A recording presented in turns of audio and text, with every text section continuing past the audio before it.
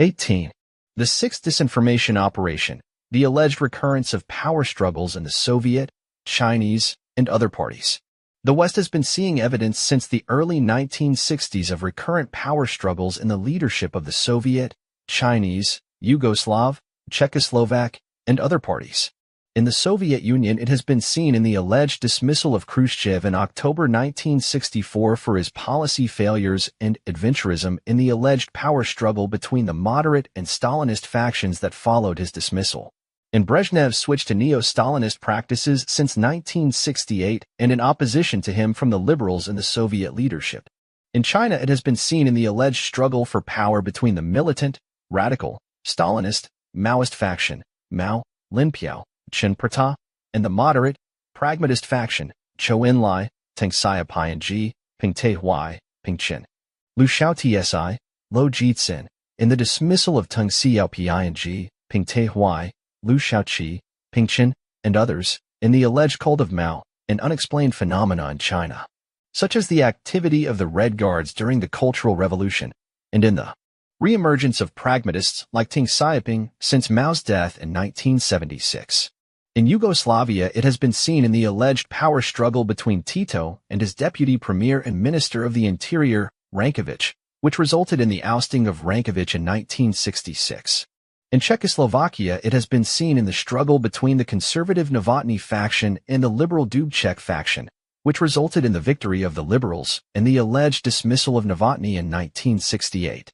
In order to demonstrate that this semblance of recurrent power struggles is a misrepresentation of the facts directed principally at Western observers and intended to serve communist strategic purposes, the developments in these struggles in the Soviet Union and elsewhere must be examined in the light of both official and inside information about them. Succession in the Soviet leadership, new stabilizing factors.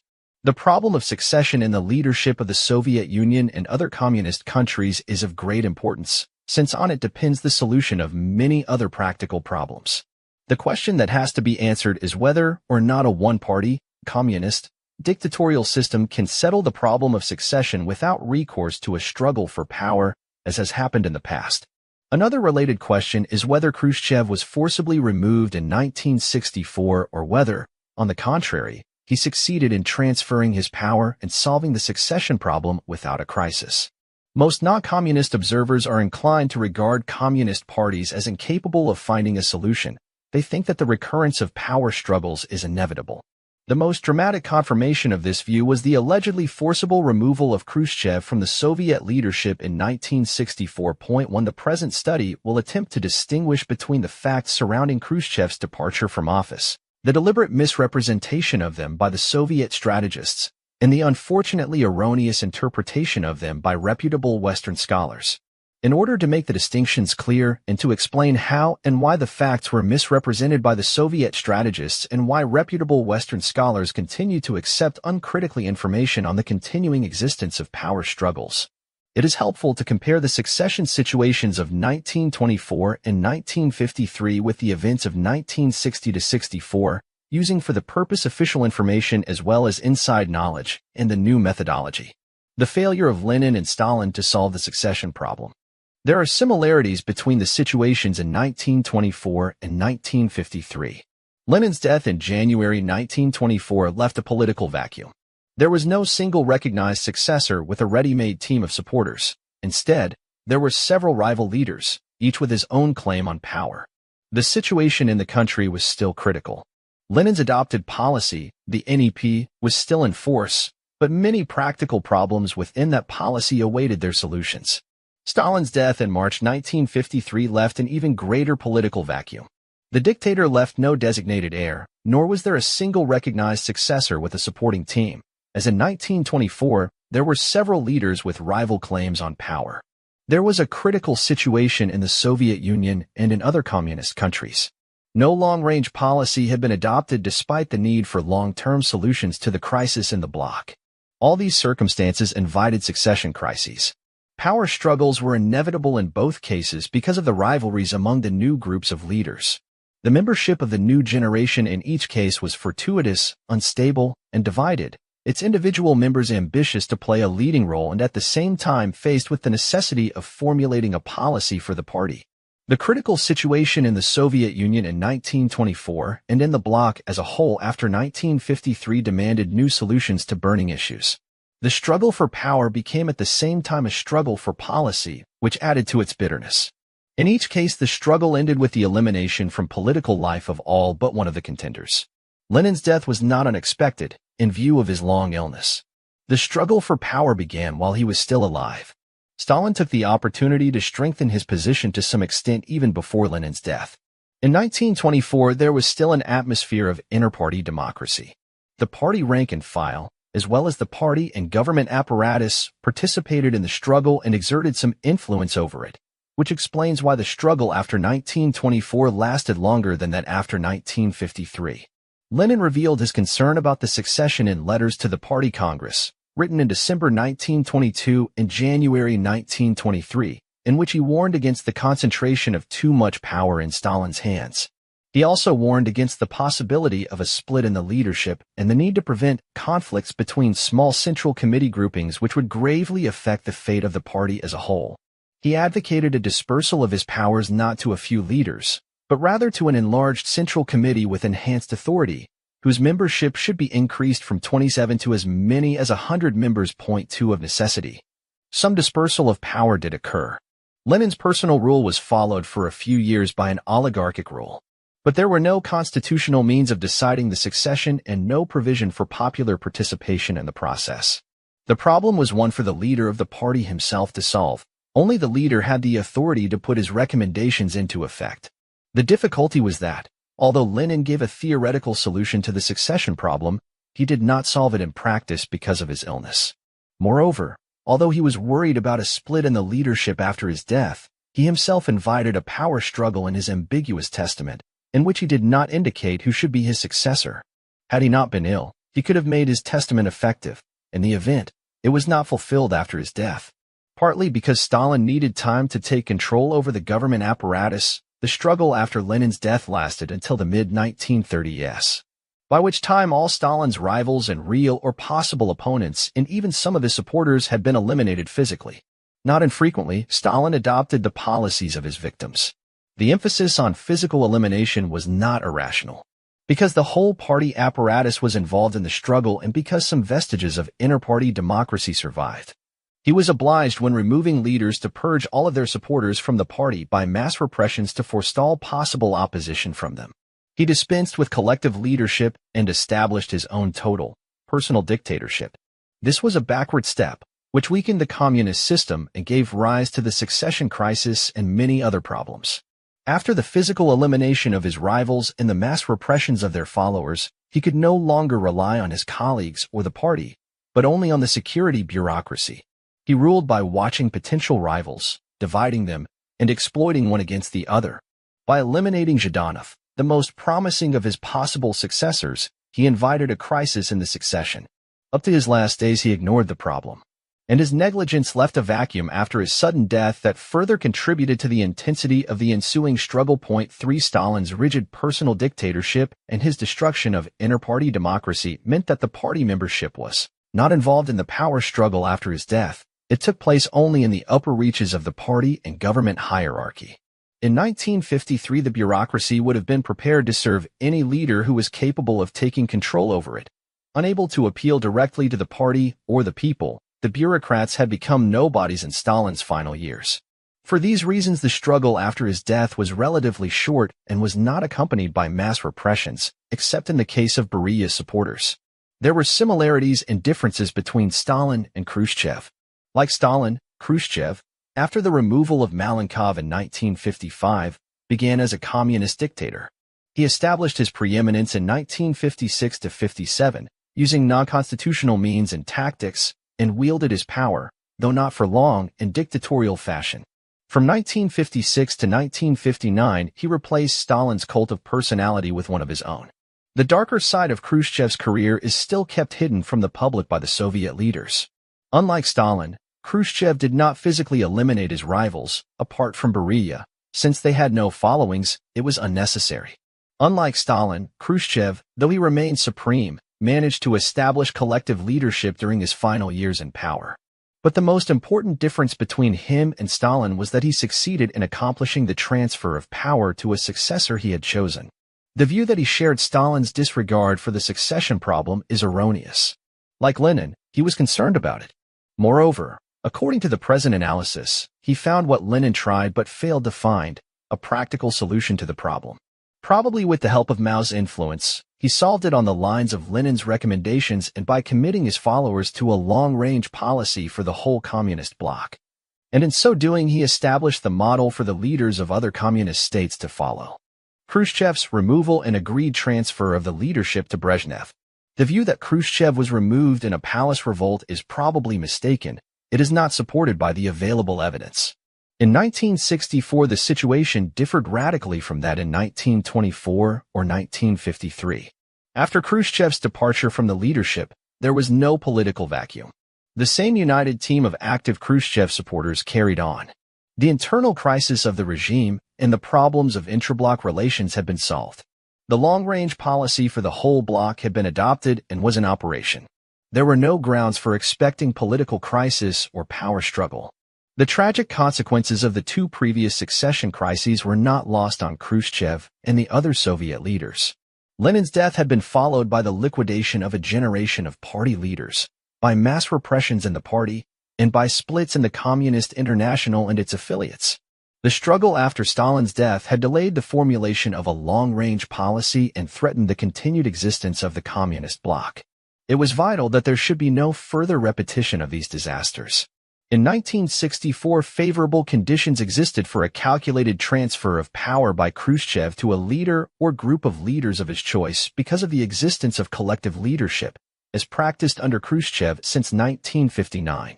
The increased influence of the Central Committee and party apparatus, the absence of opposition in the leadership, the greater stability of the regime, improved relations with the leaders of other communist countries.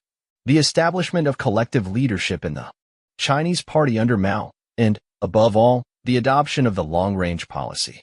Khrushchev had a personal interest in the implementation of this policy through his successors because it was adopted during his rule and with his active participation.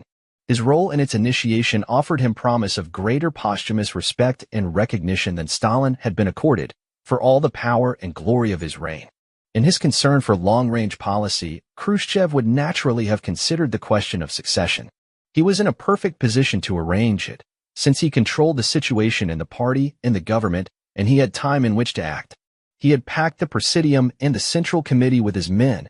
He had his nominees in the KGB and the army, and at key points in the party and government apparatus, he retained his own leading position in the party secretariat, the Presidium, and the government. In the light of his claims to be another Lenin, it seems likely that he gave serious thought to the problem, as Lenin did in 1922-23. Following Lenin's example, he probably made recommendations to the Central Committee in the form of secret letters or speeches on the eve of the 22nd Party Congress.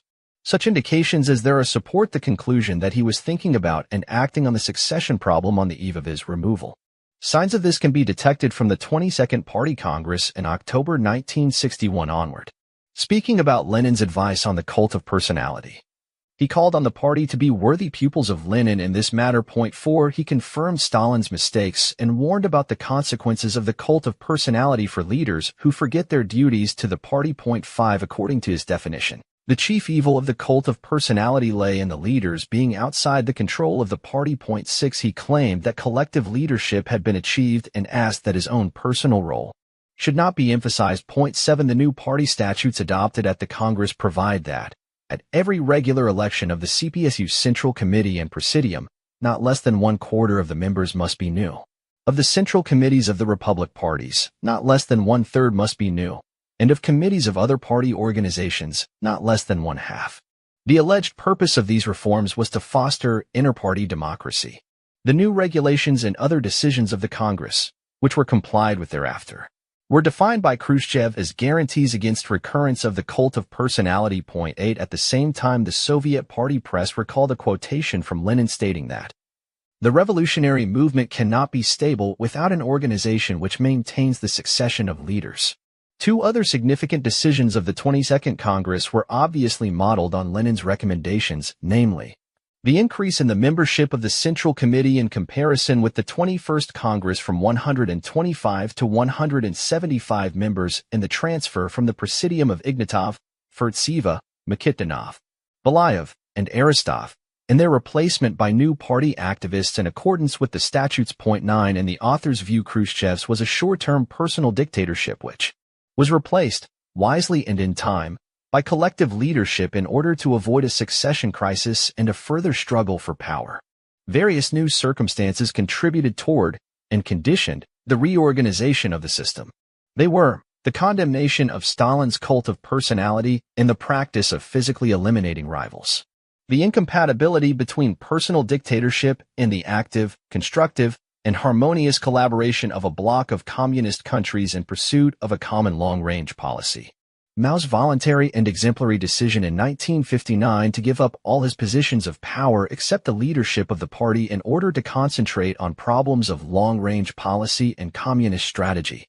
The concern of the bloc leaders as a whole to avoid a repetition of the painful events after 1924 and 1953. The personal interest of Khrushchev and Mao in avoiding subsequent condemnation of their activities resulting from a further power struggle, and hence their willingness to yield power voluntarily to the party apparatus and bureaucracy. The stabilizing effect of the long-range bloc policy. Given past experience, given the establishment of collective leadership, and given these new circumstances, the bloc's leaders had already begun by 1960 to make advance arrangements within their central committees to ensure a smooth, timely, and peaceful transfer of power, as was the case, in the author's view, with the succession to Khrushchev in 1964. The Western version of Khrushchev's removal was based on inadequate and unreliable evidence. The main items taken into account were that Khrushchev was given no recognition for his services, his portraits disappeared in Moscow, his son-in-law and associate in policy, Anatoliy, was dismissed. It became known later that he had been demoted to a less important position in a Soviet newspaper. References appeared in the Soviet press to the cult of personality, which, though they did not directly mention Khrushchev's name, were interpreted in the West as a campaign of de-Khrushchevization. Khrushchev was allegedly living in humble obscurity with a small retinue of servants. According to unconfirmed reports, he was dismissed for nepotism at the end of an 8-hour meeting of the Presidium on the strength of a report by Suslov. He was responsible for numerous policy mistakes and failures, such as the withdrawal from Cuba, the begging of wheat from the United States, the quarrel with China, the ill-conceived decentralization of the Soviet economy, his proposed visit to West Germany, and his unsuccessful personal style of diplomacy with its mixture of insults to and cajolery of the West. This evidence is unconvincing and contradictory. The first argument against Khrushchev's having been forcibly removed is the fact that it was his team that continued, without significant changes, to dominate the Soviet leadership. Brezhnev, who replaced him as the party leader, was his most trusted, obedient, and experienced assistant, friend, and colleague. He owed his career to Khrushchev and was a link between the Ukrainian and the Moscow party groups. Kirilenko and the former president, Podgorny, were almost as close to Khrushchev as Brezhnev. Other faithful lieutenants and appointees of Khrushchev, like Shelepin, Beryuzov, Malinovsky, Semichastny, and Patalashev, retained their key positions in the party and the government. Even more important, two of Khrushchev's relatives continued to hold power in the leadership and government. One of them was even promoted later on. The two were Polyansky, who stayed on as a member of the Presidium and Premier of the Russian Republic, and Marshal Grechko, who remained as first assistant of the Minister of Defense and chief of the Warsaw Pact forces. A few years later, he was promoted to the major post of Minister of Defense. Point 10. The fact that Khrushchev's relatives retained their key positions after his departure is inconsistent with Western belief in a palace revolution and Khrushchev's abrupt dismissal. It supports the conclusion that it was a smooth and agreed transfer of power. Furthermore, it disposes of the story that Khrushchev was dismissed for nepotism, because his relatives, apart from Anatoliy, were not affected by his loss of office. Here it is important to point out that the relationship of Grechko and Polyansky to Khrushchev has never been publicly revealed by Brezhnev or other party leaders. Such information is normally kept secret and is known to very few within the party. If Khrushchev had in reality been dismissed for his cult of personality or his policy mistakes, open criticism of him could have been expected in the communist press. In fact, there was very little, and such as there was oblique and indirect. There were no revelations about his complicity in Stalin's crimes or about the ruthlessness of his struggle for power in 1955 to 57. There was no criticism of his adventurous foreign policy over the Berlin and Cuban crises or of his exploitation of Soviet writers. There was some vague criticism in the Soviet press about cult of personality and other rather minor aspects of policy, which was interpreted by Western journalists as referring to Khrushchev. Perhaps this interpretation was supported by revelations of communist officials to their Western contacts, but communists do not normally give Western diplomats or journalists the true facts of the case. There was some speculative reporting about Khrushchev's private life, his hunting, his apartments, and his villas, and there was his sensational appearance before Western journalists. Such manifestations should not be accepted at face value. They can be better understood in the context of bloc disinformation operations. Naturally, there was no official recognition of Khrushchev's services to the Soviet Union, because that would have upset bloc disinformation about the recurrence of power struggles. To sum up, there was no major convulsion before or after Khrushchev's retirement. With few exceptions, there was continuity in the leadership. Above all, there was continuity in the implementation of the long-range policy that Khrushchev had initiated. The most likely explanation, therefore, is that Khrushchev's removal was a staged affair conducted with his full agreement. Furthermore, it was probably staged with the foreknowledge and agreement of the communist leaders of other countries. This would explain the well-publicized visits of Western communist leaders to Moscow after the dismissal to demand explanations for it and to express their high regard for Khrushchev and his policies, thereby demonstrating to the West their newly won independence of the Soviet Union. Over the radio, in their newspapers, and in official documents, the Russian people were told that Khrushchev had resigned on grounds of age and failing health. He was born in 1894. The official version could well be near the truth. Lenin had set a precedent for retirement on grounds of health. Khrushchev wanted to go down in history as another Lenin. Like Lenin, he even went hunting in the neighborhood of Moscow after his retirement. In spite of his Stalinist background, he had made a significant contribution to the communist cause, but this contribution could not be given immediate public recognition for tactical considerations. In due course, probably after the conclusion of the long-range policy, tribute will be paid to all the leaders who were responsible for the policy, including Khrushchev, Mao, Novotny, Ulbricht, Tito, Brezhnev, Deng Xiaoping, and many others. Khrushchev would not have been a true communist if he had not agreed to such an arrangement, and no doubt he did so with his usual mocking humor. It is interesting that Neizvestny, the controversial sculptor whom Khrushchev had himself criticized for abstractionism, was allowed by Soviet officialdom to design the symbolic black and white monument on Khrushchev's grave. Not many years after his death, Khrushchev's name began to reappear in the Great Soviet Encyclopedia. According to the present, new interpretation, Khrushchev's retirement, which incidentally enabled him to write his memoirs, was intended to solve the problem of succession in the Soviet Union, to rehearse the changing of the guard in accordance with his wishes, and to forestall upheavals and difficulties for the party, for the regime, and even for himself. A smooth, agreed-upon transfer of power was rendered possible by, and in itself served to guarantee, the continuity of long-range bloc policy and strategy. The new guard came from the old team of leaders committed to the same policy. Since all the leaders of the communist bloc were and are equally committed to it, none can change it arbitrarily, whether in the Soviet Union, China, Romania, or any other communist country, without facing serious opposition from the party apparatus in his own and other communist parties. Since Khrushchev's retirement was probably agreed with the leaders of the other parties, it can also be suggested that his example was followed, with local variations, in the transitions from George to Ceausescu in Romania. From Novotny to Dubček to Husak in Czechoslovakia, from Gomulka to Gierek to Kania in Poland, and from Ulbricht to Honecker in East Germany, and in the transitions in China and Yugoslavia that followed Mao's and Tito's deaths. According to this analysis, Khrushchev's retirement was a successful fulfillment of Leninist ideas on the transfer of power between leaders. Since there is no solid foundation for the belief that Khrushchev was removed by power struggle, the conclusion can be drawn that, for strategic reasons, his retirement was deliberately misrepresented, partly to the inhabitants of the communist countries but mainly to the West, as part of a succession crisis analogous to those that followed Lenin's and Stalin's deaths. Similar conclusions can be drawn from so-called power struggles in the Yugoslav, Chinese, Czechoslovak, and Polish parties. In fact, all of them should be regarded as operations within the framework of the bloc disinformation program. Objectives of disinformation on power struggles. The disinformation effort to keep alive Western belief in the existence and inevitability of recurrent power struggles in the leadership of communist parties serves several purposes. There is an obvious close connection between power struggles and factionalism. Neither exists without the other. Disinformation on power struggles therefore supports and complements disinformation operations based on spurious factionalism, such as those on de-Stalinization, the Soviet-Albanian and Sino-Soviet splits, and democratization in Czechoslovakia in 1968. It further serves to obscure the unity, coordination, and continuity within the bloc in pursuit of an agreed long-range policy.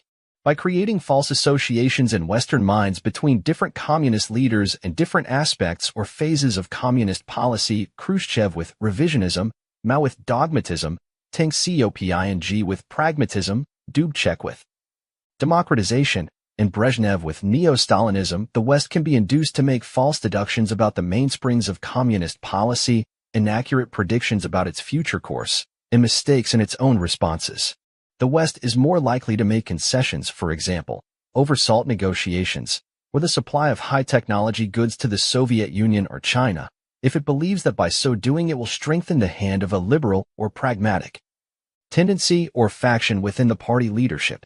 Conversely, the West can be persuaded to attribute aggressive aspects of communist policy to the influence of hardliners in the leadership. The disappearance from the scene of leaders thus identified can be used to promote the myth of liberalization, as was done in the case of Novotny in Czechoslovakia in 1968. Part 3 will argue that similar developments may be expected in the Soviet Union and elsewhere in Eastern Europe in the final phase of long-range policy, and that the succession to Brezhnev may well be exploited for the same purpose. One further possible purpose of spurious power struggles may be suggested, that the purging or disgrace of leading communists such as Deng Xiaoping in China or Barak in Czechoslovakia, who disappeared for varying periods of time allegedly as the victims of a power struggle, may be intended to cover up their secondment to serve during their disappearance in a secret policy coordinating center somewhere in the bloc. 19. The seventh disinformation operation, democratization, in Czechoslovakia in 1968. The Western interpretation. As reported in the communist and Western press, the leaders of the Communist Party introduced certain economic and political reforms in Czechoslovakia during 1968. In the economy, greater independence was given to factory managers. The profit motive and market-orientated practices were partially reintroduced. Sensational developments occurred in the political field. Communist sources revealed that an intensive struggle was fought out in the party leadership between the conservatives, or Stalinists, led by the General Secretary, President Novotny, and the liberals, or progressives, led by the Secretary of the Slovak Communist Party, Dubček. In January 1968, the liberals won and Dubček replaced Novotny as the country's leader.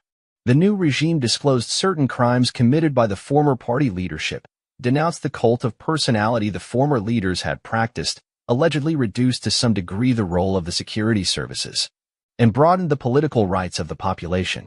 Censorship was abolished, intellectuals were given greater freedom, opportunities for foreign travel were improved, and even the possibility of permitting the formation of non-communist political parties was discussed.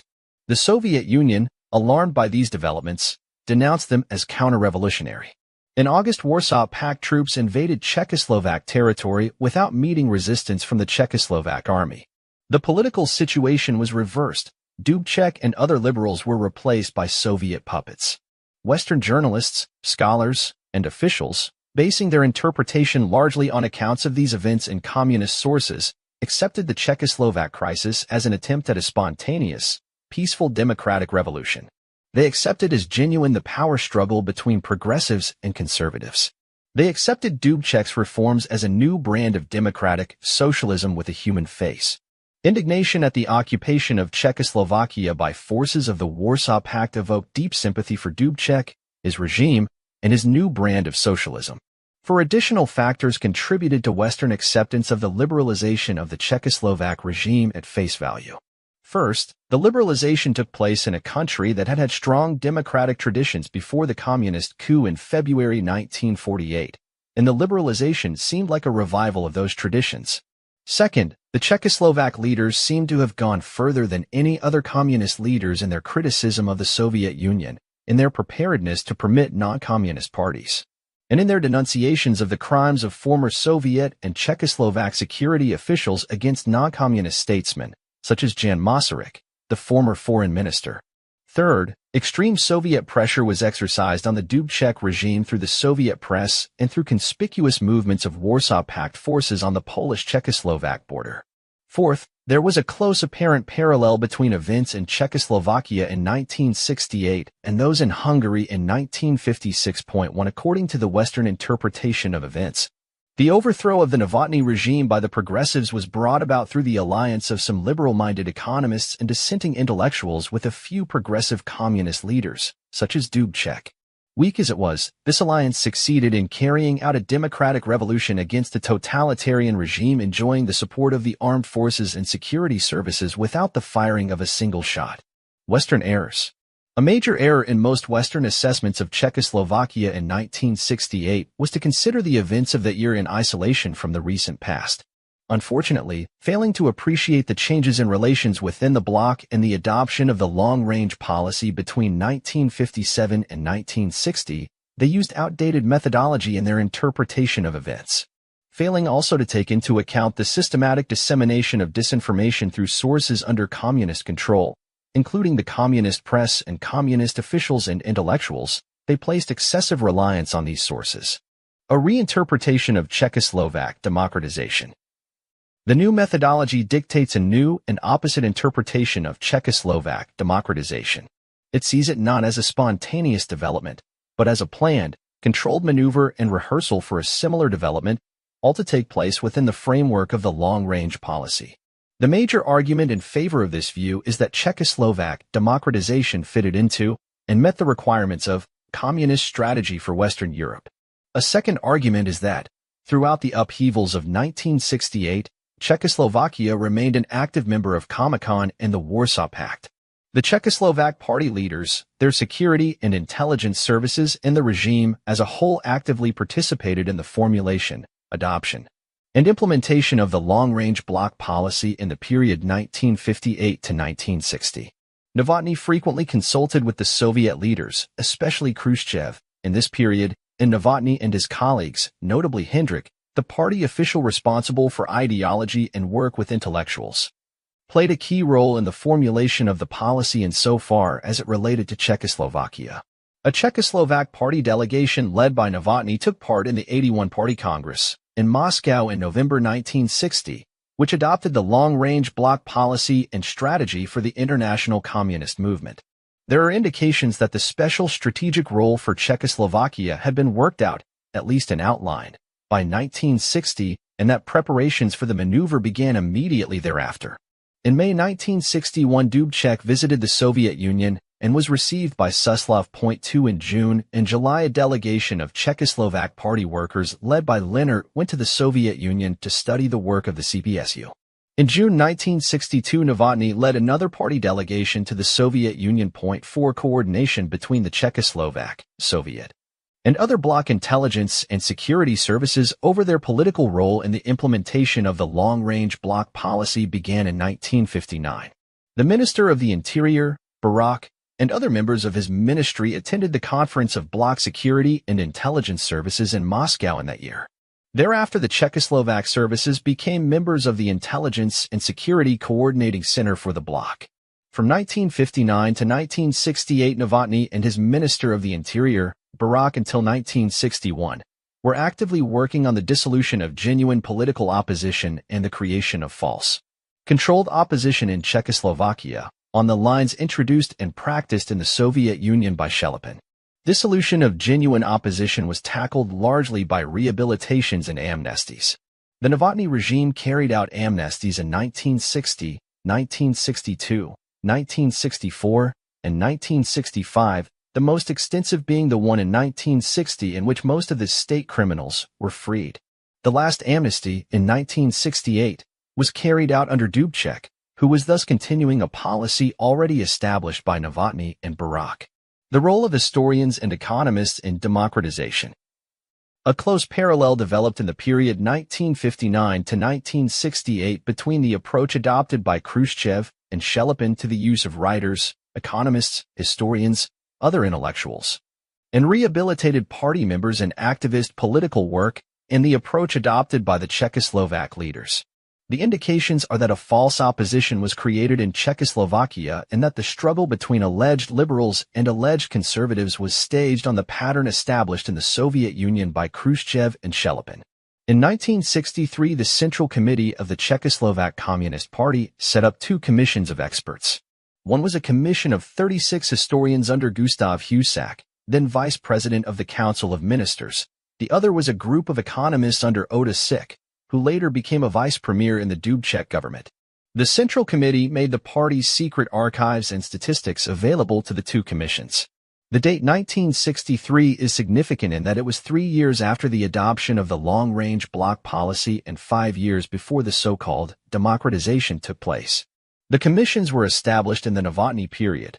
Husak and Sik subsequently figured prominently in the democratization and its reversal.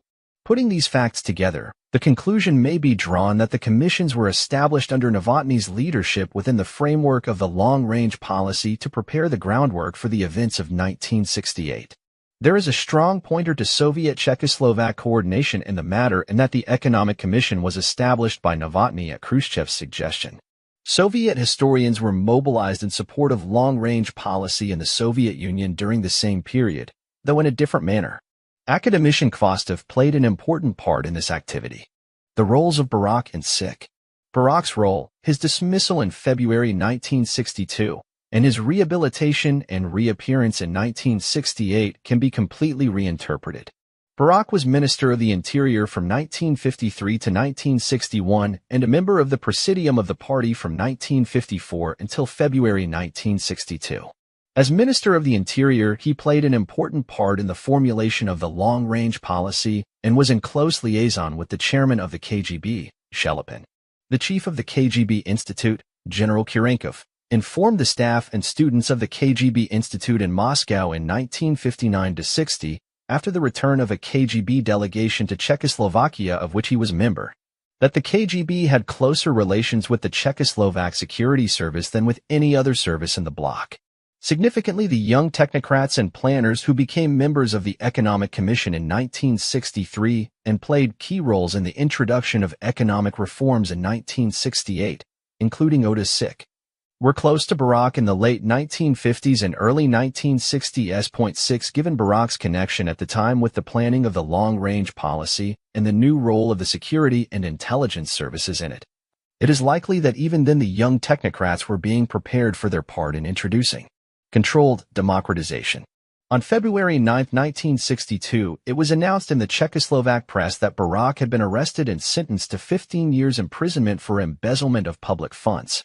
He was released in May 1968 with the explanation that the funds were not embezzled at all but were intended for the Czechoslovak intelligence service. Barak himself indicated that his removal was due to New York's fear of being the victim of the young technocrats and economic planners by whom he, Barak, liked to be surrounded. 7 Given Barak's involvement in long-range policy formulation in 1959 to 1961, it is likely that his arrest in February 1962 was fictitious and was used to mislead Western analysts about the true nature of his relations with technocrats like Sik. It could also have been used to fabricate for this leading secret policeman a reputation as a liberal reformer and a victim of Novotny, the better to explain his reappearance under the new regime of 1968. There was a further possible motive for the staging of Barak's arrest. In the course of compiling their damage report on the author's defection in December 1961, the KGB would have discovered that the author was aware of the close liaison between the leaders of the KGB and of the Czechoslovak security service under Barak. A likely speculation is that, instead of spending his time in jail from 1962 to 1968, Barak was sent secretly to Moscow to represent the Czechoslovak government in the bloc's Intelligence and Security Coordinating Center. His reappearance in Czechoslovakia in May 1968 would have been to act as a behind-the-scenes coordinator of the developments of that year. As a key man at the planning stage of those developments, he would have been needed on the spot during the crucial period of their unfolding. Given Sik's relations with Barak and his appointment as head of the Economic Commission by the Central Committee of the party in 1963 under Novotny's leadership, his role in the introduction of economic reforms, his support for Dubček in 1968, and his participation in the Dubček government should be regarded not as a spontaneous personal activity, but as the fulfillment of a party assignment within the framework of the long-range policy. It was probably no coincidence that his appointment in 1963 fell within the same period as the emergence in the Soviet Union of a liberal economist, Professor Lieberman. Sik, in fact, became known as the Czechoslovak Lieberman. The role of writers in democratization. An understanding of Sik's party role in introducing economic reforms in Czechoslovakia, together with an understanding of the Soviet Party's use of Tvardovsky and Kochutov as the leaders of the liberal and conservative factions among Soviet writers, helps toward an understanding of the role of Czechoslovak writers in the democratization of 1968. Since Khrushchev advised the Czechoslovak Party to set up an economic commission in 1963, it is not unlikely that he or Shelepin advised the Czechoslovak Party and Security Service to use their writers in a controlled liberalization, in the same way as they themselves had used Tvardovsky and Kochutov. Czechoslovak writers played an important part in the alleged removal of Novotny and his replacement by Dubček.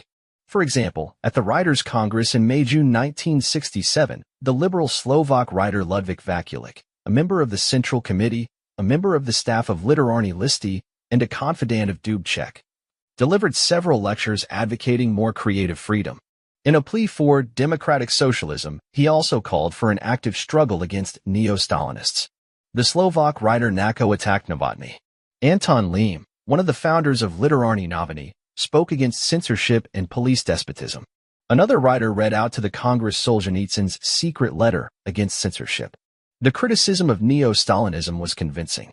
But Vaculík, Klima, and Lím, who participated in this criticism and called for democratization, were all members of the Central Committee of the party at the time. This raises at least a possibility that they were acting, like Tvardovsky and Kochutov, on the instructions of the party. It is interesting that, 3 months later, in September 1967, these writers were expelled from the party for spreading anti-communist propaganda at the Writers' Congress. Knowing the methods of provocation used by communist security services, the expulsions can be interpreted as deliberate steps to build up the image of these writers as independent, spontaneous critics of the regime and genuine exponents of democratic socialism. At the same time, the expulsions would have served to cover up their secret party assignments. Some of the actions and speeches of the Czechoslovak writers, Vaculík's speech, for instance, were reminiscent of the actions and speeches of Hungarian writers in 1956. The question to be asked is whether the Czechoslovak writers' actions and speeches were truly spontaneous or whether they were deliberately modeled in advance on the Hungarian pattern by the Central Committee and its ideological department in preparation for the introduction of a program of controlled reform designed to stabilize the Czechoslovak regime and serve the purposes of bloc strategy in Europe. It is interesting that in his speech Vaculík, after condemning the first Stalinist phase of the Czechoslovak regime, referred to the second phase, in which democratic socialism would be realized. It is possible to detect in this a hint of forward planning. It could well be that these speeches were prepared by the writers in conjunction with the commission of historians set up in 1963. Vaculík himself revealed in March 1967, 2 to 3 months before the Writers' Congress, that he had been present at a meeting of the ideological department of the Central Committee at which questions on freedom for creative activities were discussed. Vaculík and other writers published a manifesto titled 2,000 Words in the weekly Literárny listy on June 27, 1968.8. This later became the credo of the party Progressives and was used by the Soviets and other orthodox communists to denounce them as counter-revolutionaries. Some of the statements in it reveal the kind of democratization the authors had in mind. While identifying themselves with the party Progressives, they called for support for the party functionaries and security organs and respect for Czechoslovakia's treaties of friendship with its allies, i.e., the Soviet Union and other countries of the Warsaw Pact. The following are a few quotations. In the first place, we will oppose the opinion, if it manifests itself, that a democratic rebirth can come without the communists or even against them. This would be not only unjust but unreasonable. The communists have well-established organizations. These organizations are necessary to sustain the tendencies of progress. They have experienced functionaries, and they also have in hand the controls of command. They have prepared a program of action which has been proposed to the public. It is a program aiming at reparation of the greatest injustices, and they are the only ones in possession of such a concrete program. Let us bring the National Front back to life. Let us give our support to the security agencies when they pursue criminal and common law delinquents. We have no intention of provoking anarchy or a general state of insecurity, and we give to our allies the assurance that we shall respect our treaties of friendship, alliance, and trade. Seen against the background of party and security service interest in introducing and controlling a process of democratization, these expressions of support for the party functionaries, security services, and the Warsaw Pact are clear indications of party guidance to the writers. The struggle between the Novotny conservatives and the Dubček progressives, if the liberal economists and writers are considered the first two moving forces behind the democratization of 1968. The third was the alleged struggle in the party leadership between the progressives led by Dubček and the conservatives led by Novotny, which culminated eventually in the victory of the progressives. Although Novotny was of the Stalinist generation and was brought up against the background of Stalin's and Gottwald's leadership of the Soviet and Czechoslovak Communist parties, he did not take over the leadership of the Czechoslovak Party until after Stalin's death, and it was under his leadership, as under Khrushchev's in the Soviet Union, that an actual de-Stalinization of the Czechoslovak Party took place in the period 1956-60, during which many party political prisoners were rehabilitated. It is questionable, therefore, whether the charges of neo-Stalinism brought against Novotny by the progressives were well-founded. The air of artificiality about them supports the thesis that they were contrived, within the framework of the long-range policy and disinformation program, in order to misrepresent as a spontaneous liberal upheaval what was in fact an orderly, planned, and controlled succession to a new generation of party leaders. Similarly, there are grounds for suggesting that Dubček was chosen and groomed for the role of Novotny's leading adversary in a calculated display of internal party differences serving the same purpose. Like Novotny, although junior to him in age and rank, Dubček was a product of the Stalinist party machine with a militant communist background. A Slovak by origin, he had intimate connections with the Soviet Union, where he lived from 1922 to 1938. In 1939, he joined the Czechoslovak Communist Party, in which he rose steadily during the last 14 years of Stalin's lifetime. In the year of Stalin's death in 1953, Dubček became party secretary of a town in Slovakia. According to Salomon, Dubček loved and respected the Soviet Union. 9 Between 1955 and 1958, he studied at the High Party School, attached to the Central Committee of the CBSU, in Moscow. This school selects and trains future leaders for the CBSU and other communist parties. Dubček was still there in 1958, the year in which the formulation of the long-range policy began. It could well be that it was in part because of his Russian background and training in this school that Dubček was chosen and groomed by the Central Committee as the leader of the progressives. Dubček was made a secretary of the Slovak Communist Party and a member of the Presidium in 1963, the same year in which Sik was appointed head of the Economic Commission and Husak head of the Commission of Historians. It may therefore be surmised that Dubček was chosen for his role in 1963. There are a number of anomalies in the story of the Quiet Revolution that raise serious doubts about its spontaneous nature. Some of the unanswered questions are as follows. Why did the conservative majority in the Presidium vote for Dubček, and why did Novotny himself not object to Dubček's candidacy? Why did the Central Committee and party machine controlled by Novotny's conservative supporters not prevent the replacement of Novotny by Dubček? Why did neither the conservative military and security leaders, like the Minister of Defense, Lomsky, and the head of military security, Mamula, nor the leaders of the shock troops and militia of Prague, which organized the coup d'etat in 1948, act against Dubček if there was a genuine risk that he might turn into a Czechoslovak Imre Nagy and threaten the foundations of their regime? Why did Hendrik, an ultra-conservative Novotny supporter, a frequent visitor to Moscow, the head of the party's ideological department, the controller of the country's intellectuals since 1958, in short, the Czechoslovak equivalent of Ilyichev, side with Dubček at the secret session of the Central Committee in January 1968 that nominated Dubček as General Secretary? Why did all these conservatives accept Dubček without resistance when, if the revolution had been spontaneous, they would have stood to lose their heads? Why did not Dubček remove key officials like Lomsky or Mamula at the beginning in March 1968? Why did the press censors themselves support democratization and vote against the censorship? Why was Novotny untouched after he had lost power, if he was such a villain? Why did the foreign policy of Dubček's regime follow the old, orthodox conservative line, anti-NATO, anti-USA, and anti-Israel? Why did the progressive leaders welcome the bloc's occupation troops? Had the Dubček regime been authentically democratic, it would have removed the Orthodox Party and security officials who had been responsible for past repression. In fact, only 300 persons in the Ministry of the Interior were allegedly discharged or demoted, mere drop in the bucket. By and large, the old guard went unscathed. Conservative and Orthodox officials and new progressives, some of them former victims of conservative repression, served together in the new regime of democratic socialism. In fact, the major change was a return to the higher ranks of government of certain rehabilitated party members, whose rehabilitation was exploited to project a new image of the communist regime. Among them were Husak, vice premier, released in 1960, Smirkovsky, president of the National Assembly, released in 1955, and Pavel, minister of the Interior, released in 1955.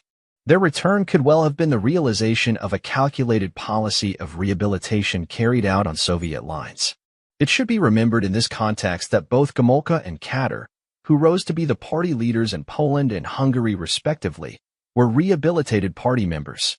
A distinctive feature of rehabilitation in Czechoslovakia was that former communist officials were fully rehabilitated. Some of the non-communist political prisoners were not. The rehabilitation law adopted in June 1968 approved the review of individual cases but did not annul the court's decisions, lest, justly sentenced, authentic counter-revolutionary elements should be set free. Perhaps the most convincing evidence of the essential continuity between the old and new regimes is the fact that Gottwald, who was responsible for the Reign of Terror from 1948 onwards, involving, according to official statistics, the confinement of 130,000 persons, was not denounced as a criminal by the new regime. On the contrary, Dubček decorated the widows and orphans of martyred communist officials with the Order of Gottwald, under whose leadership their husbands and fathers had been executed. Strangely, the victims' relatives accepted these decorations. Point 10. The controlled nature of democratization in Czechoslovakia shows up clearly when comparisons are made with Hungary in 1956. The Hungarian Revolution was a popular uprising. While it lasted, it dismantled the system, the party machine, and the security services. It replaced party leaders with non-party leaders. Some party leaders, like Imre Nagy, broke with the party and sided with the people. In Czechoslovakia, on the other hand, democratization was carried out by the party, hence the Quiet Revolution. Basically, the party machine, the army, and the security services were untouched. There was continuity, not a fundamental break, with the previous regime. Older communist leaders were replaced by younger communist leaders, so that the party's monopoly of power and ideology was not broken. The Hungarian Revolution occurred during the crisis of the communist bloc and was an expression of that crisis. The Czechoslovak Revolution occurred during the period of the bloc's recovery from crisis and exemplified the bloc's long-range policy in action. Some aspects of the Soviet reaction to events were a little strange. Despite the exchange of criticism between the Soviet and Czechoslovak leaders, they continued to visit one another's countries. Photographs appeared of Dubček and Brezhnev warmly embracing one another. Nothing is known about the talks that actually took place between them, other than a few hints inspired by the communist regimes themselves. In the West, this evidence of good relations between the Soviet and Czechoslovak leaders was either ignored or interpreted as a crude attempt to cover up the depth of the divisions between them. The revised interpretation of the Quiet Revolution, based on the new methodology, suggests that these meetings were used for consultation and coordination of the further action to be taken by each side. The movements of the Warsaw Pact troops on the Polish-Czechoslovak border, no doubt intended to recall events in Hungary in 1956, were too conspicuous to be accepted at face value. Their movement into Czechoslovakia was, on this analysis, an agreed measure of assistance to the regime by the bloc. As indeed the Czechoslovak Party maintained at the time. 11. It was also an opportunity to season and rehearse troops from bloc countries in a punitive intervention in another communist country to stabilize its regime. Significantly, troops from those countries which had been most rebellious in the past, Poland, Hungary, and East Germany, were used in Czechoslovakia. But the primary purpose the intervention served was to drive home the lesson throughout Eastern Europe and the communist world that the United States and NATO were powerless to intervene, and that internal opposition in Czechoslovakia or any other communist country would be crushed. Conclusions. Given that the Czechoslovak leaders took part in the formulation of the new, long-range bloc policy between 1958 and 1960, given that their security and intelligence services were involved in the planning and preparation of activist political disinformation operations in support of this policy, given the indications that the economic reforms of SIK and others were planned from 1963 onward under the Novotny regime, given the indications that the Czechoslovak writers, in demanding democratization, were not acting spontaneously, but in accordance with their party role under Hendricka's guidance, given the anomalies in the democratization process and in the alleged struggle between progressives and conservatives, led respectively by Dubček and Novotny, the inescapable conclusion is that the Quiet Revolution was a controlled operation planned and conducted by the party apparatus itself with the benefit of recent parallel Soviet experience in the preparation of a false opposition movement. It cannot, of course, be denied that some political and economic reforms were carried out in 1968, but it would be erroneous to consider them either as spontaneous or as far-reaching and democratic, as the communist leaders made them out to be. They were calculated readjustments made on the initiative and under the control of the party, which had in hand the controls of command. 12 Goldstucker, one of the leading figures in democratization, put it bluntly to Salomon. We have tried to develop an effective control of power from within our own system. 13 The Quiet Revolution was an effective demonstration of the new, creative leading role of the party working through its economists, historians, writers, rehabilitated members, and alleged progressives, and using the techniques of political action and disinformation. It was radically unlike the spontaneous Hungarian Revolution. It represented a further stage in the extension of controlled disinformation operations throughout the bloc to serve the purposes of long-range policy and strategy. It had some purely local, Czechoslovak elements. Among these were, for example, the exposure of the Jan Masaryk affair, the whole story of which has not yet been told, the acceptance of non-communist parties controlled effectively by the regime, and the alleged removal of Novotny.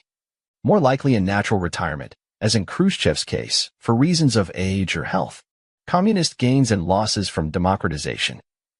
Undoubtedly, the Soviet government and the bloc as a whole lost prestige through their so-called intervention in Czechoslovakia. But the immediate and future advantages in terms of long-range bloc policy and strategy definitely outweighed the losses.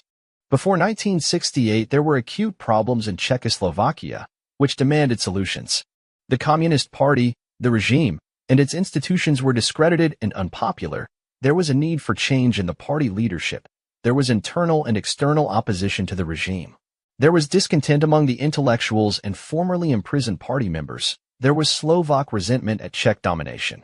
The unattractive stigma of the crushing of democracy in February 1948 still attached to communists in Western Europe and hampered their electoral collaboration with liberals and socialists. With the help and support of the leaders of the other bloc regimes, the Czechoslovak leaders developed communist solutions to these problems through calculated and controlled democratization. They succeeded in revitalizing the party, the regime, and its institutions and in giving them a new, more democratic image. They solved the succession problem without convulsions or a power struggle. They committed the younger party leaders to the continuation of the long-range policy and the strengthening of strategic coordination within the Warsaw Pact. 14 and the Quiet Revolution. They demonstrated their long-range approach to the selection and training of future leaders and to rotation of the candidates to create a reservoir of experience. They developed their own Czechoslovak version of the disinformation on de-Stalinization and power struggles used already by the Soviet, Chinese, and Yugoslav parties. They succeeded in confusing and, partially, in neutralizing internal and external opposition to the regime. 15 They neutralized discontent among the intellectuals by involving them as collaborators in their policy. They neutralized the discontent of the imprisoned party members by rehabilitating them and giving them leading roles. They neutralized Slovak discontent by bringing forward Slovaks Dubček and Husak as party leaders of Czechoslovakia and by increasing investment in the Slovak economy. In short, The Czechoslovak communist leaders succeeded in preserving and in fact strengthening the power and effectiveness of the regime while at the same time giving it a new image. Dubček was firmly identified at home and abroad with a new brand of socialism with a human face, acceptable to Western social democrats and liberals. Possible implications of democratization for the West. The Soviet, Czechoslovak, and Bloc communist leaders and strategists gained valuable experience and insight into Western reactions to democratization. In Czechoslovakia, the Dubček government, communist though it was, rapidly acquired a radically new image in the West. It was perceived not as an oppressive, totalitarian regime, tainted by the stigma of February 1948 and deserving to be scorned and shunned on that account, but as the harbinger of a new era of socialism with a human face, deserving to be encouraged and supported by all currents of opinion. The Dubček brand of communism deprived both conservatives and the moderate left of the argument that the acquisition of power by communist parties in Western Europe or elsewhere would lead automatically to the extinction of democracy as it did in Czechoslovakia in 1948. At the same time, it provided West European communist parties in particular with a powerful new propaganda weapon and a new basis for establishing united fronts with socialist parties in common opposition to capitalism and conservatism. In this context, it should be remembered that the international organ of the communist parties, the World Marxist Review, Problems of Peace and Socialism, is based on and is published in the Czechoslovak capital. In the short term, Dubček's departure was a setback for West European communist parties. Under Husak, the pendulum appeared to have swung back toward a more orthodox and traditional brand of communism. Nevertheless, the Dubček government aroused great Western expectations of possible future political evolution in Eastern Europe and the Soviet Union and the emergence of new brands of communism. Indeed, it can be confidently expected that the experiment will be repeated both in Czechoslovakia, with or without Dubček, and on a broader scale in the final stage of the bloc's long-range policy. Future Prague Springs could well bring electoral victory for one or more West European communist parties. Provided those parties conform to the Dubček brand of communism, there is a real danger that socialist, moderate, and conservative opinion, failing to realize the true nature and strategic motives of Dubček's communism, will accept the situation with all its attendant dangers and potential consequences. It would be worthwhile for the West to study the scenario and techniques of the Czechoslovak experiment so as not to be taken in again as it was in 1968. The scenario could well be repeated, in essence, although with local variations. Its main constituents are therefore recapitulated here. A revival of de-Stalinization, together with publication abroad of the memoirs of former party and other political prisoners. Subsequent publication of these memoirs in the home country and of new exposures and revelations about the old regime, especially through the medium of prison literature. Rehabilitation of former party leaders. Stories of a struggle for power behind the scenes in the party leadership, and the emergence of progressive and liberal leaders. A writers' congress, with demands for greater freedom and the abolition of censorship. Production of controversial television programs, films, and novels. Emphasis on socialist legality and socialist democracy, emphasis on federalism rather than on centralism in relation to Slovakia. Expansion of commercial freedom and an increased role for economic and workers' councils and trade unions. Suppression of censorship in the press, radio, and television, with greater freedom for cultural and artistic activity. Formation of controlled non-communist parties and political clubs and organizations, such as Club 231. Reunions of political prisoners. Adoption of new laws on rehabilitation. Controlled student demonstrations. Secret meetings of the Central Committee and the choice of new, progressive leaders. Objectives of the Quiet Revolution. The staging of the Quiet Revolution and its reversal served a wide variety of strategic and tactical objectives. They can be summarized thus: to give a new, democratic image to the party, its institutions, and its leaders, and to increase thereby their influence, prestige, and popular appeal. To revitalize the party, the regime, and institutions, such as the National Front, the trade unions, press, and parliament, and to make them effective organs of power and control in the political and economic life of the country. To avoid a genuine crisis and popular revolt by provoking an artificial, controlled crisis through coordinated action by the party, the security services, the intellectuals, trade unions, and other mass organizations. to prevent the controlled crisis from becoming uncontrolled by the introduction of bloc troops into Czechoslovakia in a move planned with and agreed to in advance by the Czechoslovak leaders. To demonstrate the uselessness of opposition and the powerlessness of NATO and the United States to intervene. To provoke genuine internal and external opposition into exposing itself, and thereafter to neutralize or liquidate such opposition. The regime may well have found it convenient to get rid of a number of genuine anti-communists by allowing freedom of travel for a while. To rehearse the use of Warsaw Pact troops in stabilizing a Warsaw Pact country in case the need should arise to use them in another, independent communist state, such as Romania, Albania, or Yugoslavia. To secure a smooth succession from the older to the younger generation of communist leaders. To ensure the unbreakable identification of the younger party leaders with, and their total personal commitment to, the long-range bloc policy initiated by the older generation, to provide the younger leaders with experience in handling controlled political developments, to increase their prestige at home and abroad as independent, national democratic leaders, to bridge the gap between the older and younger generations, and to appeal to the national sentiments of the younger generation in particular, to support and amplify bloc strategic disinformation on political evolution, the decay of ideology, the emergence of new brands of communism, and the disintegration of the bloc into independent, national regimes. To give the Romanian and Yugoslav regimes an opportunity to demonstrate their independence by criticizing the occupation of Czechoslovakia. To do the same for certain West European communist parties. To enable those parties to increase their electoral appeal by identifying themselves with socialism with a human face. To arouse sentiment against military pacts in Europe. To increase pressure in the West for the convening of a conference on security in Europe, the communist interest in which is to promote the dissolution of military pacts, the creation of a neutral, socialist Europe, and the withdrawal of the American military presence. To provide grounds for the future discrediting of Western statesmen, especially conservatives, and of Western diplomatic and intelligence services by misleading them over democratization, and by falsifying their assessments through the unexpected invasion of Czechoslovakia. To rehearse and gain experience for the repetition of democratization in Czechoslovakia, the Soviet Union, or elsewhere in Eastern Europe during the final phase of the long-range policy of the bloc. 20. The second disinformation operation, the evolution of the Soviet regime, Part 2. The dissident movement. Western hopes and expectations of liberalization in the Soviet Union, aroused by the disinformation of the early 1960s, were largely dashed by Soviet intervention in Czechoslovakia in 1968, which underlined the return to a form of neo-Stalinism in the Soviet Union associated with the leadership of Brezhnev. But this new brand of Stalinism seemed unable either to conceal or control the forces of internal opposition.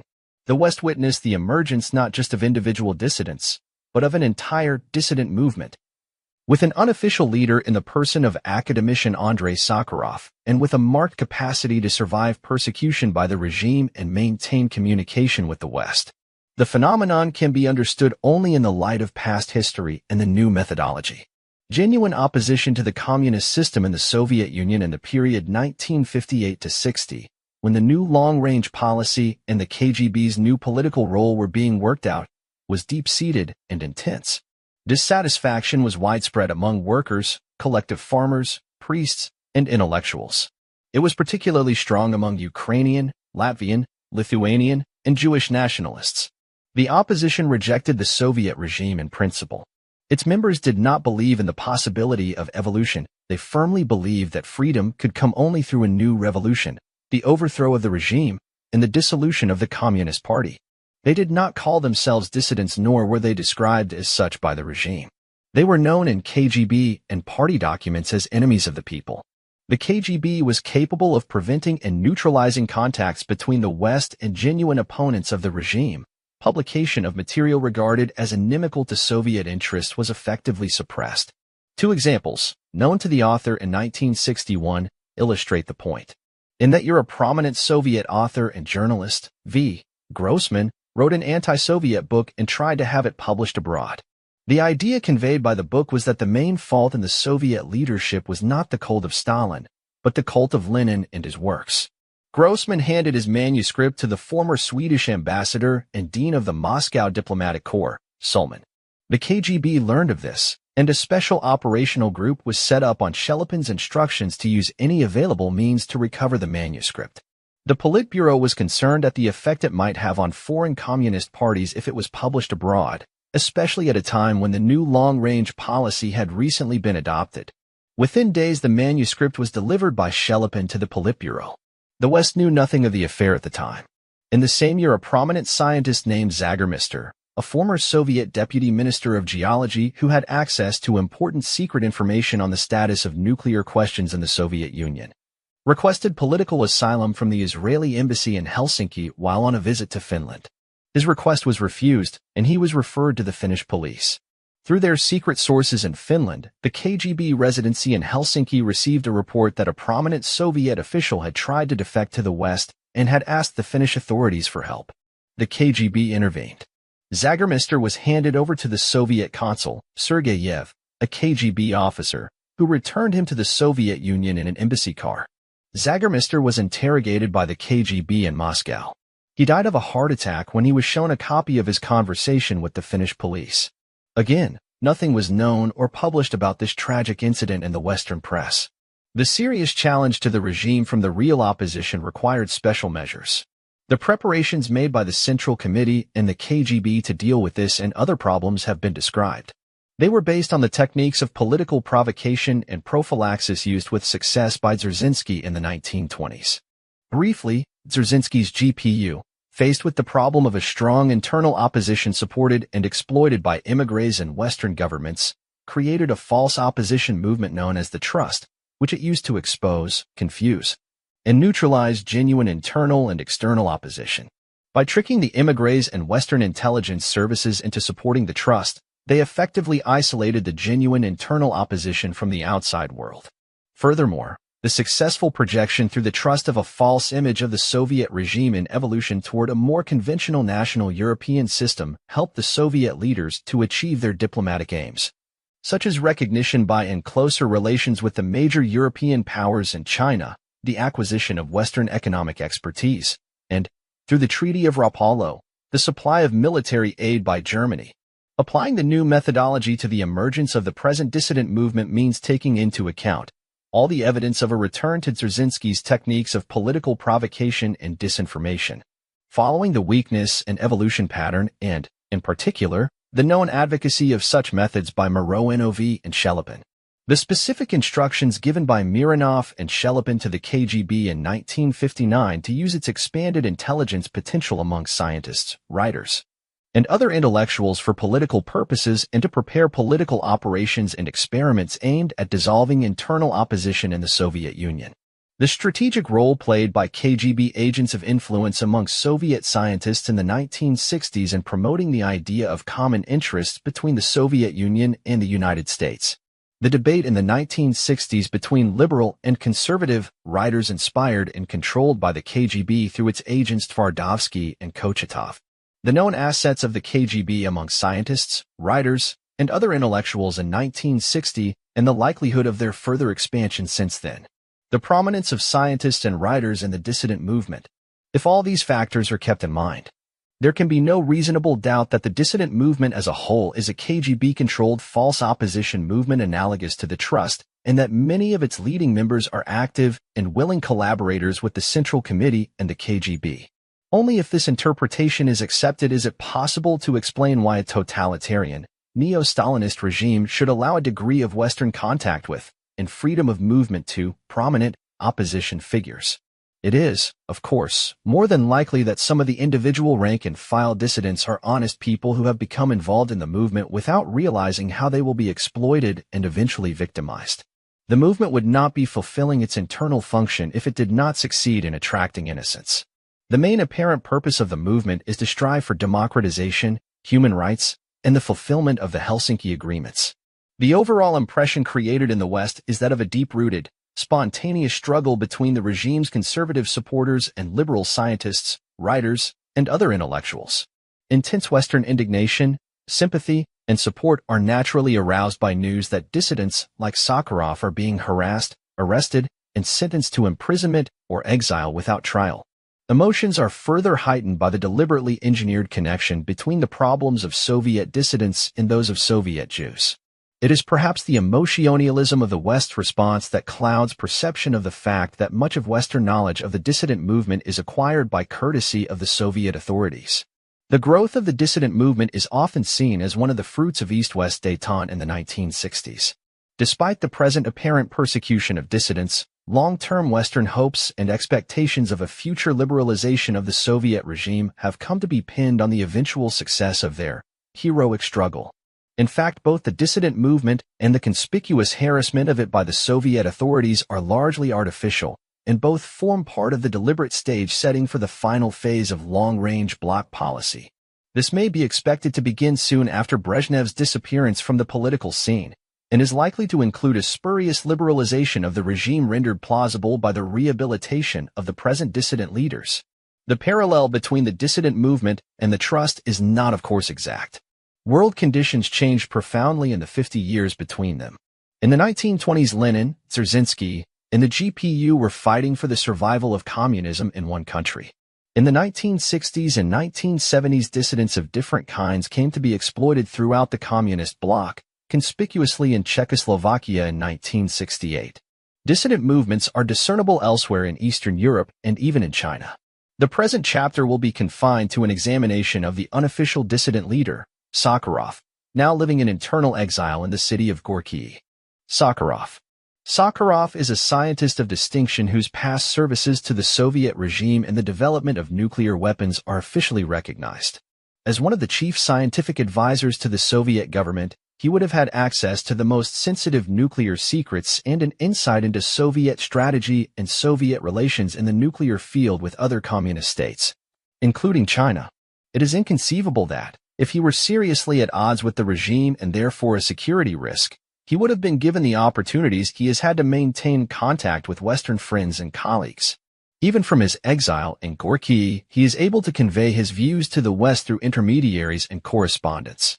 The only conclusion consistent with these facts is that Sakharov is still a loyal servant of his regime, whose role is now that of a senior disinformation spokesman for the Soviet strategists.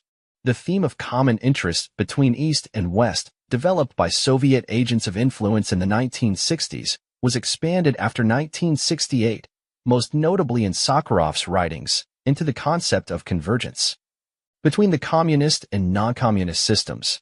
Before examining Sakharov's statements, brief reference must be made to the change of signpost movements described above.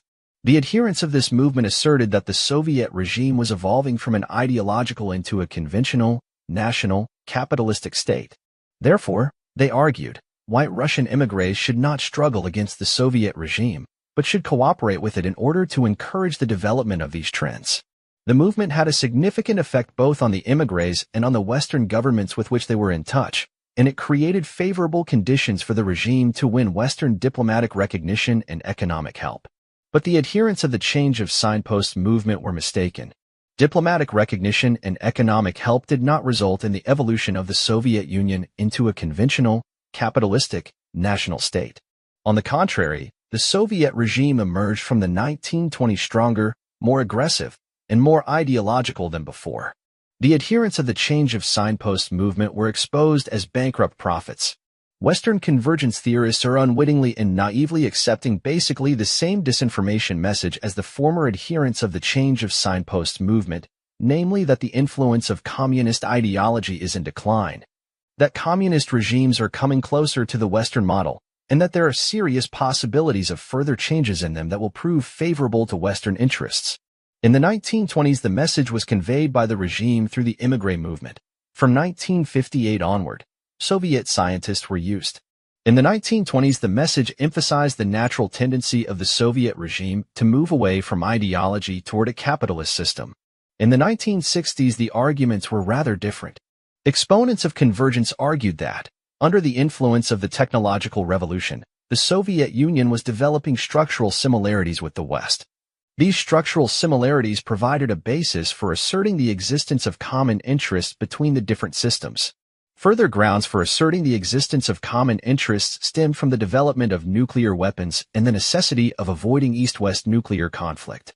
Also, it was argued in the 1960s that the existence of Sino-Soviet differences and Soviet moderation in comparison with Chinese communist militancy created a common interest between the Soviet Union and the West in resisting the Yellow Peril from the East. Since the notion of genuine evolution in the communist world is unfounded, there are no grounds for asserting that it is converging with the West. And since alleged Sino-Soviet differences are also the product of joint Sino-Soviet disinformation, there is no basis for asserting the existence of common interests between the West and either the Soviet Union or China against the other. The notions of convergence and common interests have both been shaped by communist disinformation in the interest of long-range communist policy. Western convergence theories are themselves built largely on the acceptance at face value of communist disinformation. Western desire for convergence between the communist and non-communist systems is, by and large, sincere. There's genuine, intense, and legitimate concern about the avoidance of an East-West nuclear conflict. There is therefore a Western predisposition to accept the authenticity of Sakharov's dissent as expressed, for example, in his treatise, allegedly circulated privately in the Soviet Union and published unofficially in the West under the title Progress, Coexistence, and Intellectual Freedom. And in the later book Sakharov speaks. 1 Acceptance of spurious notions of convergence has in fact been widespread in the West. Acceptance of the authenticity of fabricated Sino-Soviet disagreements has been almost universal. The false notions inspired by these deceptions aroused expectations among Western policymakers and the general public of a serious improvement in relations between the Soviet Union and the West in the 1960s and China and the West in the 1970s. Whether Western exponents of convergence realized it or not, and most did not, their attitudes were shaped by the bloc and its disinformation effort, whose main objective was to create favorable conditions for the achievement of the strategic objectives of the bloc's long-range policy. The main lines of Sakharov's reasoning on convergence are set out in Convergence of Communism and Capitalism, the Soviet View, and in Sakharov Speaks. 2 In them Sakharov is concerned about the annihilation of humanity, and therefore offers a better alternative. Then he divides present and future world developments into several overlapping stages. In the first stage, a growing ideological struggle in the socialist countries between Stalinist and Maoist forces, on the one hand, and the realistic forces of leftist Leninist communist and leftist Westerners, on the other, will lead to a deep ideological split on an international, national, and intra-party scale. According to Sakharov, in the Soviet Union and other socialist countries, this process will lead first to a multi-party system here and there, and to acute ideological struggle and discussions, and then to the ideological victory of the realists. Affirming the policy of increasing peaceful coexistence, strengthening democracy, and expanding economic reforms, 1960 to 1980. The dates reflect the most optimistic unrolling of events. Sakharov continues, in the second stage, persistent demands for social progress and peaceful coexistence in the United States and other capitalist countries, and pressure exerted by the example of the socialist countries and by internal progressive forces, the working class and the intelligentsia, will lead to the victory of the leftist reformist wing of the bourgeoisie, which will begin to implement a program of rapprochement convergence with socialism, i.e., social progress, peaceful coexistence, and collaboration with socialism on a world scale and changes in the structure of ownership. This phase includes an expanded role for the intelligentsia and an attack on the forces of racism and militarism, 1972 to 85. In the third stage, the Soviet Union and the United States, having overcome their alienation, solve the problem of saving the poorer half of the world. At the same time, disarmament will proceed, 1972 to 90. In the fourth stage, the socialist convergence will reduce differences in social structure, promote intellectual freedom, science, and economic progress, and lead to the creation of a world government and the smoothing of national contradictions. 1980 to 2000. For there can be no criticism of Sakharov for his concern over the possibility of nuclear conflict. What is disturbing is that his reasoning on convergence goes further than the Western theories. He envisages convergence on communist terms at the expense of the West. From his reasoning, it is obvious that he accepts the Sino-Soviet split as genuine in itself and as a genuine catalyst for the realignment of world forces. To understand the true meaning of Sakharov's statements, his role must be examined in the light of Shelepin's report and the long-range policy adopted in 1958 to 60, the period in which Sakharov began to emerge as a public figure in the Soviet Union.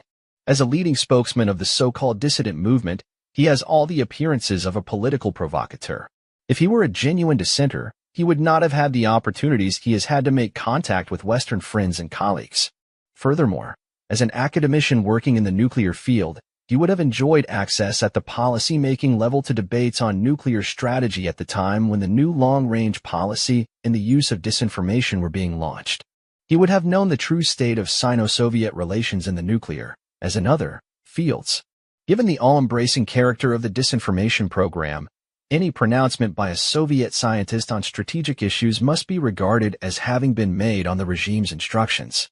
Moreover, Sakharov would have known that liberalization in the Soviet Union would eventually come not in the way he suggests, as a spontaneous development, but in accordance with a blueprint worked out carefully in advance by the regime. If he had been a genuine dissenter, he would have exposed the truth. That he has not done so points to the conclusion that he is acting secretly as a spokesman for the regime chosen for the task because of the natural strength of his appeal to Western scientists and liberals. Sakharov predicts changes in the Soviet Union and other socialist countries. These changes will be revealed in the appearance of a multi-party system here and there, and in ideological discussions between Stalinists and realists or Leninists. In this struggle, Sakharov predicts victory for the realists, the Leninists, who, according to him, will affirm the policy of increasing peaceful coexistence, strengthening democracy, and expanding economic reforms. These future changes in the Soviet system are seen by Sakharov as a continuation of present political developments and economic reforms. Reading Sakharov's predictions as the product of Soviet disinformation, the conclusion can be drawn that some of his pronouncements reflect the possible future course of communist actions and their timing. Further political and economic reforms are therefore to be expected in the bloc, and they will again be used for disinformation purposes. These reforms will display an alleged increase in democracy and other superficial resemblances to Western systems and will be accompanied by further demonstrations of alleged Sino-Soviet conflict. From 1980 onward, an expansion of democracy and the appearance of a so-called multi-party system can be expected in the Soviet Union and elsewhere in the bloc. This would be the logical continuation and culmination of the disinformation of the two previous decades and would represent the implementation inside the bloc of the final phase of the long-range policy. In this phase, some of the current dissidents and liberals, like Sakharov himself in the Soviet Union and Dubček in Czechoslovakia, leaders who are allegedly persecuted by their regimes, can be expected to become the leaders of new democratic parties in their countries. Naturally, they will remain under the secret guidance and control of their communist parties. And their emergence as the leaders of new parties will be regarded in the West as sensational new evidence of a true liberalization of communist regimes and as a new basis for the practical realization of convergence between the two systems. As predicted by Sakharov. Reading Sakharov's writings as disinformation and decoding his messages in that light, it can be predicted that the communist bloc will go further in its exploitation of the fictitious Sino-Soviet split, carrying it forward to a formal, but fictitious, break in diplomatic relations and more impressive hostilities than have so far occurred on the Sino-Soviet borders. This may well generate realignment of international forces that will be detrimental to Western interests and favorable to the long-range policy of the bloc. Sakharov predicts changes in the West, particularly in the United States, under pressure of the socialist states and the internal, progressive forces in the U.S. and other Western countries. The leftist reformist wing of the bourgeoisie will win and will begin to implement a program of rapprochement and convergence with socialism. Social progress and changes in the structure of ownership will be introduced. A leftist reformist element will also start collaboration with socialism on a world scale. Forced changes in the political and military structure will occur. During the second phase, 1972 to 85, the role of the intelligentsia will be expanded and an attack on the forces of racism and militarism will be made. Again, reading Sakharov's predictions as disinformation, it can be deduced that the bloc and its political and ideological allies plan actions in the future to secure actual changes in the West of a kind that Sakharov describes. The purpose of these actions will be to achieve political systems in the West approaching closer to the communist model. The changes planned for the communist system will be deceptive and fictitious. Those planned for the West will be real and actual. That is the meaning of convergence in communist language. It is noticeable and disturbing that Sakharov, a so-called dissident Soviet intellectual, in his references to U.S. racism and militarism, not only uses the normal language of communist propagandists in referring to the present American system, but identifies himself with the substance of long-range communist projections for the exploitation of these issues and appears to be working for their fulfillment. The most striking point about Sakharov's reasoning is his choice of dates, namely 1960 to 80, when he predicts the expansion of political democracy and economic reform in the socialist countries, and 1970-85, when he predicts forced changes in the U.S. political and military structure. That is to say, his dates roughly coincide with the dates of the adoption of the new long-range bloc policy in 1958-60 and the date for the inception of its final phase, roughly in 1980.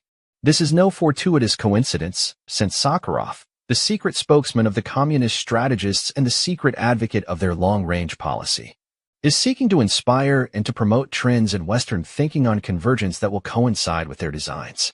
Read his Disinformation and Decoded.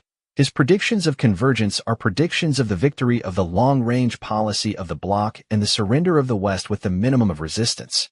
That is the true meaning of his most optimistic unrolling of events. In essence, Sakharov's concept of convergence predicts the very outcome for the West about which the author of this book wishes to convey a warning. Sakharov sees the outcome as optimistic and the result of spontaneous developments like the Sino-Soviet split and political and economic reforms in communist countries. He desires this outcome. The purpose of this book is to explain its dangers for the West because it would not be spontaneous. It would be the result of the implementation of the 1958-60 bloc policy in which calculated use is made of fictitious splits and fraudulent evolution and reform promoted with the witting or unwitting help of Soviet scientists and intellectuals like Sakharov and others. The official communist attitude toward convergence theories is described in Convergence of Communism and Capitalism, the Soviet View. According to this book, the Soviets attack convergence theories as expressed both by Western experts and by Sakharov. The Soviet leaders describe convergence as an insidious form of Western subversion and as a new positive form of anti-communism. The Soviets say that the dissemination of ideas of convergence is elevated by the Western countries to the level of government policy. In the Soviet view, convergence theories have two aims. One is to renovate capitalism. The second is to portray a softening or weakening of communism. In other words, the Soviets see the first aim as to defend capitalism and the second as an effort to subvert communism. The Soviets single out for criticism theories of bridge building and theories of industrial and post-industrial society and their proponents, Forresty, Aaron, Galbraith, Marcuse, Kahn, Brzezinski, Leonard, Bell, and others. Bell is singled out for his theories on the similarities and the changes in the armed forces of opposing systems under the influence of the scientific technological revolution. The Soviets show concern at the effects of convergence theories on Soviet youth and scientists and other intellectuals. Sakharov is given as an example of someone who has fallen under the spell of Western convergence theories and has later advanced his own theories of rapprochement between the two systems. Another physicist, Kapitsa, is mentioned as someone who subscribed to a number of the views voiced by Sakharov. 6. There is a chapter in Convergence of Communism and Capitalism, the Soviet View, with the intriguing title, Moscow's Use of Convergence for Its Own Ends. The authors say that the Soviet leaders find the concept of convergence useful as the point of departure for the rejuvenation of ideological education in the Soviet Union. Party workers concerned with doctrine and ideology are urged to refute the new myths of imperialist propaganda and to raise to higher levels understanding of the richness and eternal validity of Marxism-Leninism. The authors say that convergence theories provide a foil against which to stimulate and add zest to Soviet ideological campaigns.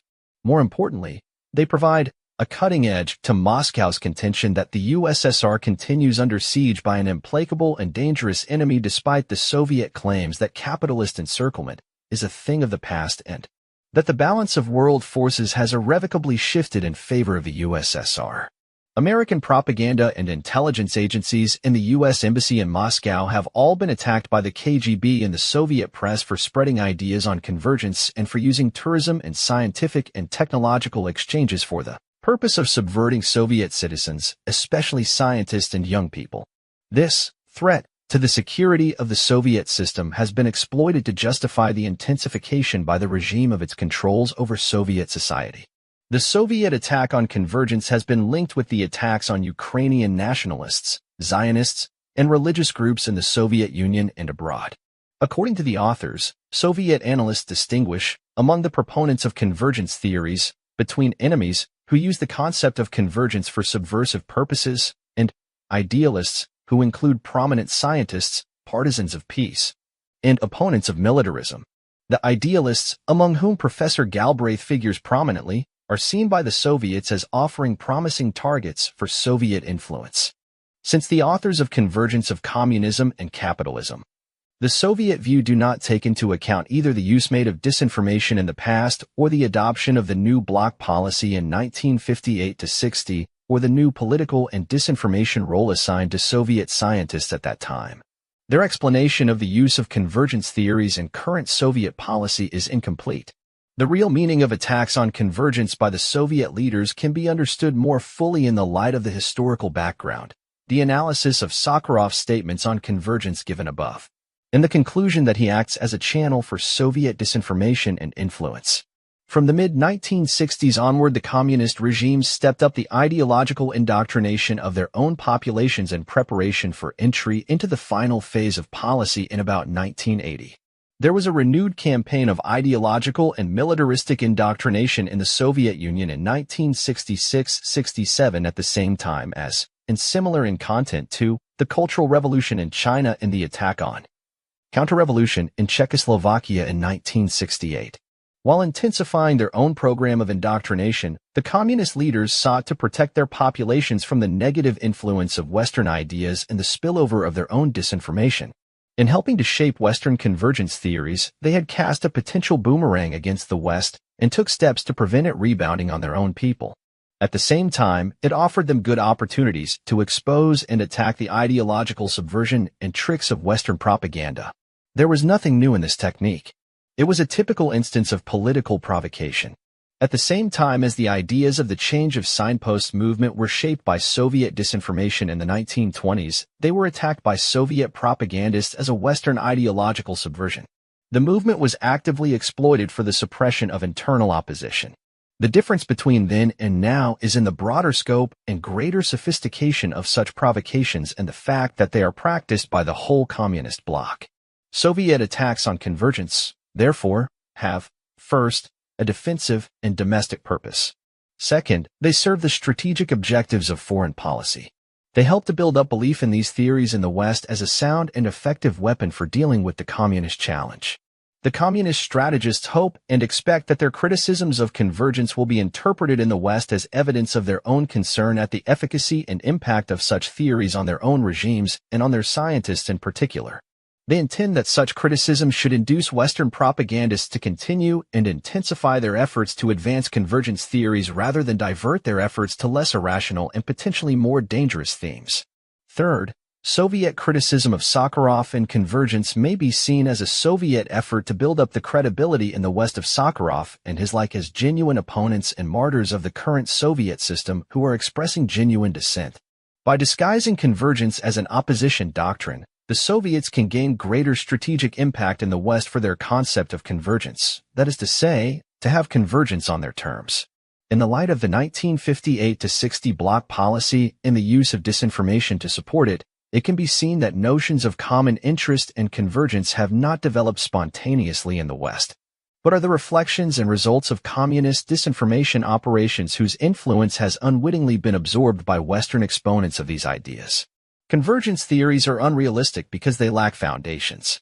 The impressions that the influence of ideology is declining, that the Soviet Union is evolving from an ideological into a conventional national state, that there is a struggle between the Soviet Union and Communist China, and that the Communist bloc is disintegrating are all false.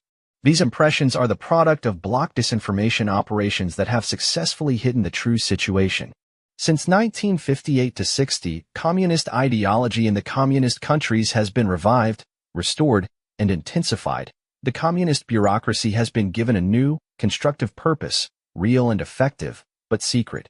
Coordination between the communist countries, especially between the Soviet Union and China, has been practiced on the basis of the long-range policy. Whether intended to or not, Western convergence theories effectively contribute to the successful fulfillment of this policy. They promote détente, and thereby help the communist bloc to acquire advanced technology from the West and to shift the balance of power in communist favor. They provide an unsound basis for a rational Western response to the increasing communist political and military threat. They promote the political and ideological disarmament of the West. They divert Western diplomatic effort from the reinforcement of Western anti-communist alliances toward illusory and unrealistic realignments with one or another communist state. They create exaggerated expectations in the West about the possibilities of accommodation with the communist world. They are laying a basis for destroying Western morale and public confidence in those Western statesmen, diplomats, and academics who have expounded theories based on common interest and convergence and who will be exposed as bankrupt prophets when the notion of convergence is exploded. Such has been the success of the spurious notion of convergence in the present phase of long-range policy that new Sakharovs and new variations of convergence theory may confidently be expected to appear in the third and final phase. Objectives of disinformation on dissidents. The creation of a false, controlled opposition movement like the dissident movement serves internal and external strategic purposes. Internally, it provides a vehicle for the eventual false liberalization of a communist regime. It provokes some would-be opposition elements to expose themselves to counteraction, and others are driven to conformity or despair. Externally, dissidents can act as vehicles for a variety of disinformation themes on the subject of the evolution of the communist system. A well-advertised wave of persecution of dissidents, partly genuine and partly spurious, generates Western sympathy for, and vulnerable alignments with, those who are secret creatures of the regime. It sets the scene for an eventual dramatic liberalization of the system by heightening the contrast between neo-Stalinism and future socialism with a human face. It creates a cadre of figures who are well known in the West and who can be used in the future as the leaders and supporters of a multi-party system under communism. Dissident trade unions and intellectuals can be used to promote solidarity with their Western counterparts and engage them in joint campaigns for disarmament and the reform of Western military-industrial complexes. In the long run, the Western individuals and groups involved will face the choice of admitting that their support for dissidents was mistaken or accepting that communism has undergone a radical change, making convergence an acceptable, and perhaps desirable, prospect. 21. The eighth disinformation operation. Continuing Euro-communist contacts with the Soviets, the new interpretation of Euro-communism. In the mid-1970s, a display of polemics between the CDSU on the one hand and the French, Italian, Spanish, and to a lesser extent, the British Communist parties on the other seemed to indicate the emergence of a new brand of communism in Western Europe whose salient characteristic was independence of the Soviet Union. The new tendency came to be known as Eurocommunism. The idea that Eurocommunism is a tactical and deceptive device adopted by the major West European communist parties to improve their electoral fortunes has already found expression in the West, notably in the paper The Soviet Union and Eurocommunism, by the distinguished British scholar Professor Leonard Shapiro. 1 Shapiro's paper also argues that, since Eurocommunism helps West European communist parties electorally, it serves the long-term interests of the Soviet Union. By drawing attention to this fact, the paper makes a valuable contribution. Nevertheless, since it is based on the old methodology, it accepts the differences between the CPSU and the Eurocommunist parties as genuine and continues to see the CPSU as striving vainly to reassert its hegemony over the European parties concerned. Analysis of Eurocommunism in the light of the new methodology strongly suggests that this is not so, that the phenomenon represents a further extension of the strategic disinformation program from bloc to non-bloc parties and follows a pattern similar to earlier operations emphasizing the national independence of certain bloc parties. If so, several non-bloc Communist Party leaders have been made full partners in a disinformation operation in support of long-range communist policy and international strategy. The new analysis of Eurocommunism, unlike the old, illuminates the role that Eurocommunism may be expected to play in the final phase of the policy in the 1980s when democratization, on the pattern of Czechoslovakia in 1968, is likely to be introduced on a broader scale in Eastern Europe. The manifestations of Eurocommunism. The principal manifestations of Eurocommunism are set out in some detail in Shapiro's paper. The characteristic tendencies exhibited by Eurocommunist parties may be summarized as follows: a desire to demonstrate their emancipation from Soviet domination, a critical approach towards certain Soviet repressive policies, in particular violations of human rights and harassment of dissidents in the Soviet Union and Eastern Europe. Rejection of the view that proletarian internationalism means that the state interests of the Soviet Union have priority over the interests of the international revolutionary communist movement. Assertion of the right of communist parties to follow their own revolutionary policies even when they run counter to the Soviet Union's pursuit of détente and economic links with the United States and Western Europe. Rejection of the view attributed to the CPSU that unity between communists and socialists is only possible if socialists renounce their adherence to class collaboration, that is, for practical purposes, if they become communists. Refusal to accede to alleged Soviet demands that they should denounce the Chinese. Suggestions that an electoral victory by a communist party in Western Europe would be contrary to Soviet interests. The abandonment of the quest for dictatorship of the proletariat. The apparent evolution of Euro-communist parties into responsible national parties that, in contrast with the CPSU, accept existing parliamentary institutions and embrace humanistic and democratic principles, including the preservation of bourgeois freedoms within a pluralist society. Condemnation of the use of terrorism by the radical left. Absence of the leaders of Euro-communist parties from, or their non-participation in, international gatherings organized by the CPSU. Restrictions on the participation of Soviet representatives at Euro-communist gatherings. Rejection of existing military blocs and espousal of the concept of a neutral, socialist Europe. The development of links with the Yugoslav and Romanian parties. The formation within some of the Euro-communist parties of orthodox splinter groups loyal to Moscow. Since there has been some variation in the manner and extent to which these general characteristics have been exhibited by the parties concerned, some of the main points made by each of them individually must be briefly mentioned. The French Party. In May 1975, the party produced, in a Declaration of Freedoms, a disguised attack on Soviet restrictions on civil liberties.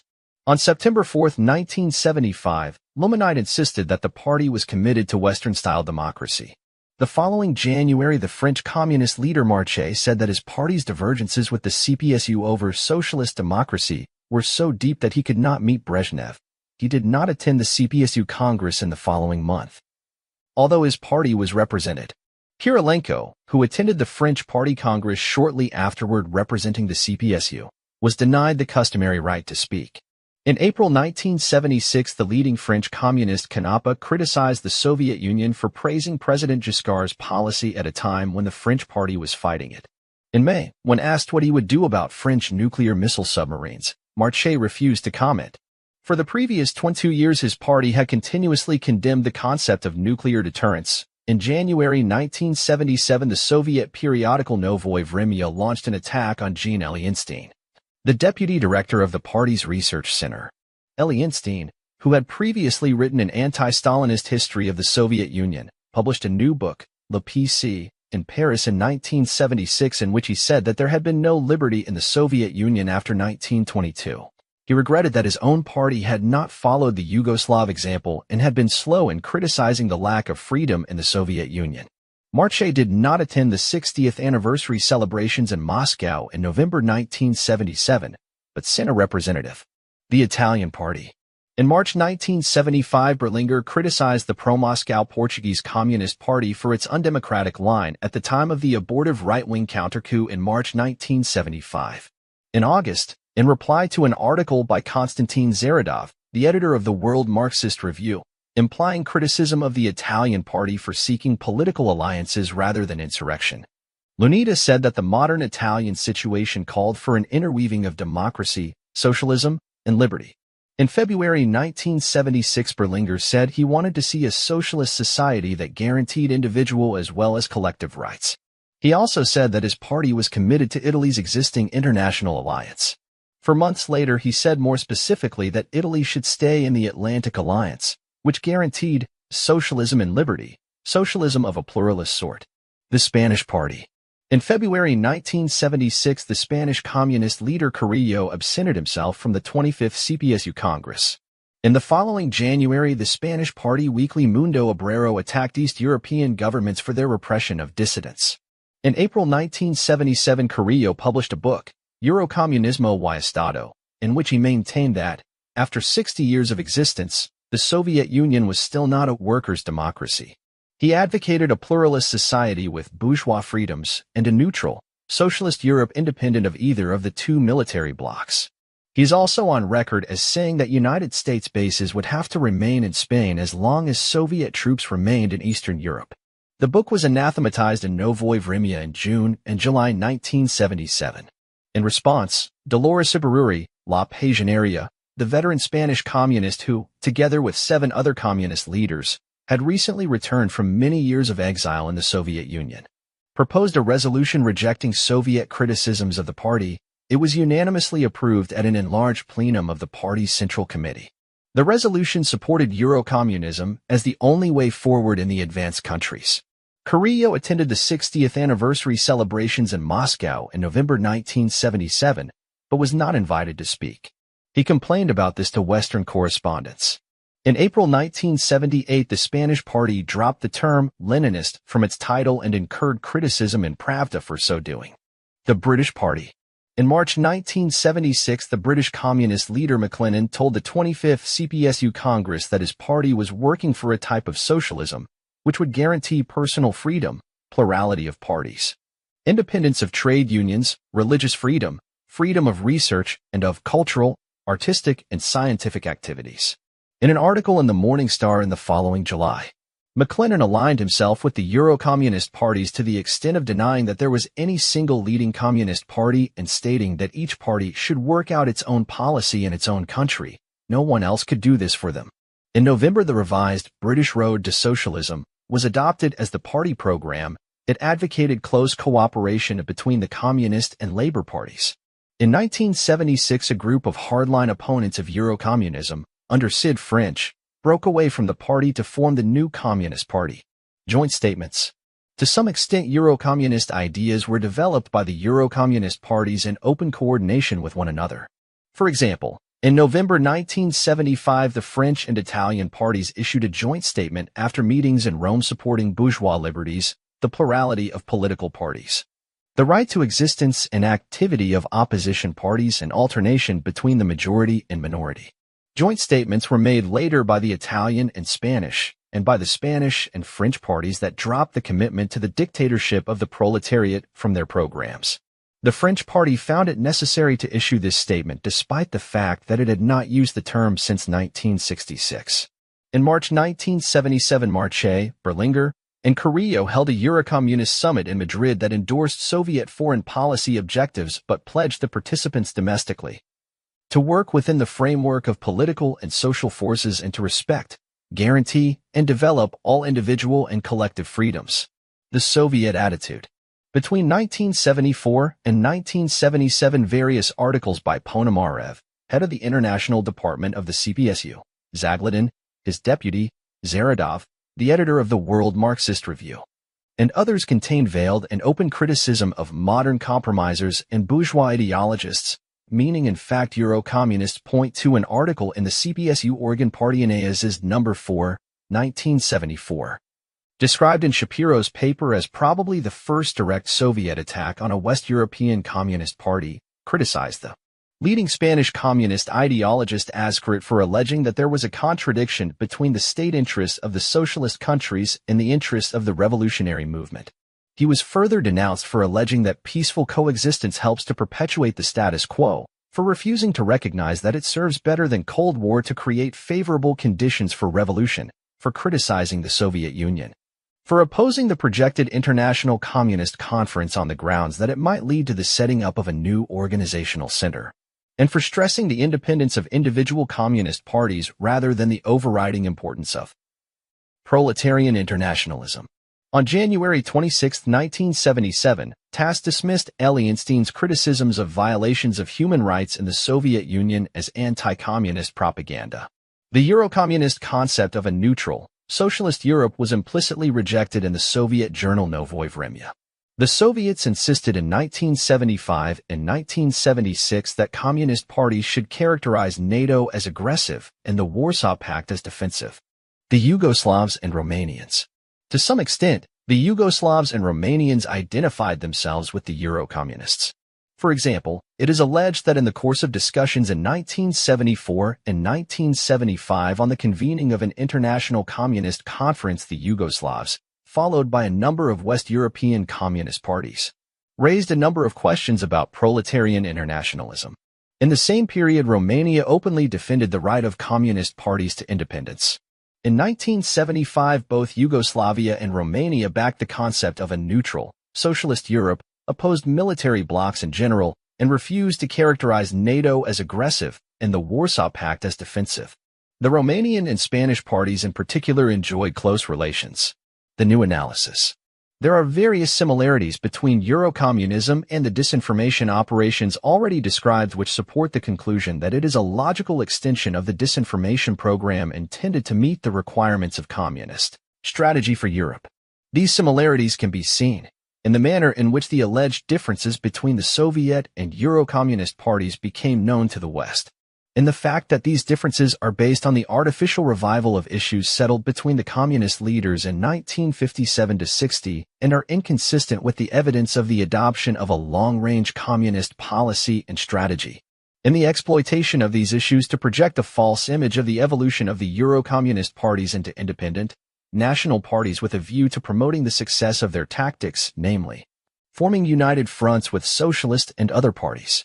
In the numerous inconsistencies in the arguments and polemics used by Eurocommunist leaders in different contexts, and in the contrast between their words and their deeds, especially in their continuing contacts with Soviet and other bloc leaders which are evidence not of disputes, but of collaboration in a joint strategy.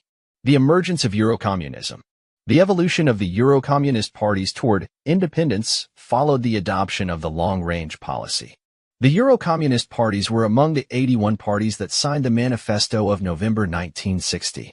When the Sino-Soviet split developed publicly in 1963, these parties, while avoiding condemnation of the Chinese, aligned themselves informally with Moscow, thereby identifying themselves with the moderate brand of Soviet communism rather than the militant, doctrinaire Chinese brand.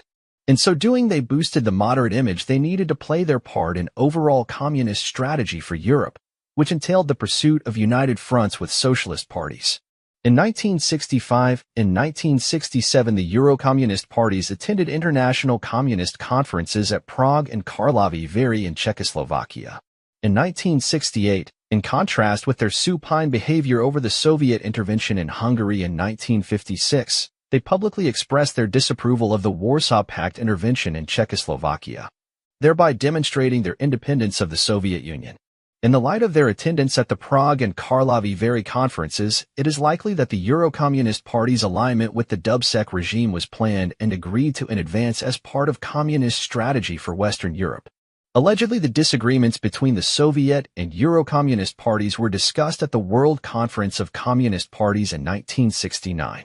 It was at this conference that there was the first clear indication that the CPSU could no longer assert its traditional hegemony over the world communist movement. 3 is in the case of the alleged differences between communist parties of the bloc, this indication, and others which followed it up to 1973, came from veiled or oblique mutual criticism in the party newspapers or from retrospective revelations by communists about debates between parties carried on behind closed doors. Early in 1974 came the direct CPSU attack on Ascarit, followed by open polemics in the press of the CPSU, in the Eurocommunist parties and retrospective evidence of disagreements at international communist gatherings in Warsaw in 1974 and Budapest in 1975, and to a lesser extent in Tychy, Hungary, in 1976. Finally, at the meeting of European Communist parties in East Berlin in June 1976, the full measure of the conflict between the CPSU and the Eurocommunist parties was brought into the open, for the validity of the earlier evidence of disagreements was confirmed. As in the previous disinformation operations, the original evidence and the confirmation of disagreements came from communist sources. The revival of dead issues. Among the issues that allegedly divided the Eurocommunist parties from the CPSU were the continued attempts by the Soviets to dominate other communist parties, to insist that they should faithfully copy the Soviet example, and to demand that, in the name of international proletarian solidarity, priority should be given by all communist parties to defending the interests of the Soviet Union. These issues were in fact settled in 1957, largely on Soviet initiative. Stalinist attempts to dominate other parties were rejected and condemned. Relations between parties, inside and outside the bloc, were re-established on a Leninist basis of equality, trust, cooperation, and joint participation in the effort to achieve communist objectives. The Euro-communist parties attended the international meetings between 1957 and 1960 at which these issues were thrashed out and settled. All of them, by signing the 81 Party Manifesto, committed themselves to the long-range policy and strategy that had been worked out with their active help. Against this background, it is easy to see that the revival by the Euro-communists in the 1970s of the dead issue of the Stalinist concept of relations between communist parties was artificial, calculated, contrived, and agreed with the Soviets for the purposes of strategic disinformation in the same way as other dead issues were revived in other disinformation operations. Exploitation of the independent image of Euro-communist parties. The revival of dead issues helped to promote the idea that the Euro-communist parties were independent of the CPSU. The same purpose was served by suggesting that there were disagreements with the Soviet Union over the pursuit of United Front tactics, especially by the Italian party, and that there was a conflict between the interests of Soviet diplomacy in improving relations with European governments and the interests of communist parties in acquiring power by legal means. Both suggestions were false, but both helped to emphasize Euro-communist independence of the Soviet Union. United Front tactics were among the variety of tactics approved by the 81 Party Congress of November 1960.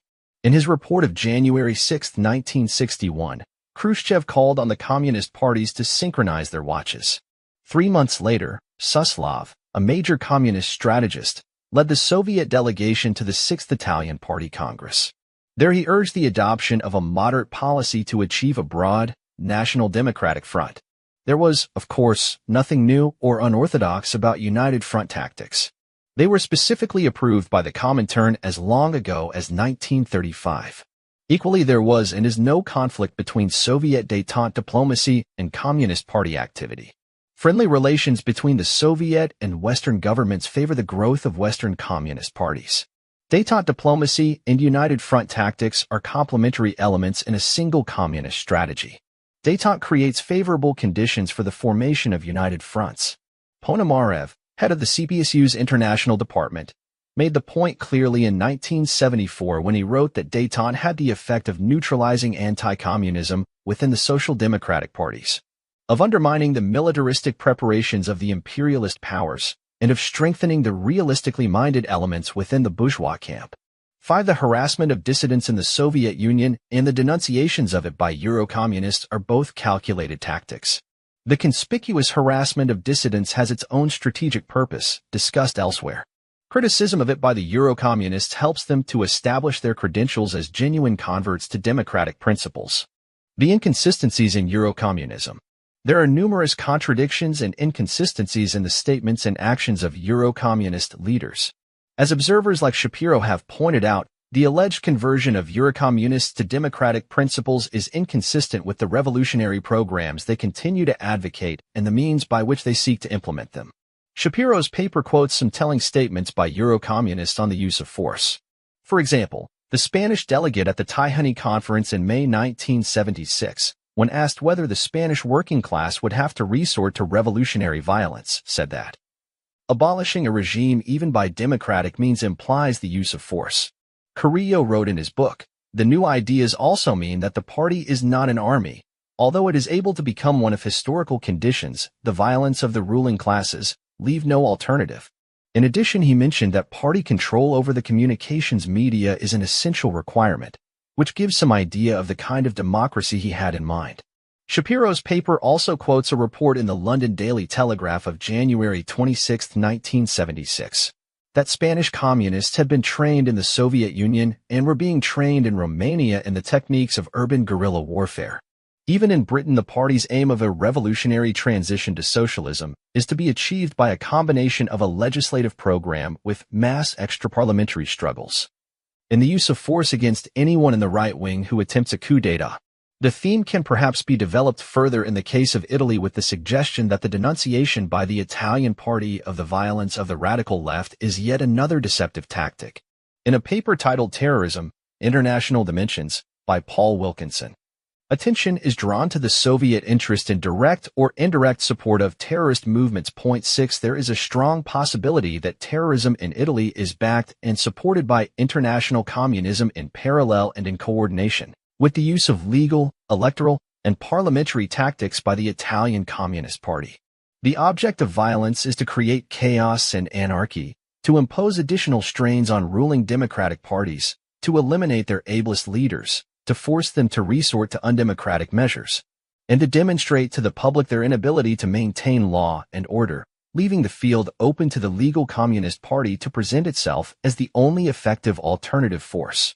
Doctrinal justification for the use of terrorism is to be found in left-wing communism, an infantile disorder, in which Lenin wrote, "All these fields of social life are filled with inflammable material and offer many excuses for starting conflicts and crises, for aggravating the class struggle. We do not and cannot know which spark out of the mass of sparks which are presently being strewn in every country under the influence of the worldwide economic and political crisis will prove to be capable of setting the fire alight, in the sense of rousing the masses, and we are obliged therefore with our communist principles to set about working over every possible, even the oldest, and apparently most hopeless field of action, since we otherwise will not be equal to the task, will not be thorough, will not possess every type of weapon." More specific was Shelepin's instruction to the Soviet Intelligence Service in 1959 to the effect that the service and its illegals should prepare and carry out operations that would destabilize the main Western countries and create chaos, which could be exploited by the local communist parties to their advantage. Shapiro's paper rightly concludes that no rupture between Moscow and a Euro-Communist party has taken place and none is likely.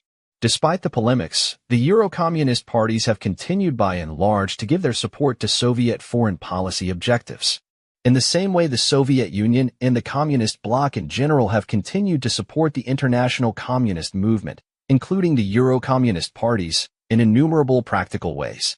As Shapiro points out, there is no substantial evidence that there has been any disruption of the banking and commercial channels through which the Euro-Communist parties have traditionally been financed from Moscow.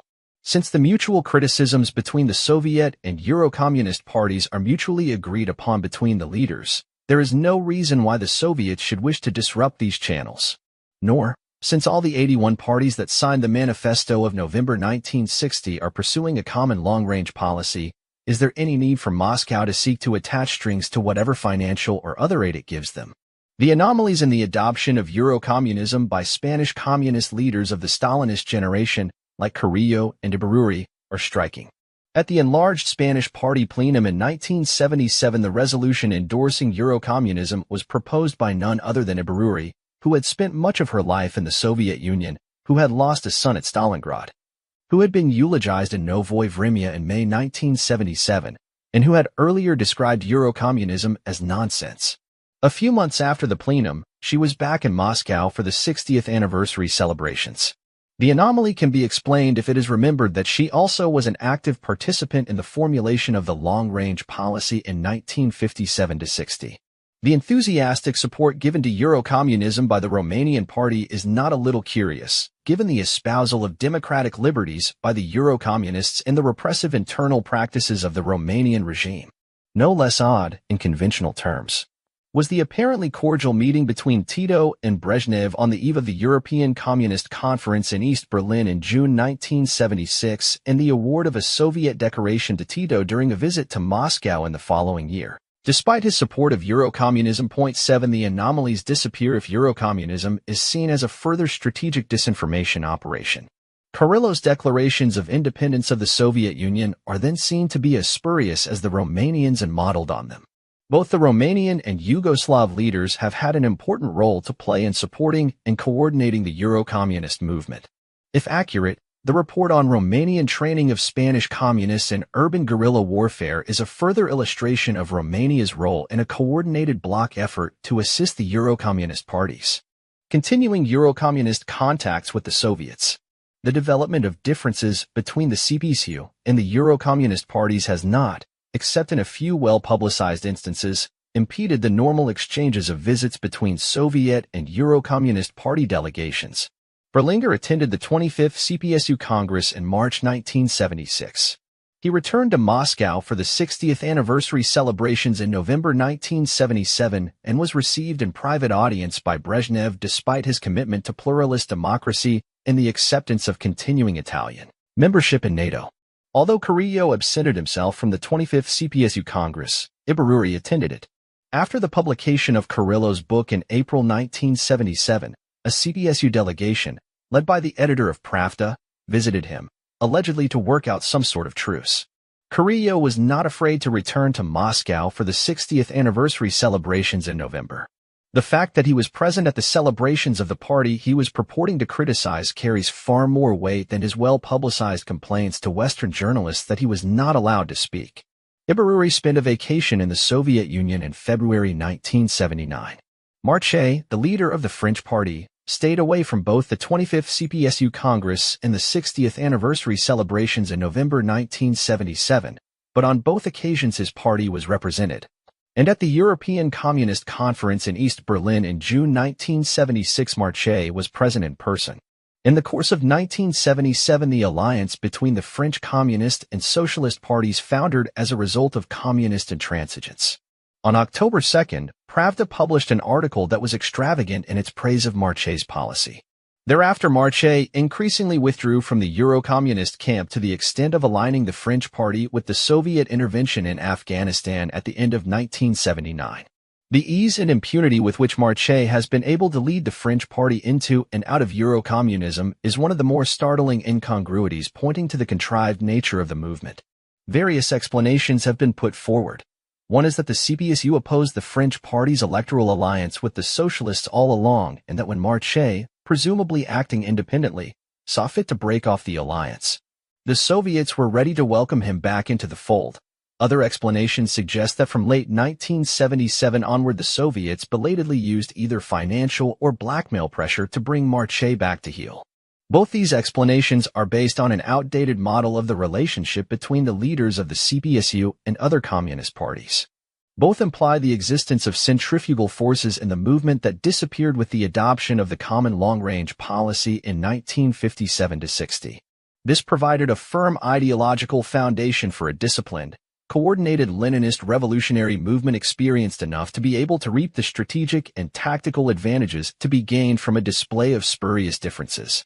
The new methodology sees the termination of the alliance with the socialists in France as a temporary measure decided on jointly between the Soviet and French communist leaders in the interests of communist strategy for Europe as a whole.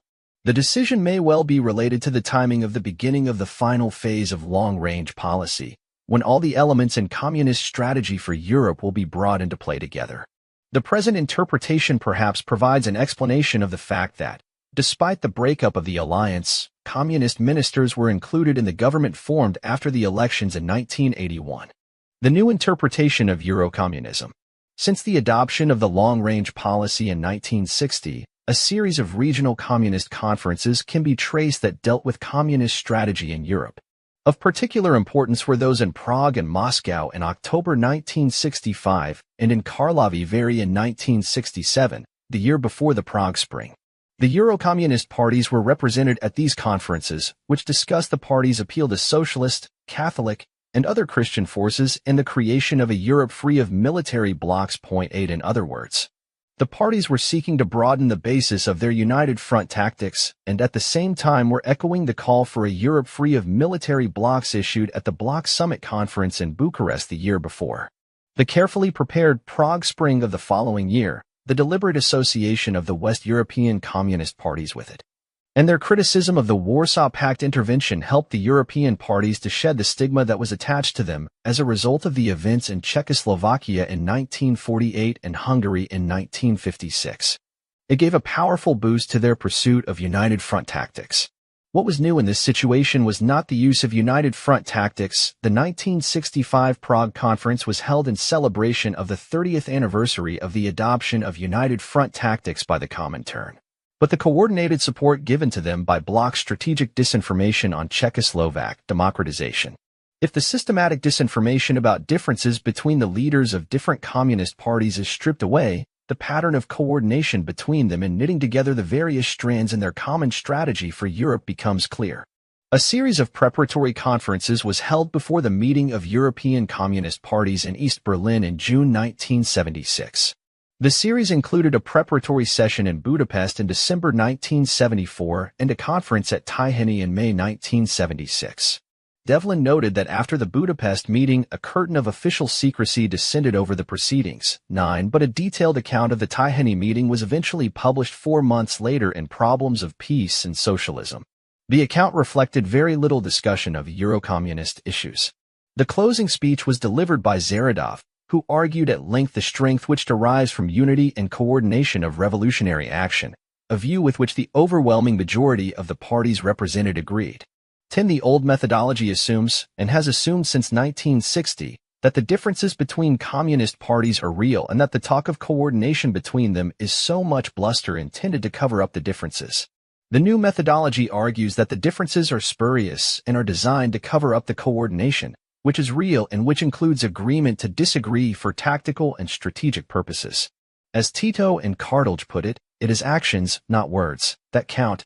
Or, as Rumiantsev wrote in Problems of Peace and Socialism, statements should be evaluated in terms of class analysis. 11. The polemics between the Soviet and Eurocommunist leaders should therefore be read not as propaganda, but as disinformation intended to help the achievement of strategic or tactical objectives. The point can be illustrated by Berlinger's statement on television, which was broadcast 5 days before the elections in June 1976, that Italy should stay in the Atlantic Alliance. The pattern shows up clearly in the Spanish case also. The Eurocommunist summit meeting of French, Italian, and Spanish leaders was held in Madrid in March 1977. 1 month later, the decision was taken to legalize the Spanish party, and in the same month Carrillo published Eurocommunismo y Estado. 2 months later, elections were held for the new Spanish Chamber of Deputies. If the Spaniards went further in their anti-Sovietism than the other Eurocommunist parties, this was because they had been deeply compromised by their treatment of socialists, anarchists, and others during the Spanish Civil War and needed urgently to refurbish their image if they were to acquire legal status, gain representation in parliament, and successfully pursue an alliance with the socialists. Confirmation of the tactical nature of protestations by Eurocommunists of their conversion to democracy is to be found in a speech made in February 1976 by Dorofive, a leading Soviet expert on Italian affairs. Dorofive justified the Italian party's advocacy of certain specific freedoms on the grounds that it was intended solely as a means of winning over the Italian petty bourgeoisie. He explained that in reality the proletariat interpreted freedom quite differently from its temporary allies, and that consequently there was no need to be alarmed by changes of this kind in the programs of communist parties, which maintained a consistently revolutionary position. 12. Lenin advised the use of moderate language to avoid frightening the bourgeoisie. It was with such considerations in mind that Eurocommunist parties dropped the dictatorship of the proletariat, and in the case of the Spanish party, even the word Leninist from its title. In dropping the dictatorship of the proletariat, the Eurocommunist parties were following the example of the CPSU, which did so in 1961, also to improve its image. The possible adverse effects on international communism. Real disputes between the leaders of bloc and non-bloc parties would have a damaging effect on the international communist movement. Active collaboration between them in a disinformation operation based on false disputes serves to cement their working relationships. They can but enjoy together their success in fooling outside observers. Given that dissident movements in the communist bloc are under the control of the security services, neither the movements themselves nor Eurocommunist support for them represent any threat to the security of communist regimes. Potential adverse effects of Eurocommunist ideas on the membership of bloc parties that are not privy to disinformation operations are no doubt neutralized by secret party letters and briefings. As far as the East European general public is concerned, it can be protected from contamination by a combination of press censorship, intensified ideological work, and the dismissal of allegations of violations of human rights as Western bourgeois propaganda. In any case, given that the Eurocommunist dispute is a planned and controlled dispute, the appearance of adverse effects on either side of the Iron Curtain can be swiftly countered by damping down or dropping the dispute altogether. Senior members of the Eurocommunist parties no doubt appreciate the concrete tactical and strategic dividends to be derived from the exchange of criticism with the Soviet Union and realize that no sacrifice of communist principles is entailed. Nevertheless, The formation of a few pro-Moscow splinter groups might be held to be damaging to the Euro-communist parties. Taking a long-term view, this is not necessarily so, and the arguments that follow apply equally to the formation of pro-Chinese splinter groups as a result of the Sino-Soviet split. In some cases, the formation of splinter groups may have been controlled. For example, the expulsion from the Spanish Party in 1970 of a group of Stalinists who later formed the Spanish Communist Workers' Party under Enrique Lister might have been part of the forward planning for Eurocommunism. In other cases, splinter groups may have resulted from the spontaneous reaction of hardcore rank-and-file elements who were not initiated into high-level communist strategy. Such groups tend to contain the more militant strain of revolutionary. Even if they are involved in more or less violent disputes with one another or with the principal Communist Party, they remain under the influence of one or another member of the Communist bloc, and not of any pro-Western or Social Democratic Party. They provide a reserve of organized militants whose hour may come with a future shift in the communist line and the abandonment of parliamentary united front tactics. For Soviet leaders, untroubled as they are by electoral considerations, the temporary loss to Soviet international prestige entailed by Eurocommunist criticisms of their system is a small price to pay for the actual and potential strategic and tactical gains stemming from the improvement in the image and influence of the European Communist parties. Implications for Western propaganda. The identification of Eurocommunism as a disinformation operation has obvious implications for Western policies and propaganda concerned with communism. Ideas of exacerbating friction between the leaders of the bloc and Euro-communist parties are self-defeating because there is no real friction. Western anti-communists who align themselves with Euro-communists in support of East European dissidents are playing into their enemies' hands. They are falling for a communist provocation. The vulnerability of these alignments will be exposed when liberalization occurs in Eastern Europe in the final phase of long-range policy. Meanwhile, they confer greater respectability on Euro-communists. Western anti-communist policies and propaganda can only recover their effectiveness if they are based on a correct understanding of the origins, nature, and objectives of the long-range policy and strategy and the disinformation techniques used in their implementation. Conclusion. By 1969, the bloc strategists had had a decade of experience in controlling and exploiting artificial disputes between the leaders of certain of the bloc parties. They had also had the experience of a controlled experiment in democratization in Czechoslovakia. They had seen how the West had been taken in by each of their disinformation operations in turn. They had seen how the image of West European communist parties had been improved by their association with the Dubček brand of communism and by their independent stand on Warsaw Pact intervention in Czechoslovakia in August 1968. Although the Dubček experiment had been brought to an end, there had been time for an assessment of its potential as a means of influencing Western attitudes to communism. The effect had been profound. It therefore made sense in the 1970s to explore the potential of artificial disputes with European communist parties to improve their future prospects. Such disputes, in the form of Eurocommunism, could be fitted into the pattern of the other disinformation operations. Eurocommunism could be supported by Romania and Yugoslavia, the independent communist states, and attacked both by the Soviets and Chinese. Mutual criticisms between the Soviets and Eurocommunists would help to dispel fears of the introduction of a Soviet system into Western Europe and confirm the sincerity of the Eurocommunist conversion to democratic principles. Chinese accusations that Eurocommunists were falling under social democratic influence could further the illusion that this was so. With their credentials thus improved, the Eurocommunist parties would stand to gain new allies among the working classes, the social democrats, the petty bourgeoisie, the intelligentsia, the churches, and the armed forces, and thus be able to play a more influential role in overall communist strategy in Europe. Like Czechoslovak democratization, Eurocommunism should be viewed as an experiment and rehearsal for the final phase of policy. Its potential has not yet been fully realized. Objectives of Eurocommunism. The extension of already proven disinformation techniques into Western Europe to suggest the evolution of the Eurocommunist parties into liberalized, independent, responsible national parties was intended to conceal the coordination between the Eurocommunist parties and the bloc in the pursuit of a common strategy for Europe, suggest further disintegration in the international communist movement, and therefore a diminution in its threat to the non-communist world. Improve the capacity of the Eurocommunist parties to achieve influence and power legally through united front tactics. prepare the ground, in coordination with bloc policy in general, for an eventual liberalization.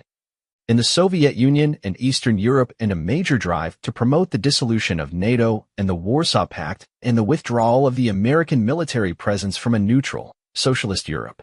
22. The role of disinformation and intelligence potential in the realization of the communist strategies. The disinformation program has played a significant role in the successful realization of the communist strategies.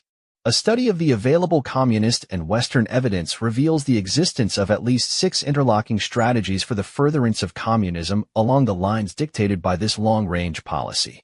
The first strategy relates to the activities of communist parties in the advanced industrial countries.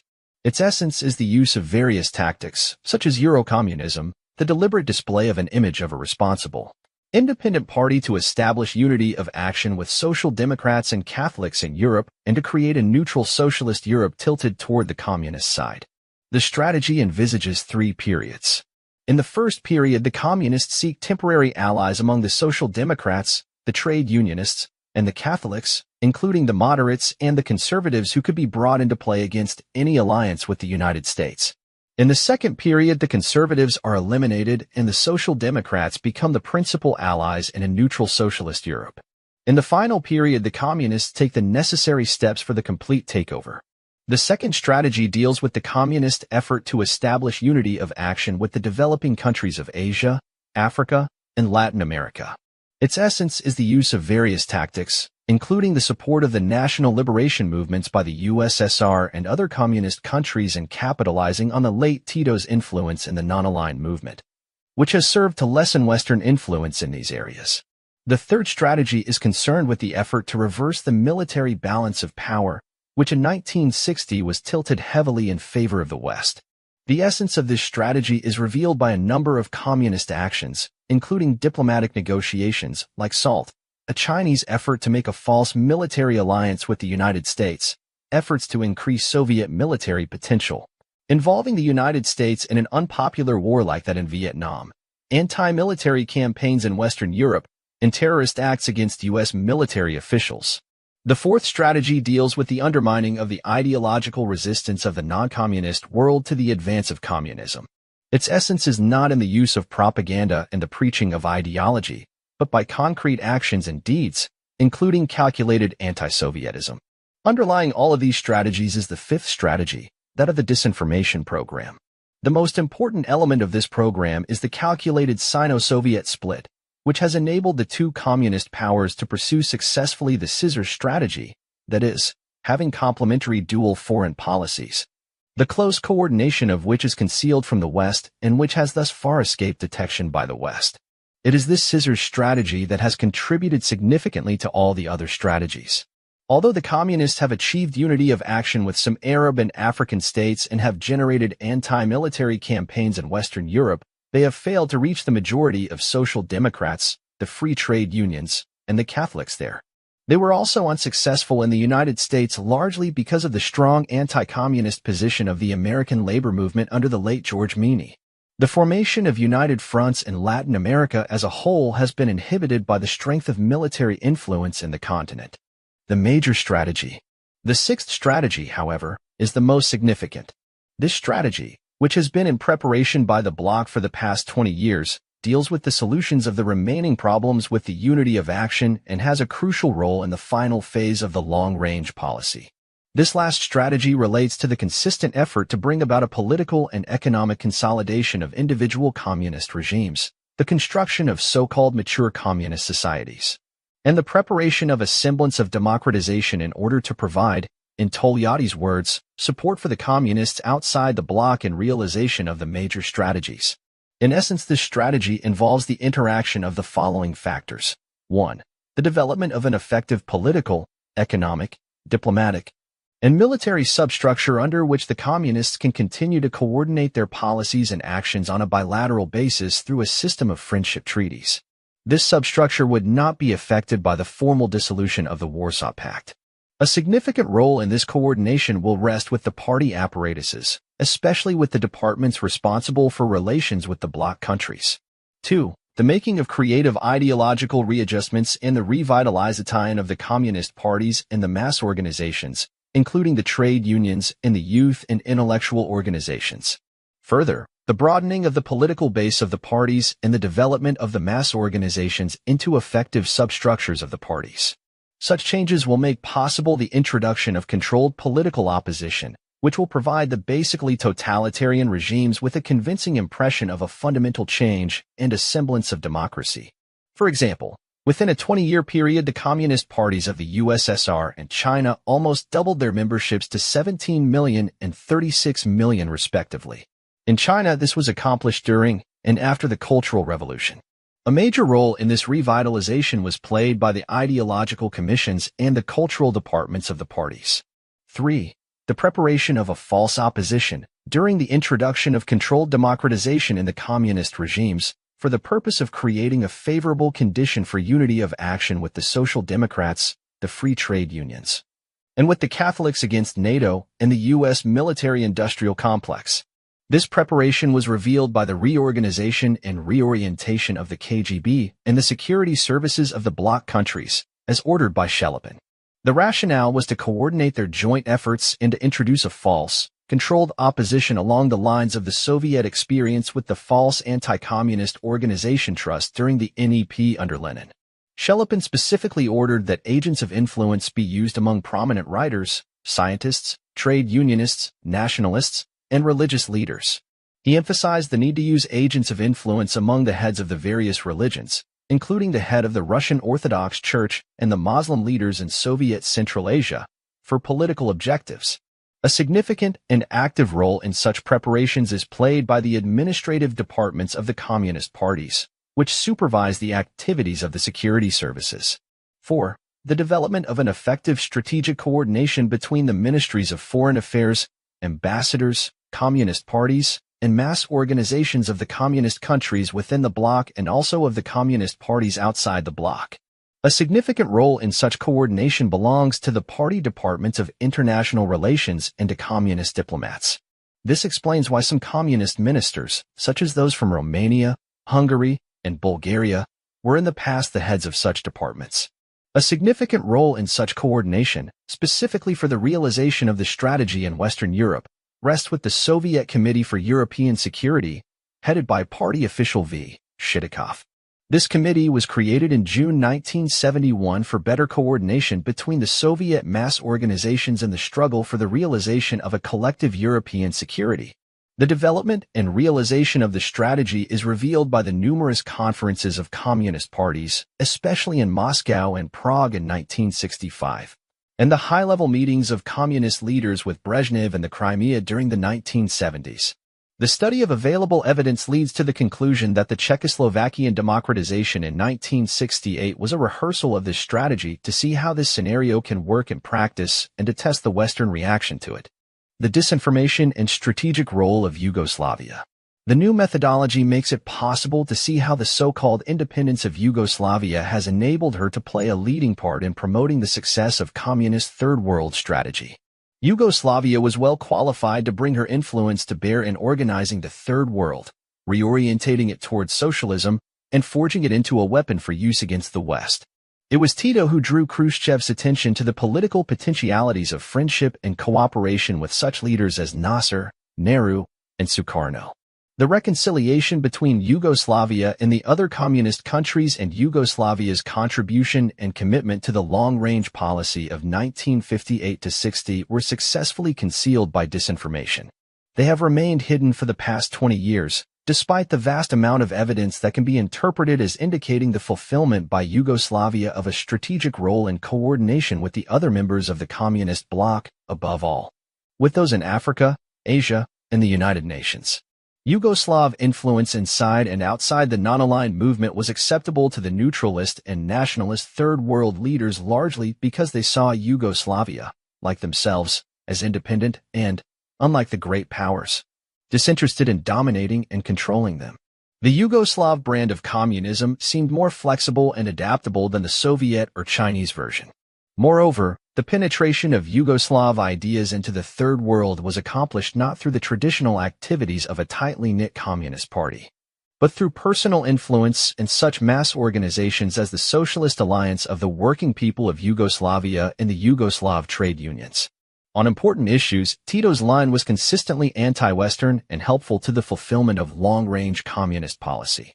He took up an anti-American position in the Cuban crisis of 1962. He followed the pro-Arab communist line in 1967 and broke off diplomatic relations with Israel. He worked hard to persuade the non-aligned nations to follow suit. In 1973, 18 African states broke off relations with Israel. Tito followed the communist line on the recognition of East Germany and influenced many Arab and African states in the same direction. He mobilized the non-aligned nations in condemning American intervention in Vietnam. He criticized American behavior over the Civil War in Angola in 1975, and for a while the Ford administration reconsidered its attempts to improve relations with Yugoslavia. Tito was critical of Cuban actions in Africa and of Soviet intervention in Afghanistan, but many of his criticisms were muted and none led to any effective action. Tito and his Yugoslav colleagues can take a major share of the credit for the swing in the United Nations balance over the last 20 years against the West and in favor of the communist bloc. A further point, with important implications for the final phase of long-range communist policy, is that Tito succeeded in winning the support and solidarity of many European and Japanese socialists for Third World national liberation movements. To sum up, Yugoslav actions from 1958 to 1980 were closely coordinated with the Soviet Union and, latterly, with China. Through the use of disinformation on Yugoslav independence, which was accepted equally by the Third World and the West, Yugoslavia was able to play a major strategic role on Leninist lines in promoting united action with the Third World countries, in reorientating them towards socialism, and in converting them into allies of communism against the West. Tito well deserved the Order of Lenin he was awarded in 1979. He is dead, but his policies continue. Because of Western failure to see through disinformation, including the violent Chinese and Albanian attacks on Tito for acting as an agent of United States imperialism in Africa, the United States and her allies have continued to regard Yugoslavia as an asset for the West and a moderating force in the newly independent countries. They have continued to accord her favorable treatment. Sino-Soviet disinformation and the Cultural Revolution, a new interpretation. Soviet denunciation of the Cultural Revolution as anti-Marxist and anti-socialist helped to conceal its true meaning as part of the process of Chinese communist reconstruction. At the same time, the Chinese leaders were able to exploit their alleged differences with the Soviets to rally the party and the masses behind them during their most vulnerable period by hoisting the flag of Chinese nationalism. In this, they were repeating Stalin's exploitation of capitalist encirclement of the Soviet Union in the 1920s and 1930s to rally the Russian people to the Soviet regime. The difference in the Chinese case was that, deliberately deceiving their own population and the outside world, the Chinese included the Soviet Union among the imperialist powers attempting to encircle China. In so doing, they served their own interests in strengthening and stabilizing their regimes. At the same time, they served the strategic interests of long-range bloc policy. Turmoil there undoubtedly was during the Cultural Revolution, but in the light of the new methodology, the facts are capable of a new interpretation. The Cultural Revolution was a part, and a very significant part, of the wider process of the communist reconstruction of Chinese society. It followed, as the next logical step, the reconstruction of Chinese agriculture.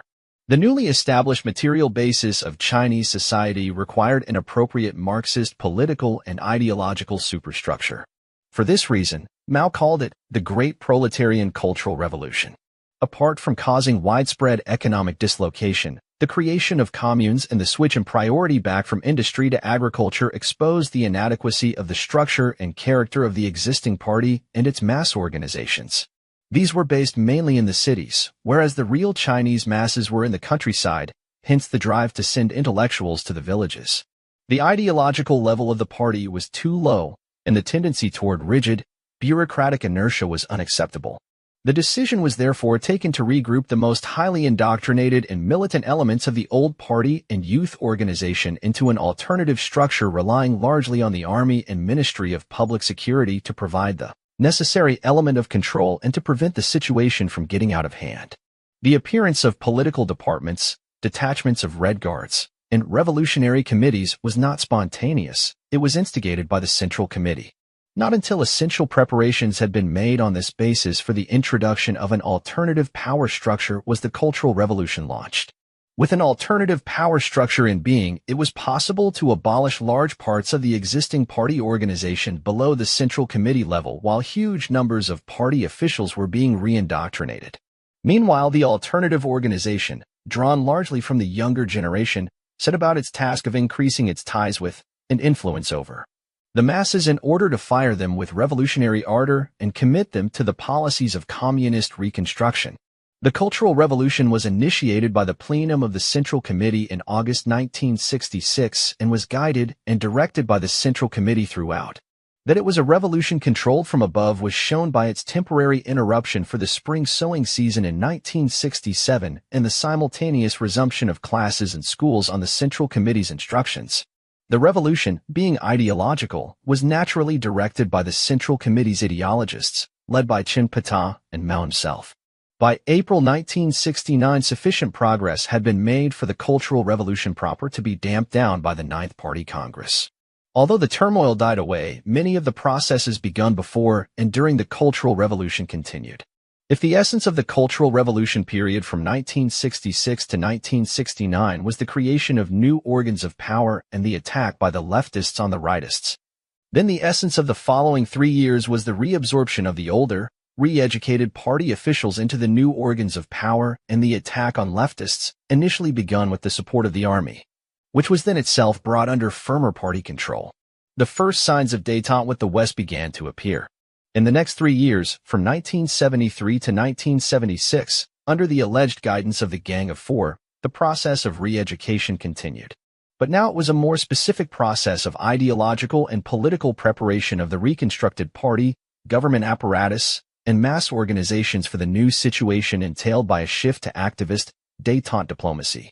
With the death of Mao and the return of the pragmatists to power, full-scale, activist détente diplomacy was launched on Soviet lines with the aim of using economic, financial, and technological help from the non-communist world to accelerate China's economic and military development. China was ready to play her full part in long-range bloc policy. She sought to align herself especially with conservatives in the advanced countries and Islamic regimes in the Third World, in order the more effectively to carry out the Sino-Soviet scissors strategy. As in other communist countries, the process of communist reconstruction in China has been accompanied by the introduction of new, and the revival of old, techniques. In China's case, the aims were to revitalize the Communist Party, to broaden its political base, to commit the younger generation to ideological objectives, to re-educate the older generation of party members, to control and neutralize internal opposition, to revitalize the state apparatus and armed services, and to prepare China as a whole for its part in the implementation internally and externally of long-range bloc policy. The techniques of political activism, provocation, disinformation, and political prophylaxis, which have been described in detail in the case of the Soviet Union, have all been used effectively in China. The alleged struggles for power in China between leftists and rightists, dogmatists and pragmatists, are as unreal as the struggles between Stalinists and anti-Stalinists in the Soviet Union. Cooperation within the leadership to create the illusion of struggles between themselves or between the party and the army helps to forestall the threat of real struggles within the leadership or of tendencies to putschism in the army. It gives the party ideologists material to train party officials in fighting undesirable tendencies while at the same time preparing them for radical shifts in policy. The violence of the shifts in the Chinese line is a technique borrowed from that used by Stalin at the end of the NEP period. Stalin's shifts from left to right and back again were used to forge the party into a hardened instrument obedient to his will. The difference lies in the fact that Stalin used the technique to establish his personal dictatorship and the factionalism was real. The Chinese leadership used it to increase the effectiveness of the party as a whole and the factionalism in the leadership was faked. The recent reassessment and partial downgrading of Mao in China presents parallels with the Stalinization in the Soviet Union and is designed in part to forestall the emergence in the future of any tendencies toward personal dictatorship in the CPC. The formation of the Red Guards recalls the use of Komsomol activists in the Soviet Union during Stalin's collectivization of agriculture in the 1930s. The technique of using wall posters by the regime seems to have been borrowed from their use by the genuine opposition in 1956 to 57. The Cultural Revolution and the whole process of Chinese communist reconstruction have followed Lenin's precepts on overcoming infantile disorder and isolation of the party from the masses. The re-education of cadres and the restructuring of the party and its youth and trade union organizations were necessary both to achieve these aims and to prepare the Chinese system for activist détente with the West as the long-range policy unfolded. Despite the alleged destruction of the party in the Cultural Revolution, in fact it strengthened itself. The Chinese trade union, youth, and women's organizations have resumed their activities. As a result of stabilization and the reinforcement of the party and its mass organizations, the Chinese, like other communist states after 1960, were enabled to introduce NEP-style measures, including some of the appurtenances of democracy, such as wall posters, trials, the release of market forces, and the relaxation of controls over religion, intellectual life, working conditions in factories, and property ownership. Dissidents began to appear on the Soviet pattern. Broader contacts were allowed with the West and more attention was paid to TRFC overseas Chinese, whose relatives in China are said to number 12 million. Sino-Soviet duality and communist strategy in the Third World. Seen in the light of the new methodology, the Chinese effort in the Third World is complementary to that of the other communist states and an important element in communist strategy as a whole. The character of the Chinese effort in the Third World from 1958 onward was dictated by China's historical background and current capacities. China had been freed from colonial oppression by a prolonged liberation struggle with Japan. The Chinese Party had learned how to exploit conditions of military conflict to deepen its influence and win power. As a rule, Chinese and Soviet efforts can be seen in terms not of rivalry, but of a coordinated division of labor that has brought dividends for the common strategy. Where a serious dispute exists between two Third World countries, a pattern in Soviet and Chinese policies can be discerned in which the Soviet Union and China take up opposite sides and adopt a clear-cut duality in their policies. The Soviet Union seeks to build up its influence with one party to the dispute and China with the other. The classic example of this pattern is to be seen in the case of India and Pakistan. The Sino-Indian conflict of 1962 was provoked by the Chinese. The Soviets took a broadly anti-Chinese and pro-Indian line that gained them goodwill in India. At the time of the outbreak of open Sino-Soviet party polemics in 1963, an Indian Army and Air Force mission visited the Soviet Union. In the following year, the Indian Defense Minister went to Moscow to discuss Soviet-Indian military cooperation. Further exchanges of military delegations took place in 1967 and 1968. In the mid-1960s, regular consultations on problems of mutual interest were instituted between the Soviet and Indian foreign ministries. When the United States held India responsible for the Indo-Pakistani conflict in 1971 and terminated military aid to India. The Soviets called for a cessation of the conflict, but nevertheless gave the Indians moral support, for which Mrs. Gandhi expressed her gratitude. A treaty of friendship was signed between the Soviet Union and India in August 1971. An influx of Soviet visitors followed. In October, Firuyubin went to India, interestingly enough in the same month as Tito. He was followed in the next 3 months by the chief of Soviet military aviation, Kutikov, and the deputy foreign minister, V. Kuznetsov. In December, Mrs. Gandhi condemned American policy in Vietnam. 2 In 1973, an agreement was signed for cooperation between Gosplan, the Soviet planning agency, and the Indian Planning Commission. 3 Largely because of skillful Soviet exploitation of the conflict between India and Pakistan. By the mid-1970s, the trend toward closer Soviet-Indian relations had become virtually irreversible. The Desai government was unable to stem the tide. Relations were further cemented by Brezhnev's visit and talks with Mrs. Gandhi in 1981. While the Soviets were strengthening their hold in India, the Chinese were doing the same in Pakistan, using the same techniques of exchanges of visits and military delegations, especially during the years 1962 to 67. When the United States ceased military aid to Pakistan in 1967, the Chinese stepped theirs up. In 1968, President Yahya Khan and his foreign minister visited China. Further cooperation developed. In 1970, Quaimojo visited Pakistan. Pakistan was sufficiently close to China to be used as an intermediary in arranging the visit of Kissinger to China in 1971. Bhutto was received by Mao in 1972 after the further conflict with India and the formation of Bangladesh. The conflict resulted in Pakistan's departure from the British Commonwealth and CEDAW. Further high-level exchanges of visits continued between Pakistan and China, regardless of changes in the Pakistani government. As in the case of Soviet influence in India, Chinese influence in Pakistan is creating conditions for an alliance between them and for an eventual communist takeover. A situation already exists that can be further exploited by calculated and coordinated Soviet and Chinese moves, for example, in connection with the Soviet intervention in Afghanistan. The recent Chinese moderation is intended to help build up the new image of respectability required by the Chinese for their détente diplomacy vis-à-vis the advanced industrial, as well as third world, countries. It is also consistent with the emerging pattern of Sino-Soviet duality. While the Soviet Union builds up united fronts with nationalists against the United States, China seeks to ensnare the United States and other conservative countries, including the Asian and African states, in artificial, treacherous alliances with herself and her associates, ostensibly against the Soviet Union. In this way, China seeks to enter her enemy's camp not merely unopposed, but welcomed as an ally against Soviet expansionism and equipped with Western arms. In the present phase of policy, neither the Soviet Union nor China puts local communist parties in general in the forefront as strategic weapons. When the objective of isolating the United States from the Third World has been achieved, local communist parties will come into their own and accounts will be settled with nationalists who have suppressed them in the past. Sino-Soviet duality and military strategy.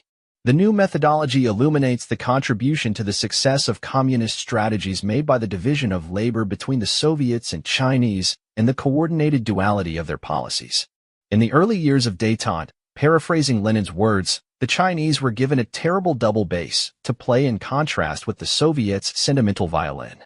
While the Soviets were emphasizing détente and peaceful coexistence and taking up high-level contacts with American and European leaders, the Chinese advocated militant and violent revolution.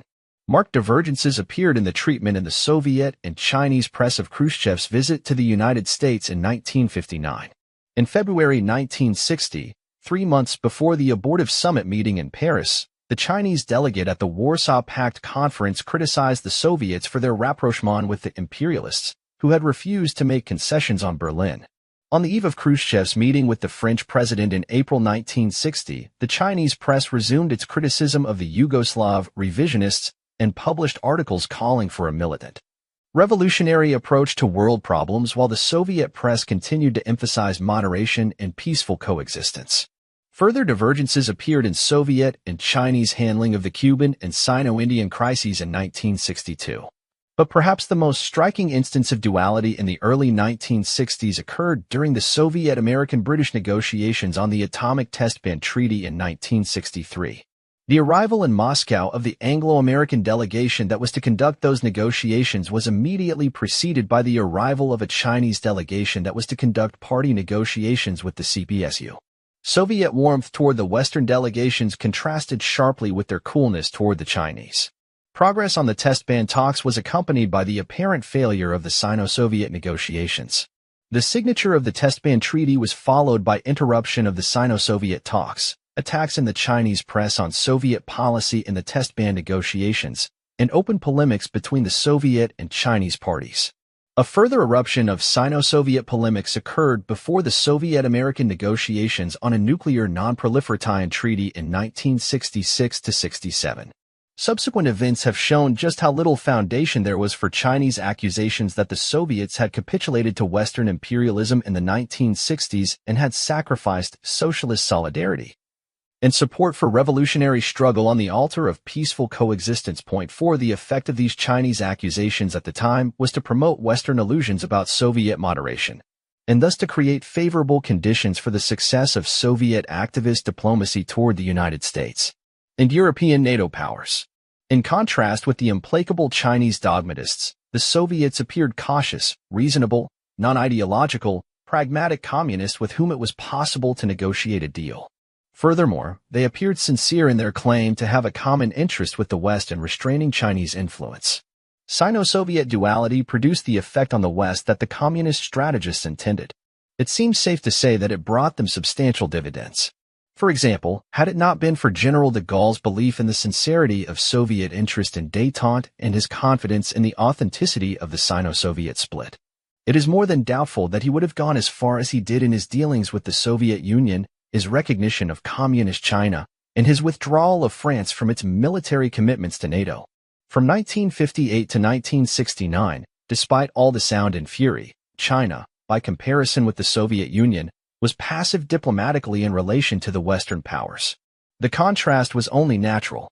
The Soviet Union was already a military superpower engaged in strategic competition with the United States and NATO. The Soviets had a solid background of experience in dealing with the Western powers and a well-trained staff to carry out their policies. China was militarily insignificant, unrecognized by the United States and many other countries, and short of trained and indoctrinated diplomatic staff. The onset of the Cultural Revolution brought a further retreat into diplomatic isolation. In 1969, all this began to change. With the completion of the Cultural Revolution, China re-emerged onto the international scene. Chinese activist détente diplomacy was launched. Trade, and especially the acquisition of advanced technology, bulked large among the obvious Chinese motives. In January 1969, a special West German ambassador, Egon Bahr, was invited to conduct trade negotiations in Shanghai. Exchanges of visits between Chinese and Western statesmen and military leaders became commonplace. A drive to obtain diplomatic recognition soon brought results.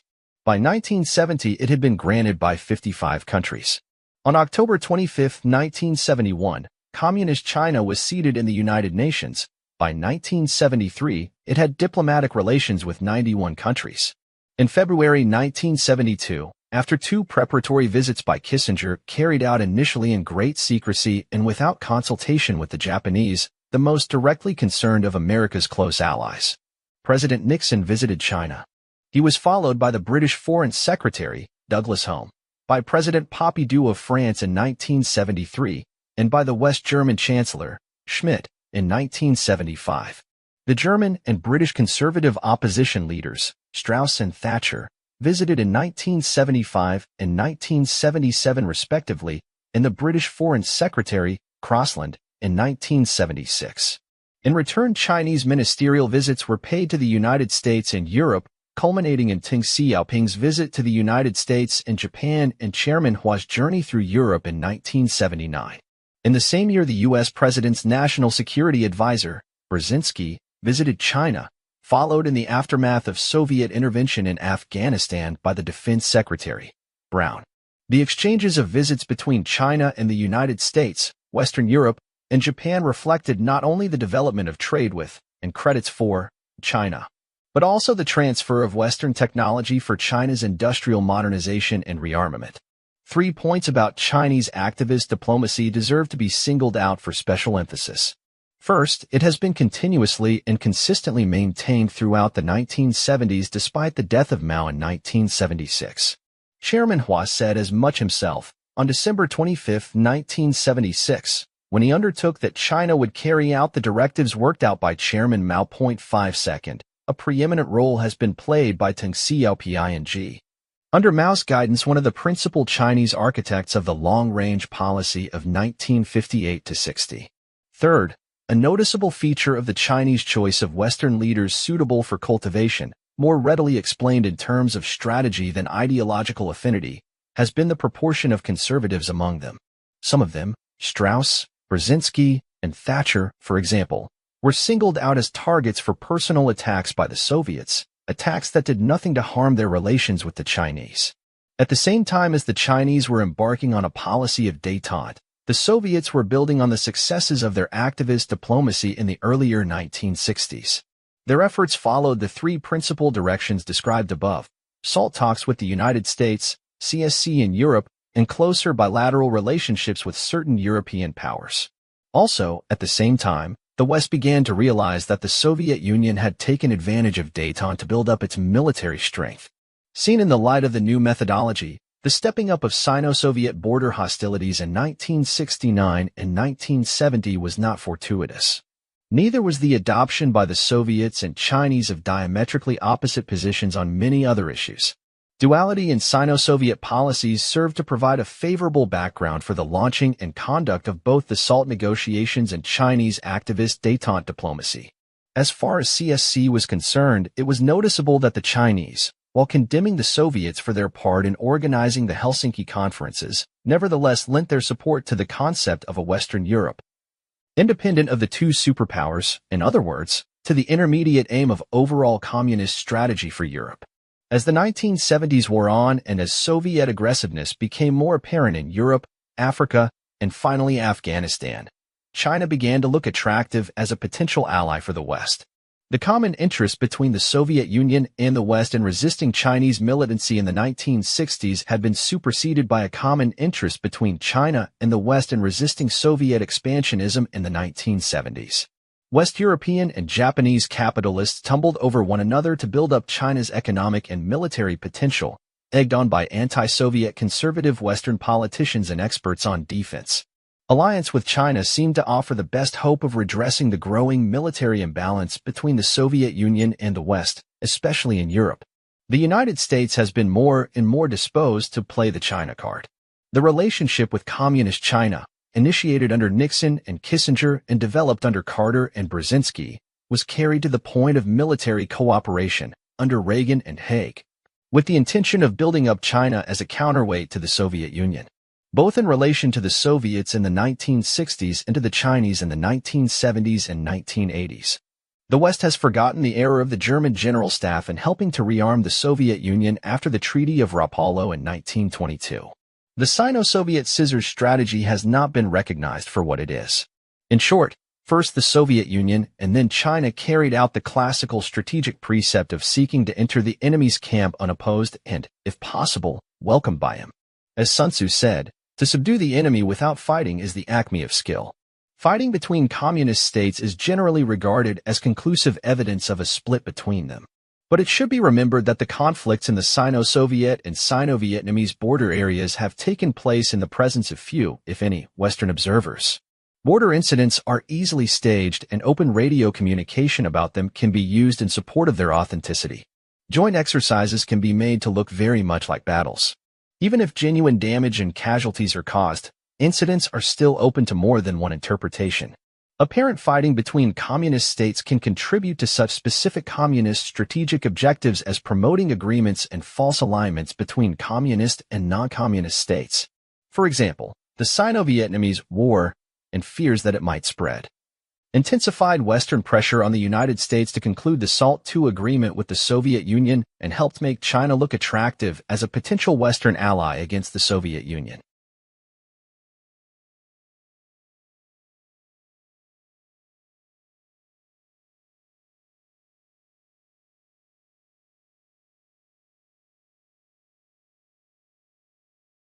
Sino-Soviet duality in the revolutionary movement. The Sino-Soviet split did not in general have the effect that might have been expected of splitting the non-bloc communist parties down the middle, nor has it reduced their influence. Most of the West European parties became more active and remained broadly in alignment with the Soviets. Their association with Soviet moderation helped their images and improved their chances of success with united front tactics. The Italian party was far more influential in 1980 than it had been in 1960.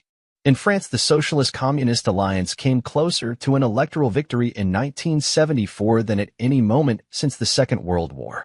Insofar as pro-Chinese splinter groups broke away from mainline communist parties, as in Belgium, for example, it was in general advantageous to long-range communist strategy. A calculated shedding of the most radical and violent revolutionary elements helped the communist parties to improve their images as respectable democratic parties and potential allies of socialist, Christian, and other progressive groups. The Japanese party tried to take advantage of the Sino-Soviet split to broaden its political influence. Chinese militancy and Sino-Soviet duality opened up possibilities of united action between pro-Chinese and other extreme left factions, especially Trotskyites. In June 1963, coinciding with the outbreak of open polemics between the Soviet and Chinese parties, the Trotskyite Fourth International, in a special resolution, approved the historic task of joining the Chinese and fighting for the creation of a united front between the Fourth International and the Chinese comrades. In 1967, the Fourth International declared itself in favor of accelerating the revolutionary armed struggle of the masses in the main bases of capitalism. The majority supported Mao. A minority group, critical of some of Mao's ideas, proposed a more flexible line in fighting communist parties. The Ninth Congress of the Fourth International was held at Rimini in April 1969. It discussed tactics in Latin America.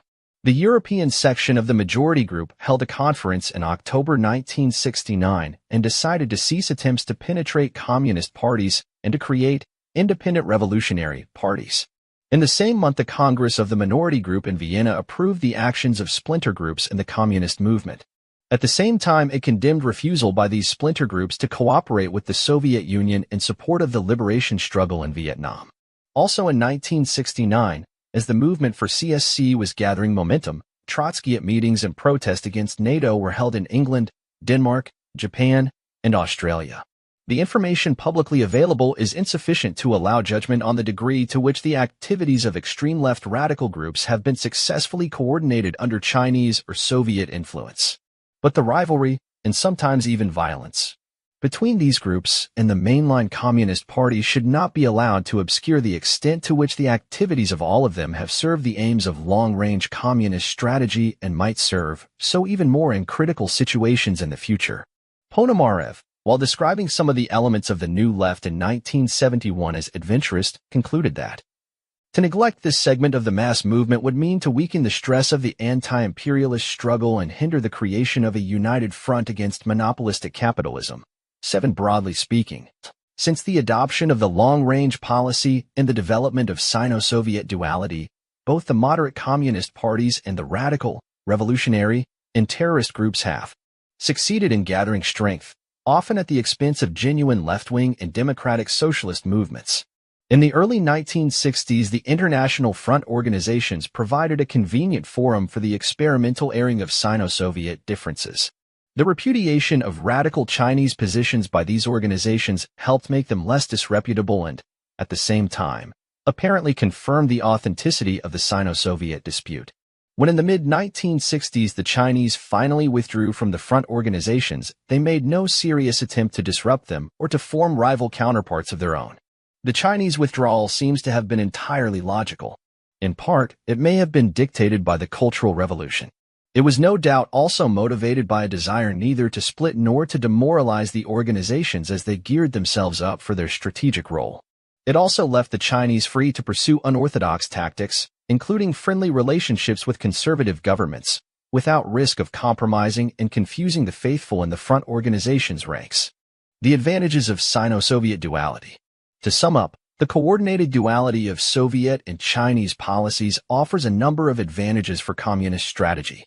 It enables the communist bloc to retain the initiative, to open up new possibilities for maneuver, and to induce erroneous responses from its opponents. Where there are conflicts in the outside world, it enables the two communist partners, by taking opposite sides, to strengthen communist influence simultaneously over both parties to the dispute. It enables one partner to operate effectively in areas from which the other is excluded or deliberately excludes itself for tactical reasons. It facilitates a division of labor between the two partners and enables one to take unorthodox or provocative action without compromising the other. In the longer run, through enabling the Chinese to express hostility to the Soviet Union and emphasize their concern with Chinese national interests, it may well help China to appeal more effectively to the overseas Chinese. Finally, it offers possibilities of inducing conservatives in both advanced and third-world countries to compromise themselves by entering in good faith into treacherous alliances and alignments through which they can be discredited in the final phase of policy. As a strategic weapon, duality may prove itself to be more effective than either war or the export of revolution. The intelligence potential and agents of influence. The implementation of the disinformation program can be fully understood only if one takes into account the use by the communists of their intelligence potential, especially agents of influence both in the West and in the communist bloc. Because precise information is normally lacking, surveys of communist influence in particular countries or areas seldom take into account the assets of the communist intelligence services. From his service in Finland at the time of the launching of the long-range policy, the author knows that these assets can prove to be a major factor in the internal political situation of a non-communist country. They can contribute effectively to the furtherance of communist strategy. In the 1950s and 1960s, the Soviet government, acting largely through the Soviet intelligence service, exercised great pressure on the older anti-communist generation of Finnish social democratic leaders, especially Tanner.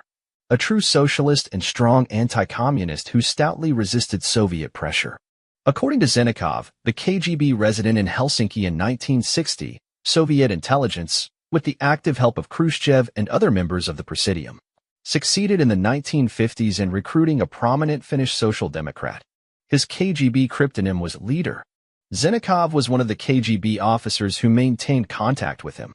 At the KGB's suggestion, Leader argued in favor of a change in the social democratic attitude toward cooperation with the Soviet Union. Eventually, in 1959, he split away from the Social Democratic Party and formed his own party. The KGB provided him with guidance on the political attitudes and policies of this party. Other important recruitments were made in the Social Democratic leadership, and the agents concerned were used in intrigues against Tanner and Leskinen, but their identities are not known to the author. There were also successful Soviet efforts to recruit Finnish trade union leaders. In a conversation with the author, which took place in 1960, on the subject of removing anti-communists from the Social Democratic leadership, Zennikov said that it might be necessary to eliminate Leskinen physically by poisoning him. Zennikov said that he had an agent in the leadership of the Finnish Conservative Party who was in close touch with Leskinen and through whom the assassination could be arranged. Until the late 1950s, Soviet intelligence made use of agents in the Finnish Communist Party, including Pessi and Herta Kuusinen, a communist member of parliament. In the period 1957 to 60, when the long-range policy was being formulated, the use by the KGB of agents in local communist parties was abandoned. At the same time, secret cooperation between the leaders of the CPSU and local communist parties was strengthened, the KGB acting under the guidance of the Central Committee when necessary to facilitate this cooperation. In the Finnish case, special groups were set up in the central committees of the Soviet and Finnish parties to handle the practicalities of coordination. The KGB resident in Helsinki acted as the link between the two groups. When Khrushchev visited Finland, Herta Kuusinen was invited by the KGB resident to the Soviet embassy, where Khrushchev discussed with her the political lines her parliamentary statements should follow. The KGB and its residents in Finland, Kotov and Zennikov, played an important secret role through their agents in the election and formation of a series of Finnish governments.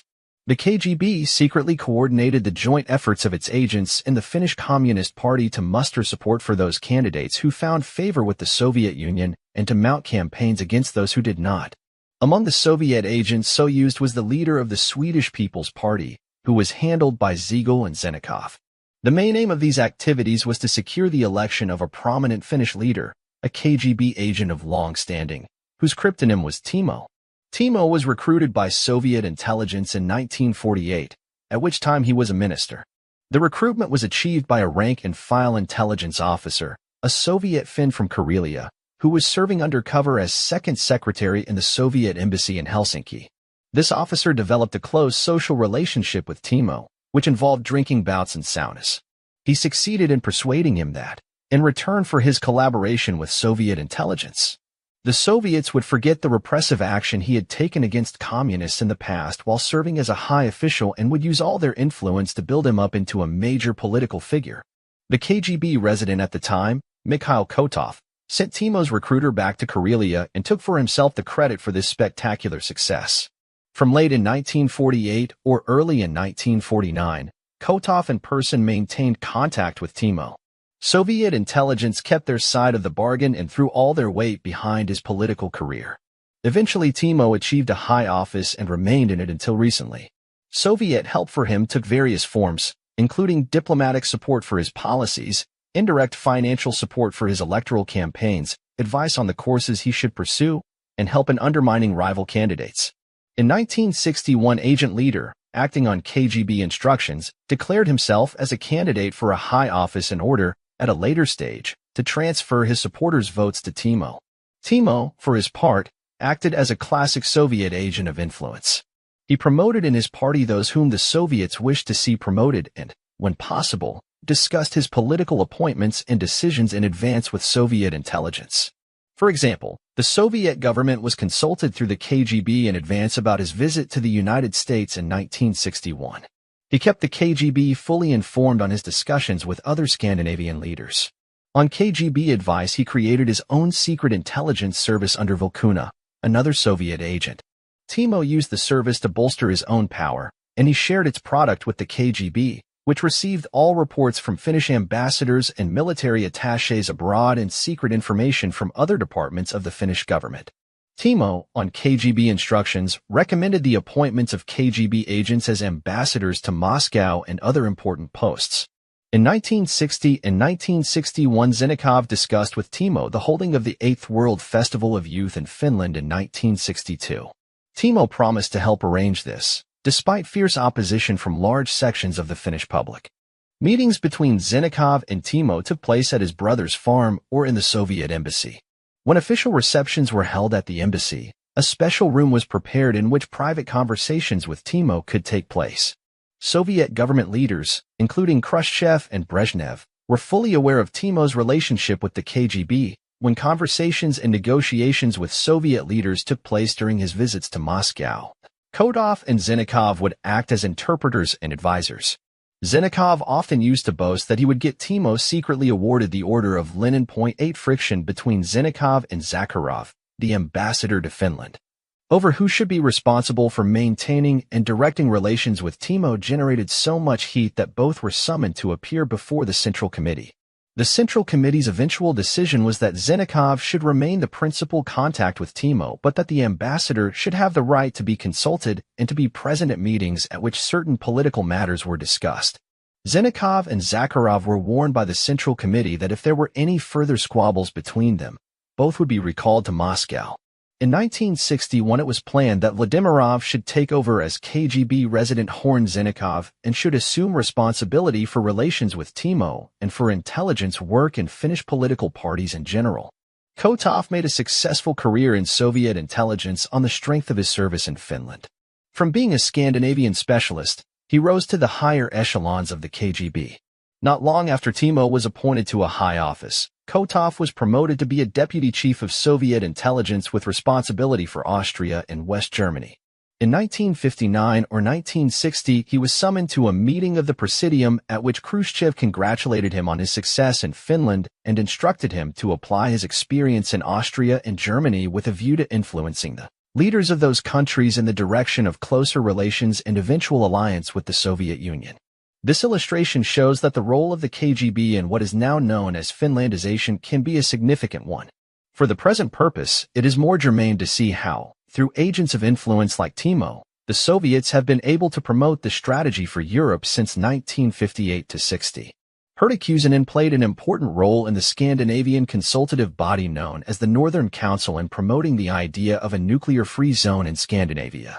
She was also active in the 1960s in the Women's International Democratic Federation, WIDF, and became its chairman. By June 1963, pro-Soviet influence in the Social Democratic Party had reached a level at which Tanner, true to his anti-communist convictions, felt unable to accept the party chairmanship.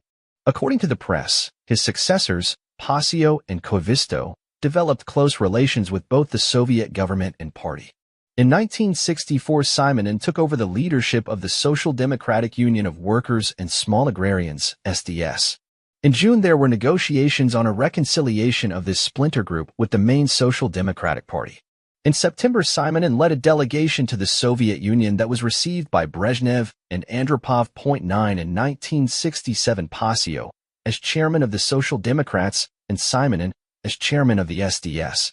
Both supported Timo for a high office.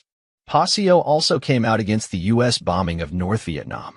In 1968, Timo was reappointed to his high office. In May 1968, a delegation led by Pasio visited the Soviet Union for party negotiations with the CPSU and met Brezhnev, Suslov, and Ponomarev. The delegation highly esteemed the foreign policy carried out by the CPSU. Representatives of both the Social Democratic Party and SDS demanded the cessation of American bombing in Vietnam and agreed on the convening of a European Conference on Security. In June 1968, a conference of delegates from 15 countries took place in Helsinki. It concerned the recognition of East Germany and the implications this would have for European security. In the same month, Timo paid an unofficial visit to the Soviet Union. In October-November 1968, Koivisto, who had taken over the post of Prime Minister, paid a visit to Moscow. In connection with the possible extension of NATO to cover gray areas, Koivisto remarked in November 1968 that Finland, had no enemies from whom to expect an invasion. The Great Soviet Encyclopedia recorded in 1969 that the Finnish Social Democratic Party fully cooperated on foreign policy with the Soviet Union. Perhaps Timo's greatest single service to communist strategy will turn out to be the help he gave in convening CSC in Helsinki. In 1969, the Finnish government agreed to act as host. During 1970, a Finnish ambassador was given a special assignment to visit the United States and Europe. In November of that year, the Finnish government addressed a note to 35 countries proposing a preparatory meeting on European security. In December, the Soviet Union agreed to the proposal. Similar agreement was expressed by all the East European states, including Yugoslavia, but not Albania. It is of particular interest that Timo visited the Soviet Union twice in 1970. In between the two visits to the Soviet Union, he visited the United States and discussed European security and the Middle East question. During his second visit to the Soviet Union, he said that the Soviet-Finnish Friendship Treaty of 1948 was of extreme significance for Finland, and he agreed to help prolong it for a further 20 years. The strategic role of the communist intelligence potential in Finland is known to the author in some detail up to the end of 1961 because he worked there. He also knows in general terms that similar activities were conducted in other European countries by KGB residents like Krokin and Rogov, whose real name is Tsimbal, in France, Fedotkin, Orlov, and Gorshkov in Italy, and Korovin, an alias of General Rodin, in Britain. In West Germany, the KGB was particularly active and successful in blackmailing and recruiting two categories of politicians and officials, those who had bad records from the Nazi period and those who were known from KGB penetration of other Western intelligence services to be working as agents for one or another of the Western powers. The exposure in April 1974 of Gunther Guillaume as an East German agent, which led to Brandt's resignation as chancellor, showed how far communist intelligence penetration had reached in West Germany. The author reported in 1962 that, in the previous September while serving in the KGB residency in Helsinki, he had read a highly classified circular letter from KGB headquarters to residencies abroad describing successful recruitments of important new agents in recent years, which should be emulated. One case, which was given as an example of a well-carried-out recruitment, illustrates the false flag recruitment technique. The circular said that in one of its residencies the KGB had an agent. He was a very dependable, active agent who had been working for the KGB for many years and who had at one time been a minister in his country. He still had entree into political circles in that country and in particular was sufficiently close to the American and British ambassadors for both of them to visit him at home. His KGB controller asked him if he knew anyone who could be recruited in the Prime Minister's office. The agent replied that he did have a friend there, but that it would be difficult to approach him because he was a man of pro-Western views. It was therefore decided that, since the man knew that the agent was on friendly terms with the American and British ambassadors, the agent would ask him, ostensibly on behalf of one of them, for information on the Prime Minister's conversations. The agent did so, and his friend agreed to supply information. In due course, he accepted money in return. The circular said that in this way the residency had gained a new and valuable agent who began systematically to give information on the Prime Minister and his running of the country. The normal practice in such a case would be for the KGB to take over direct contact with an agent recruited under a false flag once he had been sucked in, but the circular did not say whether this had been done in this case.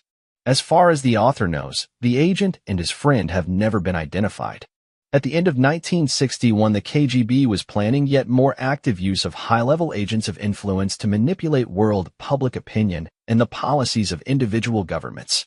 The KGB residencies abroad were instructed in 1961 to encourage its agents to attend the World Disarmament Conference in Moscow in 1962. No doubt the same instructions were repeated for other world peace congresses in the 1960s and 1970s. For Western security services, preoccupied in the main with conventional espionage, subversion, and law enforcement questions, the high-level agent of influence presents new and complex problems.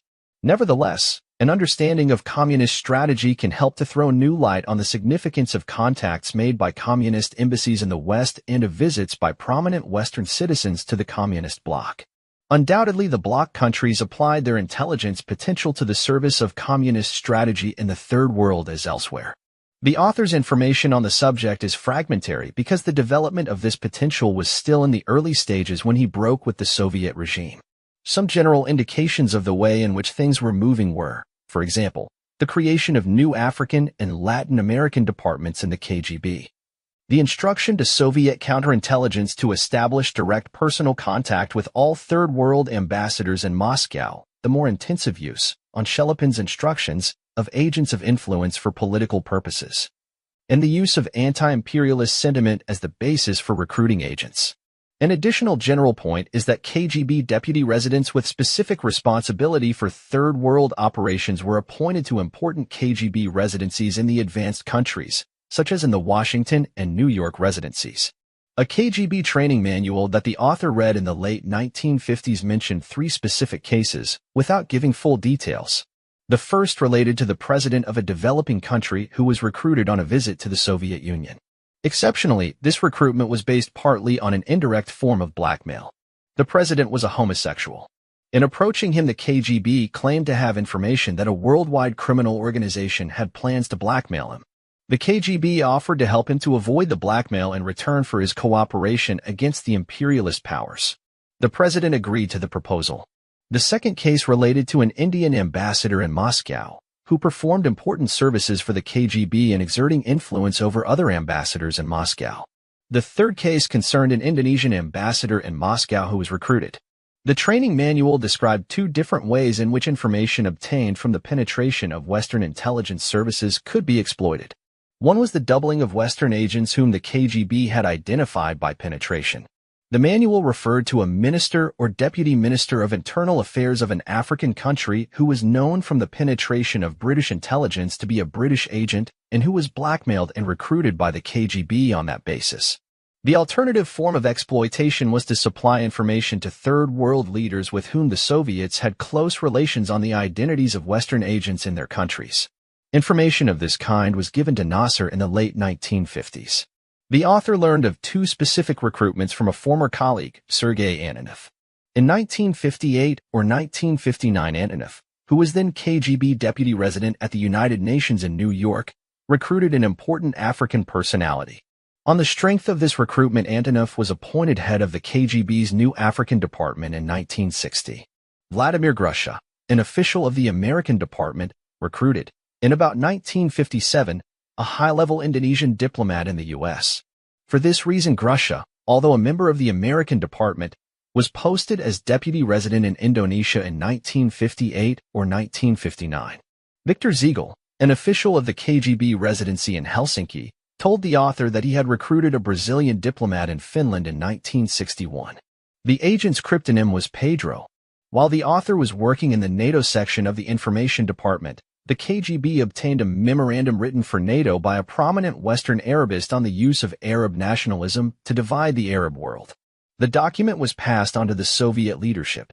In 1960, the KGB's decoding service broke the code used by the Turkish ambassador in Moscow and systematically read the messages passing between him and the Turkish Foreign Ministry. The traffic was known as Turkish Notebook. Mikhail Tkach was a former Soviet military intelligence officer who spoke good Persian and English and had worked undercover as consul general in Iran, where he was known for his skill in recruiting Iranian officials. In 1956, Tkach joined the KGB.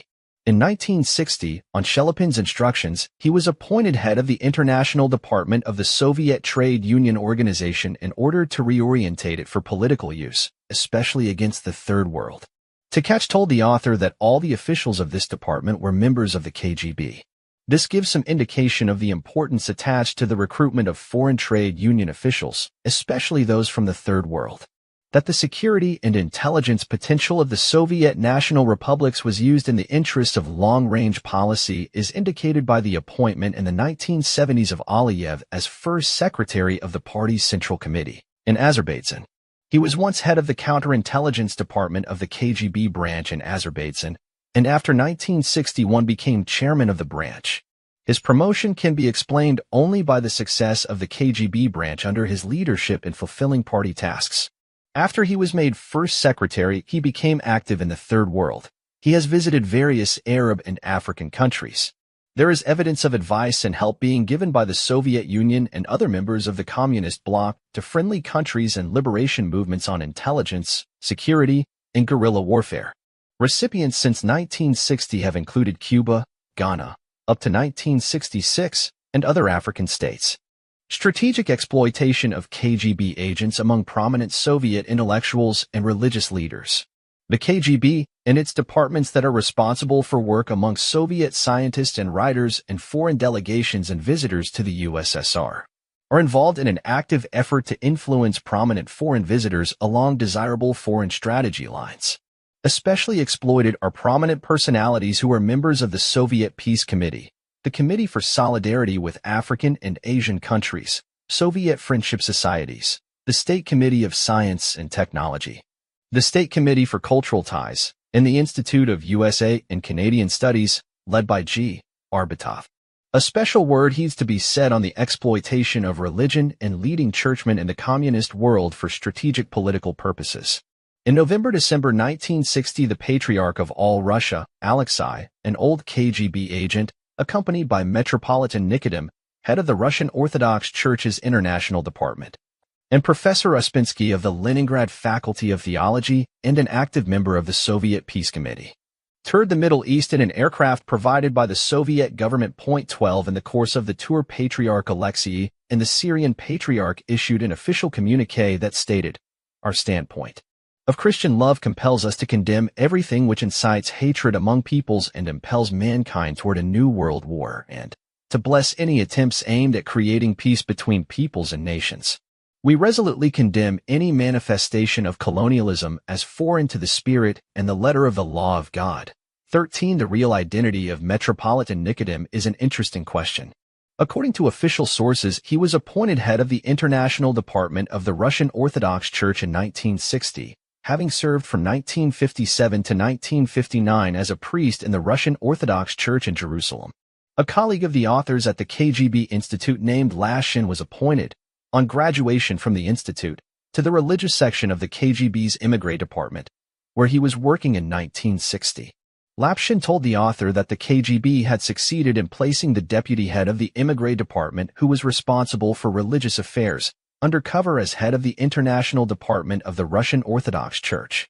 The KGB officer concerned, who used the name Viryukin in the KGB, had served as a priest in Jerusalem in 1957-58. He had earlier made a significant contribution to the KGB's penetration of the church and the persecution of its priests. He had been transferred abroad to specialize in other churches, using his KGB connections and facilities for political purposes. Lapshin himself was being prepared to serve in the United States undercover as the editor of a religious publication. His mission was probably cancelled because the author's connection with Lapshin would have been known to the KGB.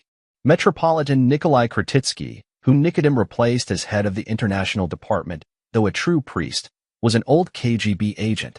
His replacement by Nikodym may well have been due to the fact that Kretitsky's association with the KGB was exposed by the former Soviet intelligence officer Dryabin in 1957. The Christian Peace Conference, composed of East European church leaders, dates from the period of the formulation of the long-range policy. It has played an active part in influencing Western churches in the interests of that policy. The Second All-Christian Congress in Defense of Peace, held in Prague in June-July 1964, attracted 1,000 delegates, including representatives of Buddhism and Islam as well as the Orthodox, Catholic, and the Anglican and other Protestant churches.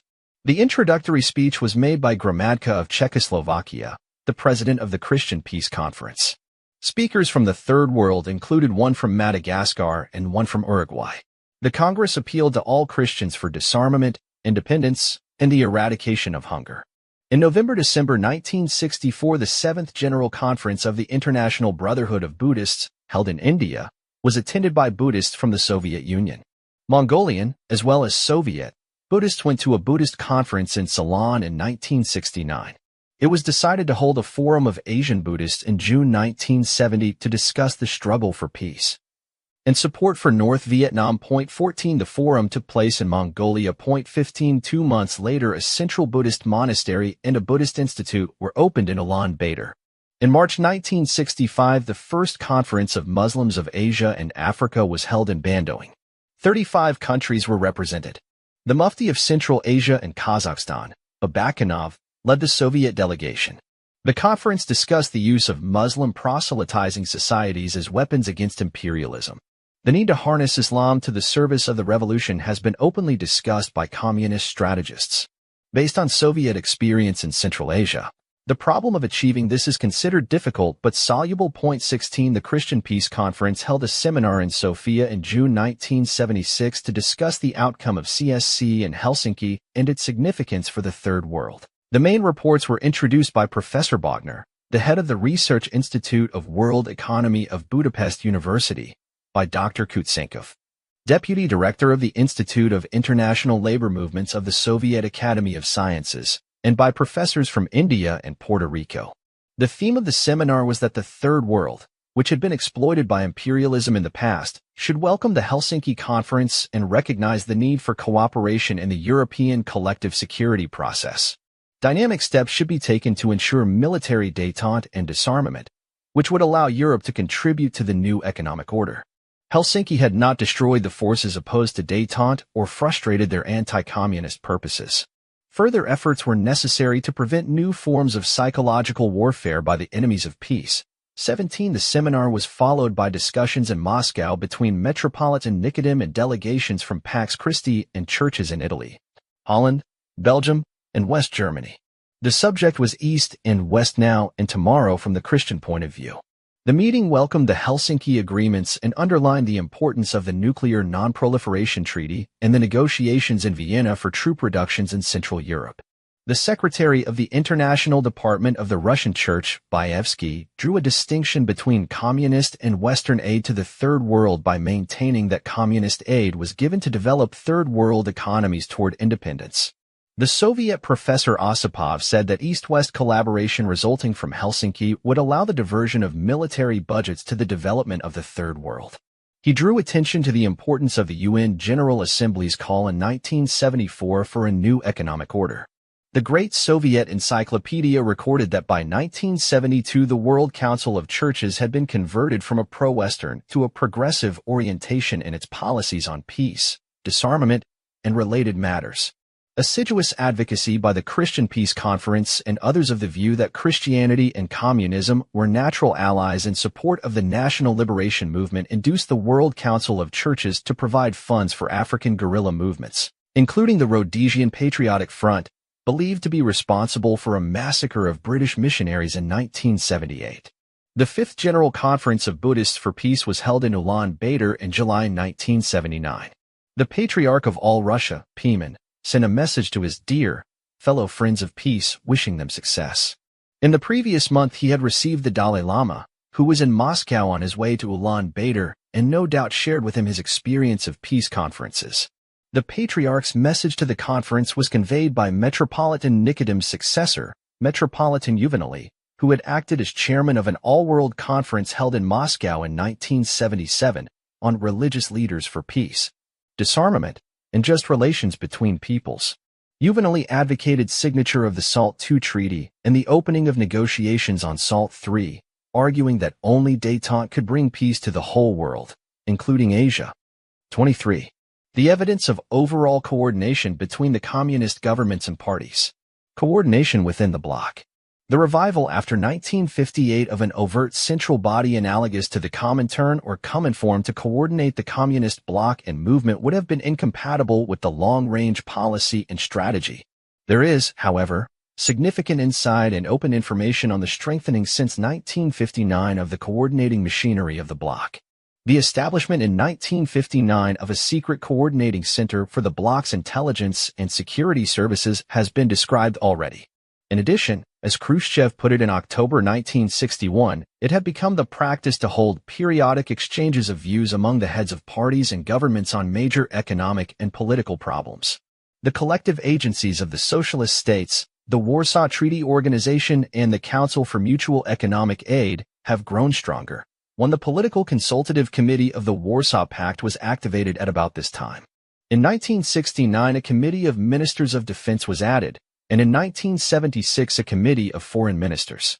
In Comecon, a permanent executive committee was established at the vice premier level in 1963. No less important than this supranational and governmental coordinating machinery is the wide range of multilateral and bilateral forms of contact at different levels between the leaders of the bloc and non-bloc parties and their party apparatuses. A systematic reading of official communist sources, especially the Great Soviet Encyclopedia, shows the scope and scale of both governmental and party contacts. All of these provide opportunities for the communist leaders and their experts in various fields to exchange information, opinions, and accounts of their experiences in implementing the policy and strategy, and to discuss and decide on new initiatives and tactics. The possibility that, in addition to these acknowledged forms of contact, there is a secret policy coordinating center for the bloc is discussed below. Before considering the main open forms of coordination, attention should be drawn to a general point made in the encyclopedia regarding various forms of contact. According to this source, the 22nd CPSU Congress in October 1961 determined the most appropriate forms of contact between parties in present conditions. Tu Chou Enlai was present at this Congress.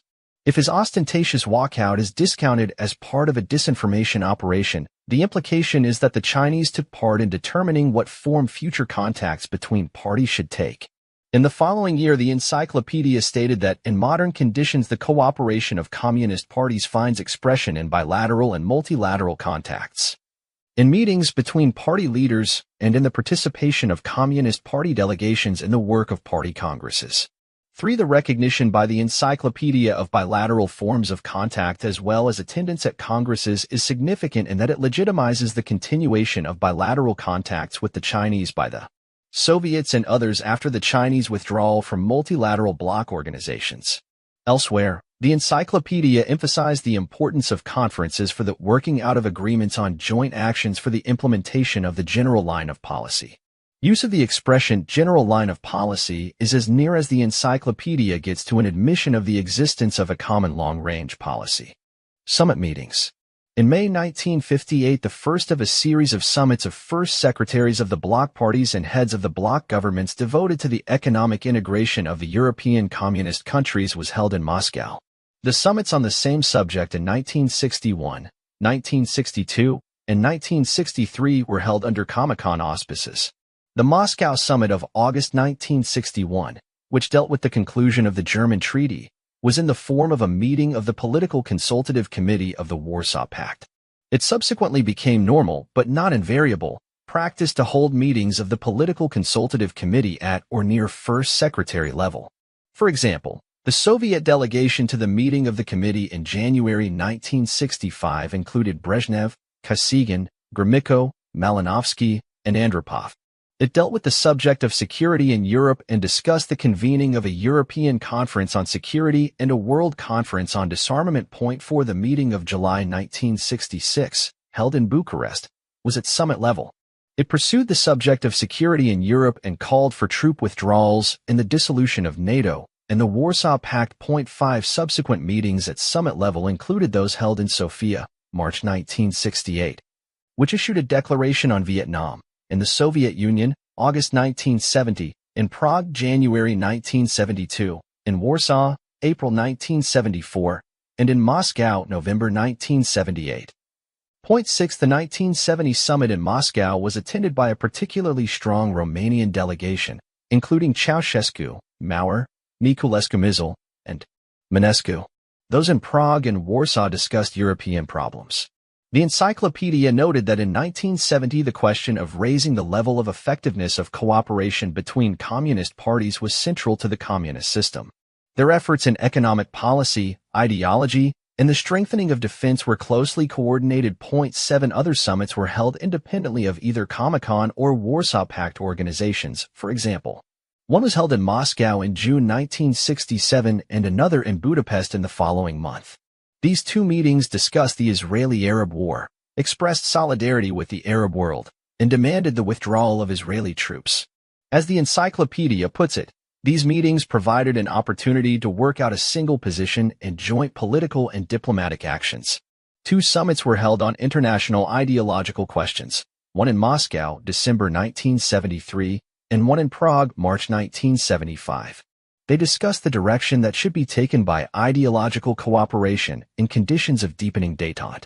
8. The political and military leaders of the Warsaw Pact countries met in Warsaw in May 1980. In addition to formal summit meetings, a series of informal summer gatherings of communist leaders have been held in the Crimea. References can be found to such meetings in 1971, 1972, 1973, 1976, 1977, and 1978, and probably to one held in 1974. As the encyclopedia for 1974 states, the Crimean meetings have become a tradition. The leaders keep each other informed and narrow down their positions in the political, economic, and ideological fields. 9. In 1975, the encyclopedia said that the meetings had become the forum at which the international situation is assessed, common tasks are discussed, and the strategy of joint actions is developed. Thanks to the Crimean meetings, the cooperation between communist countries has become closer. According to Pravda, March 20, 1981, it was noted at the 26th CPSU Congress that, during the past years, 37 friendly meetings at the summit level had taken place in the Crimea. The future development of relations between the fraternal parties and countries, key problems of world politics, and tasks for the future were discussed at these meetings. A second new type of high-level gathering made its appearance in the 1970s. In September-October 1975, in January 1976, and in March 1977, there were conferences of the second secretaries of the Central Committees held in Moscow, Warsaw, and Sofia respectively.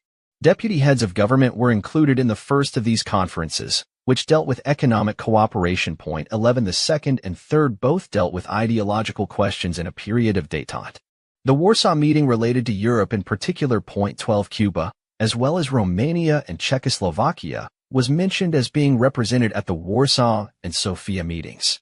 One meeting of the Warsaw Pact Political Consultative Committee that does not appear to have been held at first or second secretary level is nevertheless worthy of note. It took place in Bucharest, the capital of supposedly independent Romania, in November 1976. Its agenda covered the deepening political and military cooperation between members of the pact. In order to perfect the mechanism of political cooperation within the framework of the Warsaw Pact, a committee of ministers of foreign affairs, together with a combined secretariat, was established as an organ of the Political Consultative Committee. Coordination through diplomatic channels. With the adoption of the long-range policy, diplomatic representation within the bloc became a permanent form of political coordination among its members. This statement is supported by the fact that an unusually large number of new ambassadors were appointed between bloc countries in the period 1960 to 62. New Soviet ambassadors were appointed in 1960 to Bulgaria, Czechoslovakia, Cuba, and Hungary, in 1961 to Mongolia, Romania, Yugoslavia, and Albania, in 1962 to Cuba, Yugoslavia, and East Germany. The Romanians, Hungarians, Mongolians, and Cubans appointed new ambassadors to the Soviet Union in 1960, the Yugoslavs in 1961, the Chinese in 1962, and the Czechoslovaks in 1963. The status of Soviet ambassadors changed at the same time. There are indications 14 that Soviet ambassadors to other bloc countries were made responsible for coordinating all aspects of long-range policy within the countries of their accreditation. Soviet ambassadors are carefully chosen so as to ensure that their background and experience fit them for the specific tasks they will have to perform. Because of their coordinating function, almost all Soviet ambassadors within the bloc since 1960 have been members of the Central Committee of the CPSU. In this context, it is worth remembering Tito's complaint in 1948 that the Yugoslavs could not be expected to reveal secret party information to Soviet representatives who did not have that status. It is also interesting to note that no distinction seems to be made between the status of Soviet ambassadors in dissenting bloc countries, such as China and Romania, and Orthodox countries, such as Hungary and Bulgaria. For example, the Soviet ambassador to Romania from 1965 to 1971 was Basov, a Central Committee member. The Soviet press indicated in July 1966 that he was a member of the Soviet delegation to the Comecon meeting in Bucharest. The delegation included Brezhnev and Kosygin. Of special interest are the Soviet ambassadors to China. From 1959 to 1965, the post was held by Chervenenko. It is noteworthy that Chervenenko, who was appointed in the period in which China was actively participating in the formulation of the long-range policy, should have been kept in Peking for the first 5 years of the split. It is even more remarkable in the light of his background. From 1951 onward, he was a senior party theoretician and official in the Ukraine. From 1956 to 1959, he was secretary of the Central Committee of the Ukrainian Party. As such, he was a close friend and confidant of Khrushchev. He went to Peking and remained there as a leading political and party figure, not as a career diplomat. His posting indicated the close political and party relations between the Soviet Union and China. His subsequent career is of equal interest. In 1965, he was transferred from Peking to Prague, where he remained until 1973, a period spanning both the preparation for and the aftermath of the Prague Spring. In 1973, he moved to Paris, in time for the development of Eurocommunism and other elements of the bloc's strategy for Europe. He has been awarded 2 Orders of Lenin. In Peking, he was succeeded by Lapin, who served there from 1965 to 1970. Lapin was elected a member of the Central Committee at the 23rd CPSU Congress in 1966. As chief editor of broadcasts from 1944 to 1953, he became an expert on the censorship and manipulation of news. He went on to become Minister of Foreign Affairs for the Russian Republic from 1960 to 1962 and Deputy to Gromyko from 1962 to 1965.15. Lapin's successor was Tolstakov, a prominent party official. From 1952 onward, he was active in party work in Leningrad and rose to be first secretary of the Leningrad Provincial Committee, one of the most important party posts in the Soviet Union, and one once held by Zhdanov. Tolstakov has been a member of the CPSU Central Committee since 1961. Sherbakov, who took over from Tolstakov in Peking in 1978, worked in the Central Committee apparatus from 1949 to 1963 and from 1974 to 1978. He has been a member of the Central Revision Committee of the CPSU since 1966. He was minister at the Soviet Embassy in Peking in 1963 to 64, crucial years in the development of the Sino-Soviet split. From 1964 to 1974, he was Soviet ambassador to Vietnam. The successive postings to China of these 4 very senior Soviet party officials is incompatible with the deterioration in Sino-Soviet party relations that is alleged to have taken place. The continuity of Soviet and Chinese foreign policy is further symbolized by the continuance in office as the ministers of foreign affairs in their respective countries of Gromyko from 1957 to the present day and of Chen Yi from 1958 to 1971. Bilateral coordination within the bloc. Even if bilateral coordination is considered a less perfect form of coordination within the communist world than multilateral, it is still officially recognized.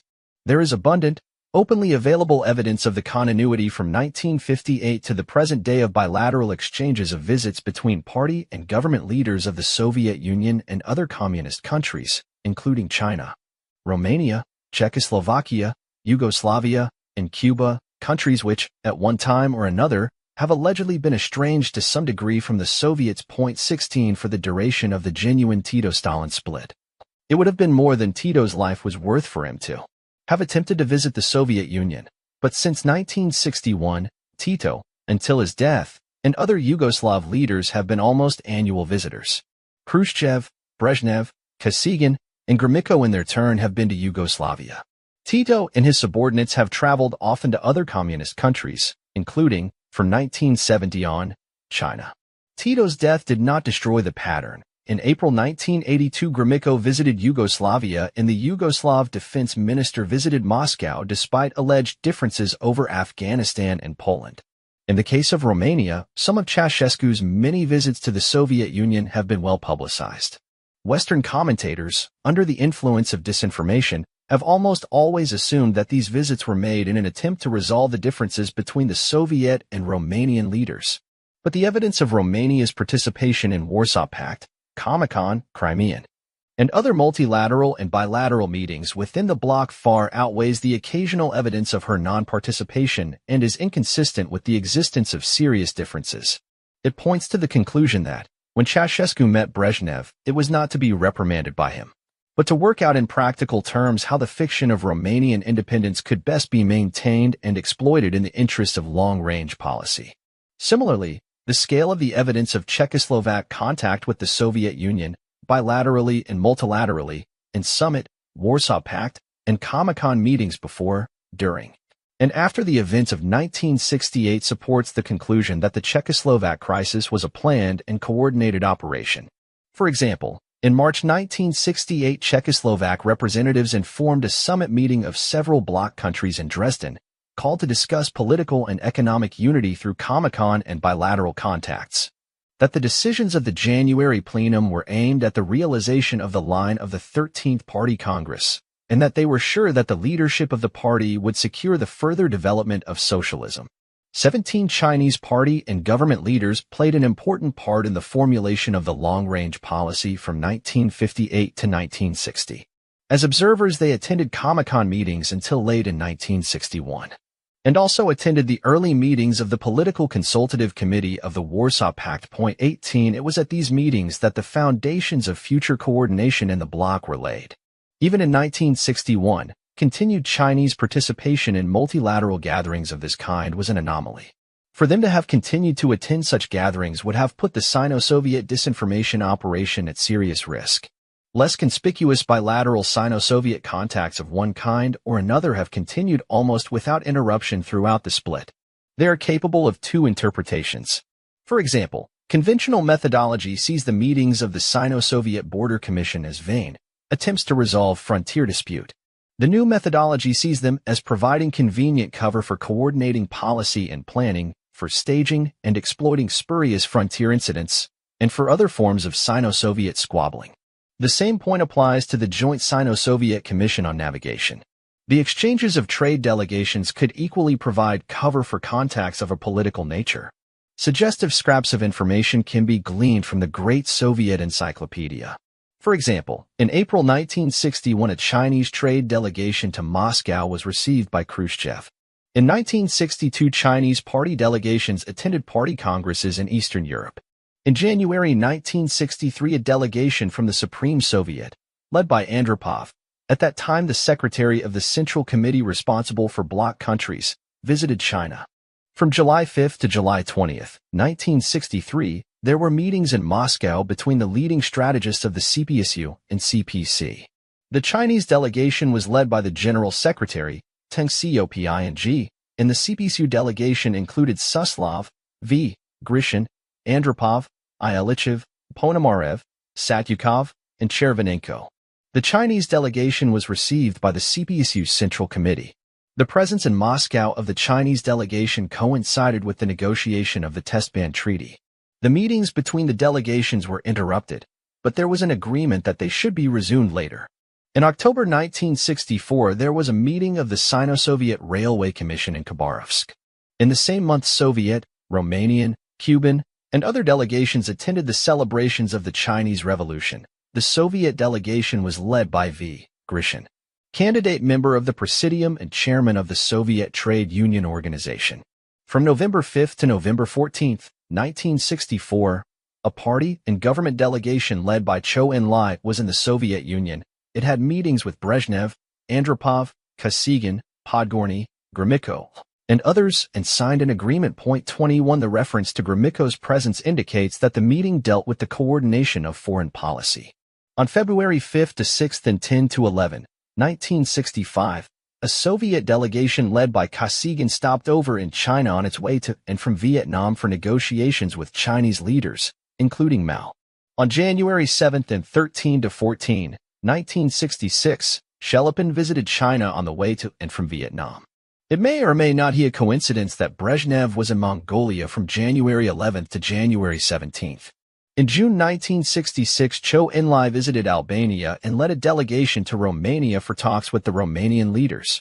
From June 19 to August 8, 1969, the Sino-Soviet Joint Commission on Navigation in the Amur Basin held its 15th session and reached an agreement. No dates were given for the first 14 sessions. In September 1969, Romanian leaders visited Peking. On September 11, Kosygin met Zhou Enlai in Peking. On October 20, Sino-Soviet negotiations took place in Peking on problems of mutual interest. The Soviet delegation was led by the first Deputy Minister of Foreign Affairs, V. Kuznetsov. Kuznetsov remained in China until June 13, 1970. On August 15, 1970, the Deputy Minister for Foreign Affairs, Anatoliy, arrived in Peking as head of a Soviet government delegation for negotiations with the Chinese. Between July and December 1970, 16 Sino-Soviet negotiating sessions were held on the settlement of border questions. In August and September 1970, negotiations on Sino-Soviet border trade were held in Khabarovsk.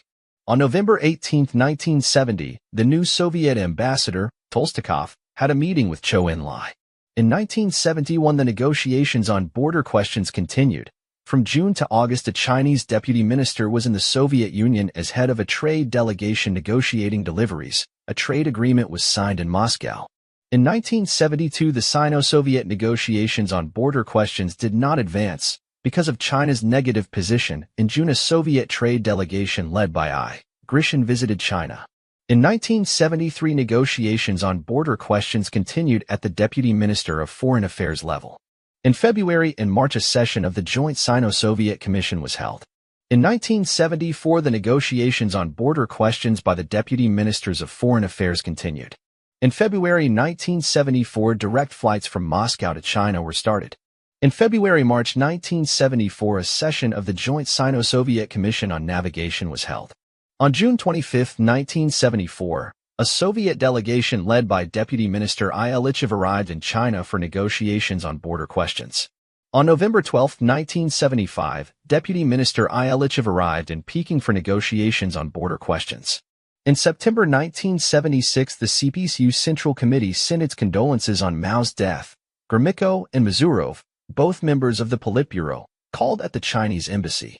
On November 29, 1976, Deputy Minister Anatoliy arrived in China. Negotiations on border questions continued in Peking until February 1977. From July to October 1977, the Joint Sino-Soviet Mixed Commission on Navigation resumed its sessions after a two-year interruption. On July 20 to 28, 1977, a Chinese government trade delegation, led by the Deputy Minister of Foreign Trade, visited the Soviet Union and was received by Patrushev. In April 1978, Anatoliy arrived in Peking to resume negotiations. Talks were held in Moscow from September 29 to November 30, 1979, between Anatoliy and the Chinese Deputy Foreign Minister, Wang Yuping. They were to take up broad questions of political and economic relations, other than border disputes. According to TASS, it was agreed that the talks should continue in Peking. Gromyko met Wang in December. Early in 1981, China and the Soviet Union renewed an accord on navigation rights in the Amur River.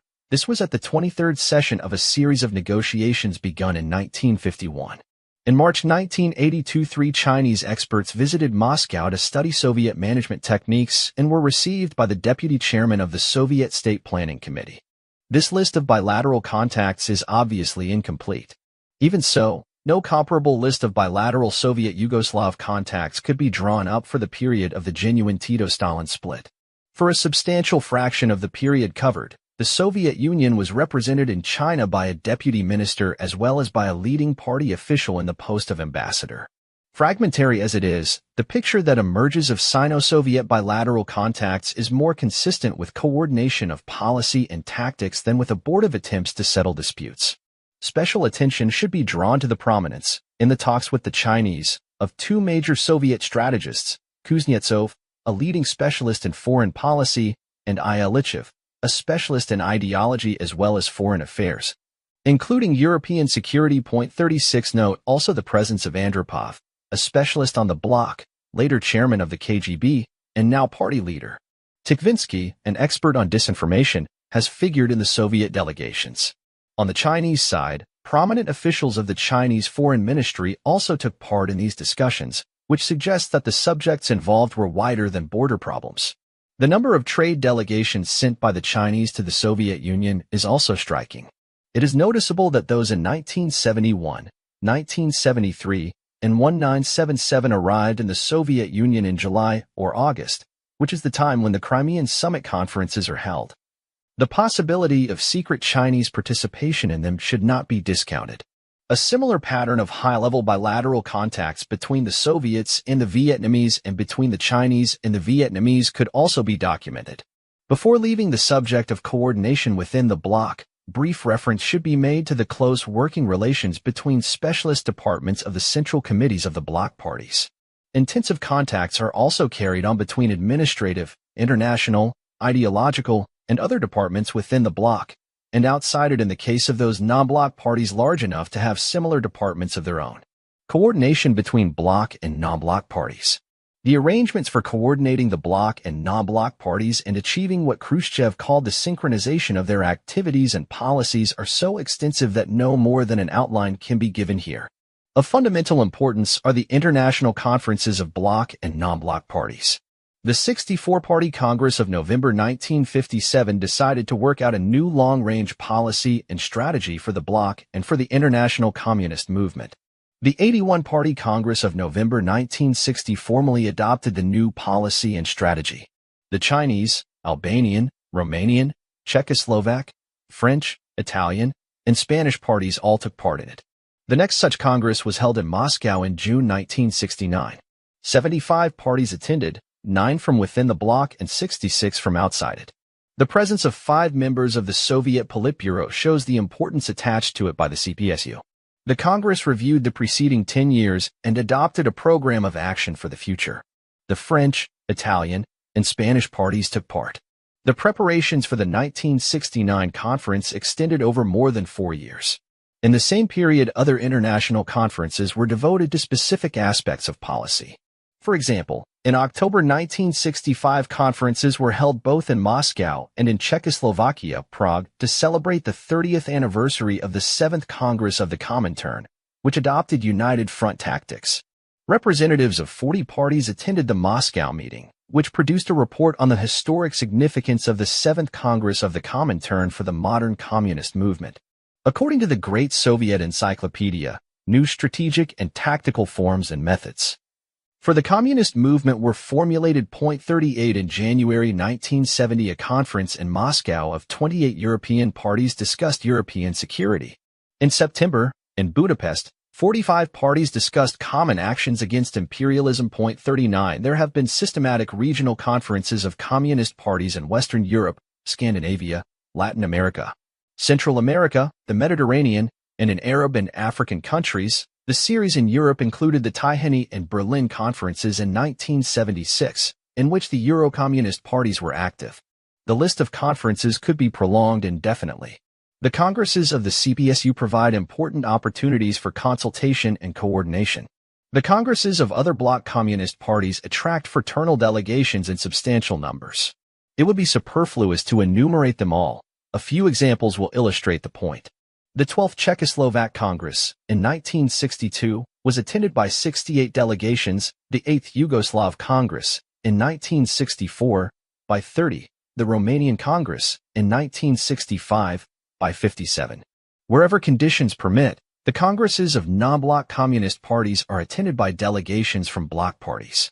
There are innumerable official and unofficial contacts between communist parties and national and international communist front organizations, such as the World Federation of Trade Unions and the World Peace Council.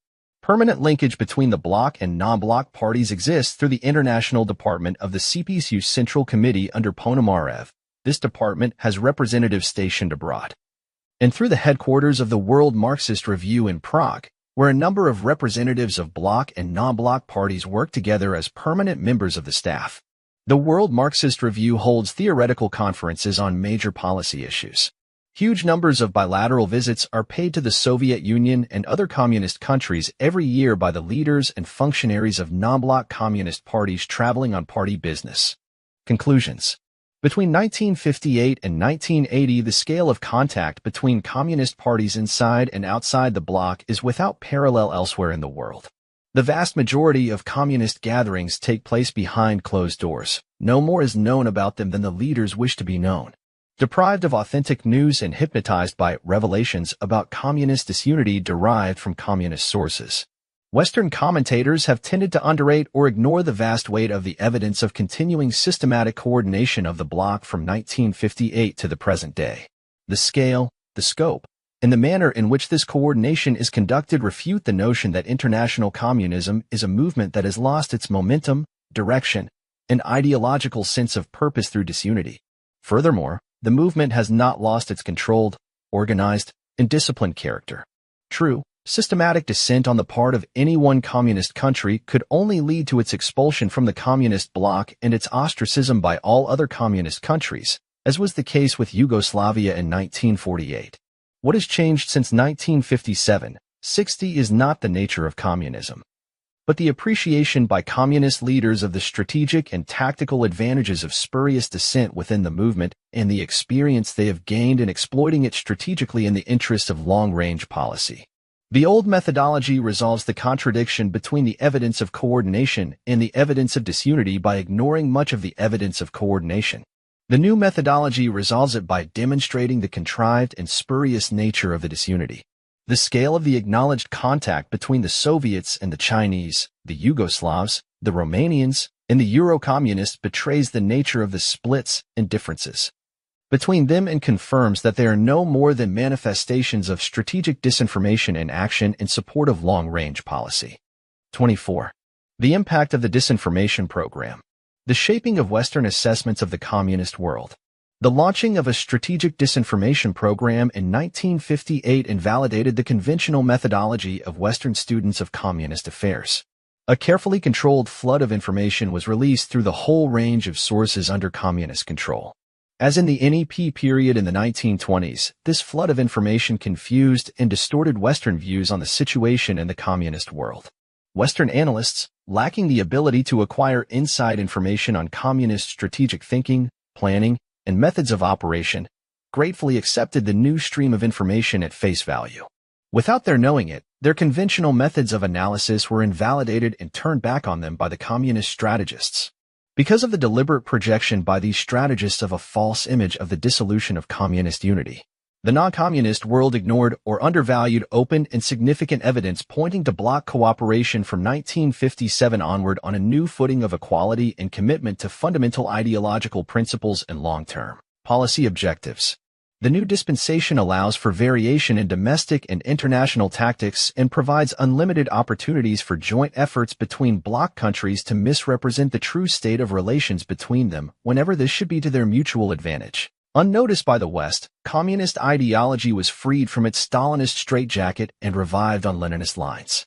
The change was successfully misrepresented as the spontaneous replacement of ideology by nationalism as the driving force behind the communist world. Non-communist studies came increasingly to be based on information emanating from communist sources. While observers in the non-communist world sometimes showed some awareness that information was reaching them through channels under communist control, there was virtually no recognition of the fact that the information had been specially prepared behind the Iron Curtain for their benefit. The political role of the intelligence services was ignored, and since the evidence of planning and coordination in the activities of the bloc was also overlooked, the growth of internal opposition movements and the eruption of disputes between communist states and parties were wrongly seen as spontaneous developments. Up to 1960, and despite the Tito-Stalin split of 1948 and the Polish and Hungarian uprisings of 1956, the non-communist world was willing to accept as fact the growth of a cohesive communist bloc and international movement. Some Western analysts, like Professor Passani, regarded the decisions of the 81 Party Congress in November 1960 as indicating the adoption of a long-range policy. But the acceptance at face value by Western statesmen, diplomats, intelligence services, academics, journalists, and the general public of the subsequent evidence of disputes and disunity in the communist world precipitated a new attitude that would have been unthinkable before, and that caused the views of Passani and others to be regarded as anachronistic if not antediluvian.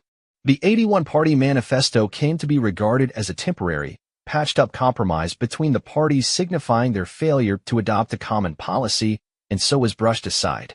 The evidence of evolution and splits in the communist world was so overwhelming in volume and so convincing in character that none could continue to question its validity. Acceptance in particular of the Sino-Soviet split as a reality became the common basis for all non-communist attempts to analyze present and future policies and trends in the communist world. As a result, Western perception of offensive communist intentions was blunted, and the evidence of coordination in the execution of worldwide communist strategies was discounted. Because strategic disinformation was not recognized as such, Western views on internal developments in the communist world came increasingly to be shaped and determined by the communist strategists in the interests of their own long-range policy.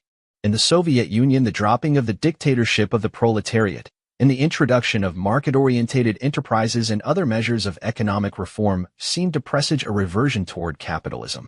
The gradual rise in living standards seemed to be taking the edge off the Soviet appetite for revolutionary change, generating new pressures on the regime to allow greater freedom and improve the supply of consumer goods. Apparent differences in the Soviet leadership between the liberal reformers and conservative ideologists on how to grapple with these pressures and reconcile the need for progress with lip service to ideology confirmed Western belief in the recurrence of power struggles, mainly behind the scenes but sometimes in the open, as in the case of Khrushchev's dismissal. When the liberals appeared to have the upper hand, expectations were aroused of increasing cooperation between the Soviet Union and the West. Moderation in Soviet propaganda and expressions of interest in peaceful coexistence and business-like negotiations seemed genuine, especially when compared with the implacable hostility of the Chinese.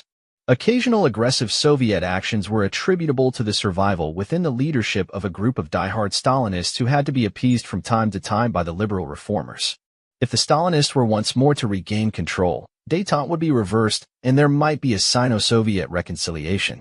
The West therefore had an interest in strengthening the hand of liberal reformers. Provided they survived, there were prospects of an improvement in relations owing to the existence of common interests between the Soviets and the West in avoiding nuclear conflict and confronting Chinese militancy. In the long run, the technological revolution offered prospects of a gradual narrowing of the gulf between the communist and non-communist systems. Such were the arguments of the 1960s. Despite the revival of neo-Stalinism toward the end of the decade, the arguments survived and gained weight until the later 1970s. The apparent opening up of cracks between the communist states was assessed as an encouraging development. The emergence of a range of different brands of communism seemed to show how ideology had lost its binding force. The rivalries between the communist states appeared rooted in traditional national sentiment. The impact of the Sino-Soviet dispute on Western thinking can be illustrated by the change in attitude of Allen Dulles, the former director of the CIA. A man of unquestionable integrity and anti-communist conviction with access at the time to all available open and secret information. In an address delivered on April 8, 1959, Mr. Dulles said, "As long as the principles of international communism motivate the regimes in Moscow and Peking, we must expect that their single purpose will be the liquidation of our form of free society and the emergence of a Sovietized, communized world order. They change their techniques as circumstances dictate. They have never given us the slightest reason to hope that they are abandoning their overall objectives. We sometimes like to delude ourselves into thinking that we are faced with another nationalistic power struggle of which the world has seen so many. The fact is that the aims of the Communist International with its headquarters in Moscow are not nationalistic. Their objectives are not limited. They firmly believe, and eloquently preach, that communism is the system which will eventually rule the world and each move they make is directed to this end. Communism, like electricity, seeks to be an all-pervasive and revolutionary force." One only 3 years later, speaking on the same subject at the convention of the American Bar Association in August 1962 in San Francisco. Dulles, in referring to the unfolding Sino-Soviet dispute, maintained that the communist system was showing manifold vulnerabilities and weaknesses. Confirmation of this view was soon visible in the growing independence of Romania. Following Tito's example, Ceausescu seemed to be championing his people's cause against Soviet interference in their country. He was therefore worthy of support in concrete terms. Similar aspirations and tendencies toward independence from the Soviet Union were thought to be at work elsewhere in Eastern Europe, especially in Poland. But it was in Czechoslovakia that the newest and most exciting brand of communism burst upon the market in the Prague Spring of 1968. This seemed more than just an assertion of Czech and Slovak nationalism. It was a rethinking of some of the basic concepts of the relations between the individual and the communist state. It was socialism with a human face. And it opened up new possibilities of East-West cooperation.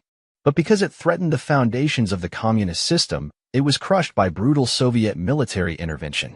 Apparently shaken by rebellion outside their borders and the growth of dissidents at home, the Soviet leaders under Brezhnev reverted to repression on crude Stalinistic lines.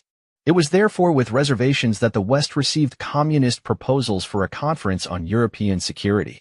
Nevertheless, the Czechoslovak experience had, it seemed, demonstrated the existence of liberalizing tendencies in the communist world, a point underlined by vocal Soviet dissidents. It was therefore worthwhile for the West to engage in discussions on European security and human rights, even if only with an eye to the future. Tito and his Yugoslav regime were thought to be helpful in promoting liberalizing tendencies in the bloc. Yugoslav influence in the non-aligned movement was welcomed as an obstacle to the extension in the developing countries of Soviet and Chinese power. The tendency toward disintegration seemed to have spread from the bloc to the international communist movement. The Sino-Soviet split had triggered off a splintering process in many communist parties. Soviet intervention in Czechoslovakia had been repudiated by several important parties, including the French and Italian, the two most powerful in Europe. In the mid-1970s, both parties had expressed their independence of the Soviet Union and added their voices to the cry for democracy, human rights, and a Europe free of military pacts. Even if the Italian party came to power, it seemed that might not be incompatible with the survival of democracy or even with continuing Italian adherence to the North Atlantic Treaty. To sum up, the apparent loss of revolutionary ardor, the apparent disunity in the bloc and movement, the apparent preoccupation of the communist states with fratricidal struggles, and the advent of détente all pointed to the same conclusion. The Cold War was over. The new situation seemed to demand accommodation and a positive response to communism rather than the old forms of resistance and containment. The effect on Western policy formation. During the Cold War, when the threat of communism seemed dangerously acute, traditional national differences between the Western powers were to some extent subordinated to the common interest in self-defense. From 1945 to 1949, Western Europe was recovering from the devastation of the war. American superiority was unquestioned. Europe was dependent on the United States to restore its economic life and protect it from Soviet attack. By the mid-1950s, the situation was already changing. Europe was on the road to recovery and was beginning to see itself as a community of rapidly advancing economic powers. Resentment of American influence was growing. Especially in France, there was a demand for a more equal partnership with the United States. In October 1958, General de Gaulle addressed a memorandum to the American and British governments asking in effect for the creation of a triumvirate of powers with worldwide responsibilities. The memorandum reflected the changing economic realities in Europe. Given a clear-sighted and realistic common assessment of the long-range communist problem, the required adjustment of relationships within the Western Alliance, based on the principle of equal partnership, might have been achieved. As it was, the alliance was allowed to drift. At the same time, changes began to appear in the communist world that, distorted and exaggerated by communist disinformation, indicated a reduction in the immediacy and intensity of the threat from communism. The argument for sacrificing national interests for the sake of Western unity and defense was weakened. If the communist monolith was disintegrating into a set of rival national regimes, whose national interests were increasingly overriding their supposedly common ideology, the nations of the West could afford to revert to the pursuit of their traditional national interests in their particular spheres of influence. It was no longer necessary to strengthen Western unity under American leadership. It was more important to examine possible new alignments. The developing nations were no longer frightened into joining Western-backed military alliances. They could pursue their independence more effectively outside, or in active opposition to, the alliances while seeking cooperation with the communist countries. If communist ideology was a declining force, then Western ideological anti-communism of the Cold War variety was outdated. It would serve only to blight the growth of nationalism in the communist world and drive the increasingly independent communist regimes back together. The new look in the communist world dictated a re-examination of traditional Western concepts. The world could no longer be simply divided into two antagonistic blocs divided neatly along ideological lines. Given Soviet commitment to détente and peaceful coexistence and given the existence of the Sino-Soviet split, the concepts of East-West ideological competition and the global containment of communism seemed obsolete. They could endanger peace or provoke a Sino-Soviet reconciliation. Unity in Western military, political, and economic policies toward the bloc had become superfluous even before it had been achieved. The new situation called for flexibility and freedom of initiative. Different schools of thought developed on how best to take advantage of the new situation in the communist world. If nascent differences between the communist states were to be encouraged, differentiated approaches to them were needed. Bridge building with those East European states showing liberal or independent tendencies would help to wean them away from the Soviet Union. At the same time, it seemed necessary to encourage closer Western relations with the Soviet Union to stimulate the process of internal evolution and to exploit her differences with China, in other words, to play the Soviet card. History, it was said, will not forgive us if we miss that chance. In the United States, some argued that the emergence of the Soviet Union and the United States as nuclear superpowers rendered the Western alliance less important. A unilateral approach to the Soviet Union was to be preferred as less complicated and less likely to provoke Sino-Soviet reconciliation. A sympathetic understanding was required of the position of liberal Soviet leaders. Their influence would be strengthened if they could be helped to solve their agricultural crises, industrial failures, technological backwardness, and shortages of consumer goods. Better fed, better housed communists would be more satisfied and less revolutionary. The extent to which Khrushchev was accepted as a liberal in the West was illuminated by the widespread Western fears of a reversion to hardline Soviet policies provoked by the news of his dismissal. In 1964, and the relief that ensued when it became apparent that détente and peaceful coexistence would continue. Another school of thought in the United States contended that the West should not seek actively to exploit the Sino-Soviet dispute for fear of achieving the opposite effect to that intended. The two communist giants were best left to fight it out between themselves. A passive policy on the Sino-Soviet split could nevertheless be accompanied by an active policy toward Eastern Europe. The continuing independence of Yugoslavia had demonstrated the success of Western policy toward or after 1948. An active trading policy in Eastern Europe, apart from being profitable, offered hopes of prizing other East European satellites away from the Soviet Union. In France, the Gaullist vision of a greater Europe stretching from the Atlantic to the Urals became a topic for serious discussion. Differences over policy toward China widened. The United States clung to the view that no concessions should be made as long as the regime pursued its radical militant line. Other countries, especially France, argued that China was embittered by its diplomatic isolation. Granted diplomatic recognition, a seat in the United Nations, and more favorable openings for trading with the West, it would evolve, like the Soviet Union, on more moderate lines. In the 1970s, the obvious Soviet military threat in Europe and open Soviet aggressiveness in Africa and Afghanistan, in contrast with China's newfound moderation, generated a new school of thought advocating closer relations with China, or playing the China card. In oversimplified form, these were some of the arguments and considerations taken into account by the architects of Western policies in the 1960s and 1970s.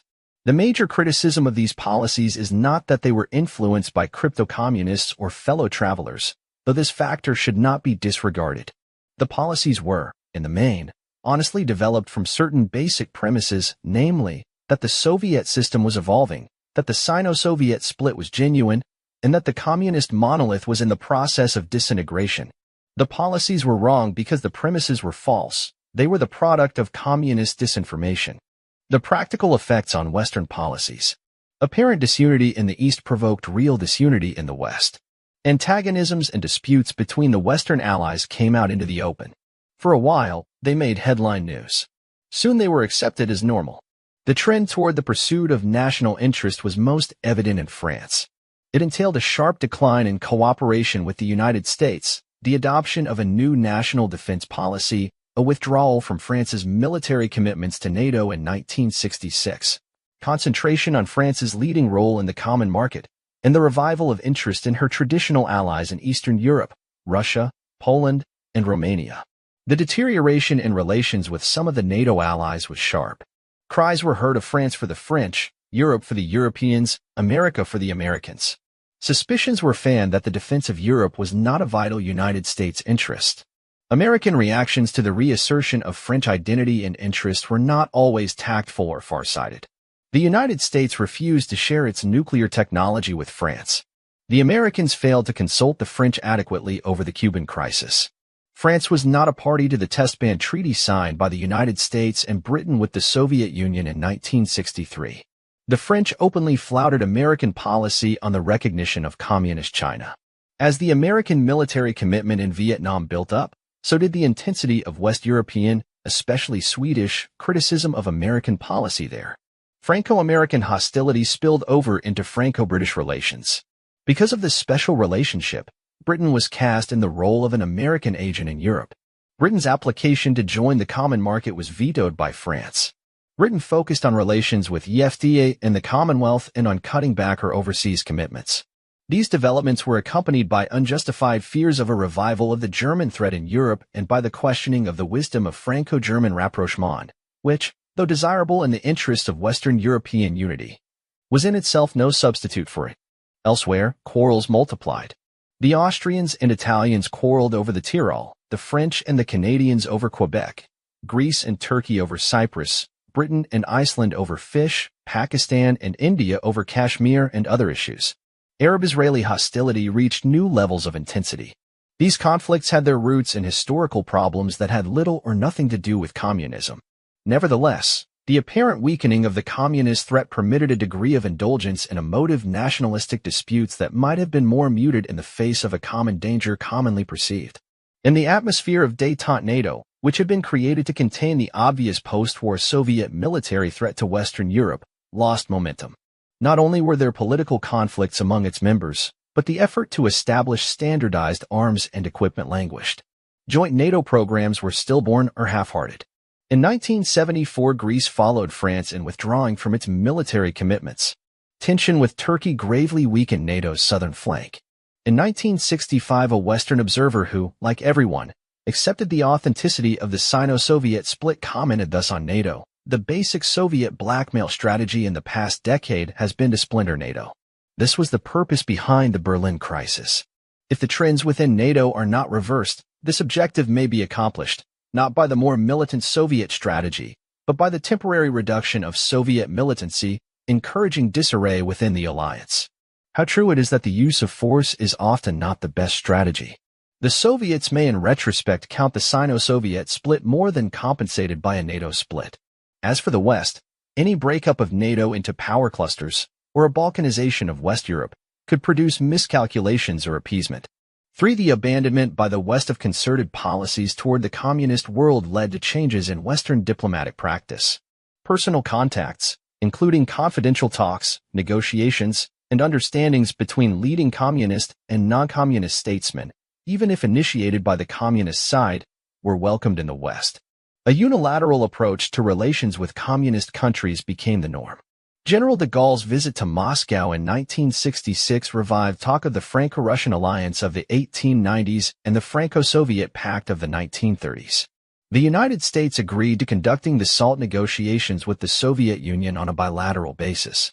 Regular bilateral political consultations between the Soviets and the French and Italian governments became accepted practice. In West Germany, the argument for an opening to the East gathered strength and found expression in Chancellor Brandt's Ostpolitik in the early 1970s. The Western response to China's détente diplomacy appeared not to be concerted.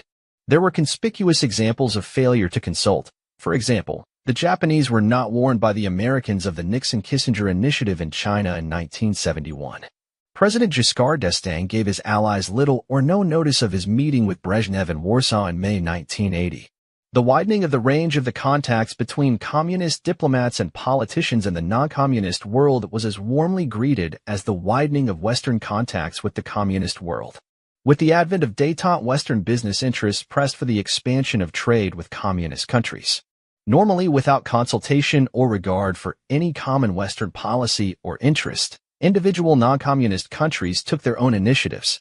Justification, if needed, was to be found in the arguments that the trade was profitable and beneficial to the economies of the non-communist world, and that it would promote good East-West relations and stimulate pro-Western, liberal, nationalistic, and separatist tendencies in the communist world, thereby contributing to world stability and peace, and perhaps in the long run to the formation of a world common market.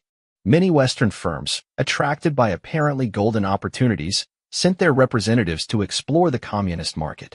The British, having the greatest experience in world trade, took the lead, closely followed by the French, West Germans, Italians, and Japanese. The Germans, in particular, extended long-term credits to Eastern Europe, hoping, apart from making a profit, to promote independence from the Soviet Union. The Europeans and the Japanese increased their trade with China, hoping at the same time to take the edge off Chinese militancy. There was a general trend in the 1960s toward easing restrictions on trade with communist countries. The policy of limiting East-West trade, underlined in the Rome Agreements of 1958-59, was abandoned in favor of expansion, controls on strategic exports from the West were relaxed, and major industrial plants of definite strategic importance to the communist bloc were constructed on communist territory by Western enterprises. Longer-term credits were provided. Most favored nation status was granted to additional communist countries, including Romania and, in 1980, China. The United States, which had for long opposed the expansion of East-West trade, began to change its ground. By 1977, as the President's State of the Union message for that year shows, the encouragement of trade with the Soviet Union and Eastern Europe had become official American policy. Scientific and technical cooperation flourished, and the export of high-technology goods, including computers, was permitted even by the United States. All these steps were taken by Western nations acting individually, with little or no consideration of the possible long-term consequences. Particular favor was shown to the Yugoslavs on the grounds that, having broken with the Soviet Union in 1948, they had established a precedent for Eastern European independence. Next in favor were the Romanians, for the very reason that they appeared to have set off on the same independent course as Yugoslavia. The Romanian Minister of Foreign Trade was received in France, West Germany, and the United States.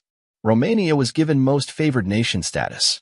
Credit was made available to Romania more freely than to any communist country other than Yugoslavia and Poland.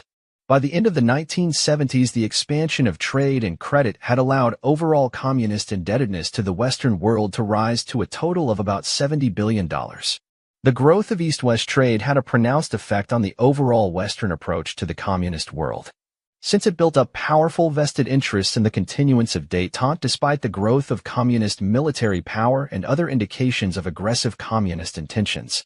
Détente and disinformation on communist evolution provided grounds for socialist parties to view with greater favor the formation of united fronts with communist parties. Apart from improving the chances of socialists gaining power, united fronts looked like a promising device for influencing communist parties to move closer to social democracy and further from the Soviet Union.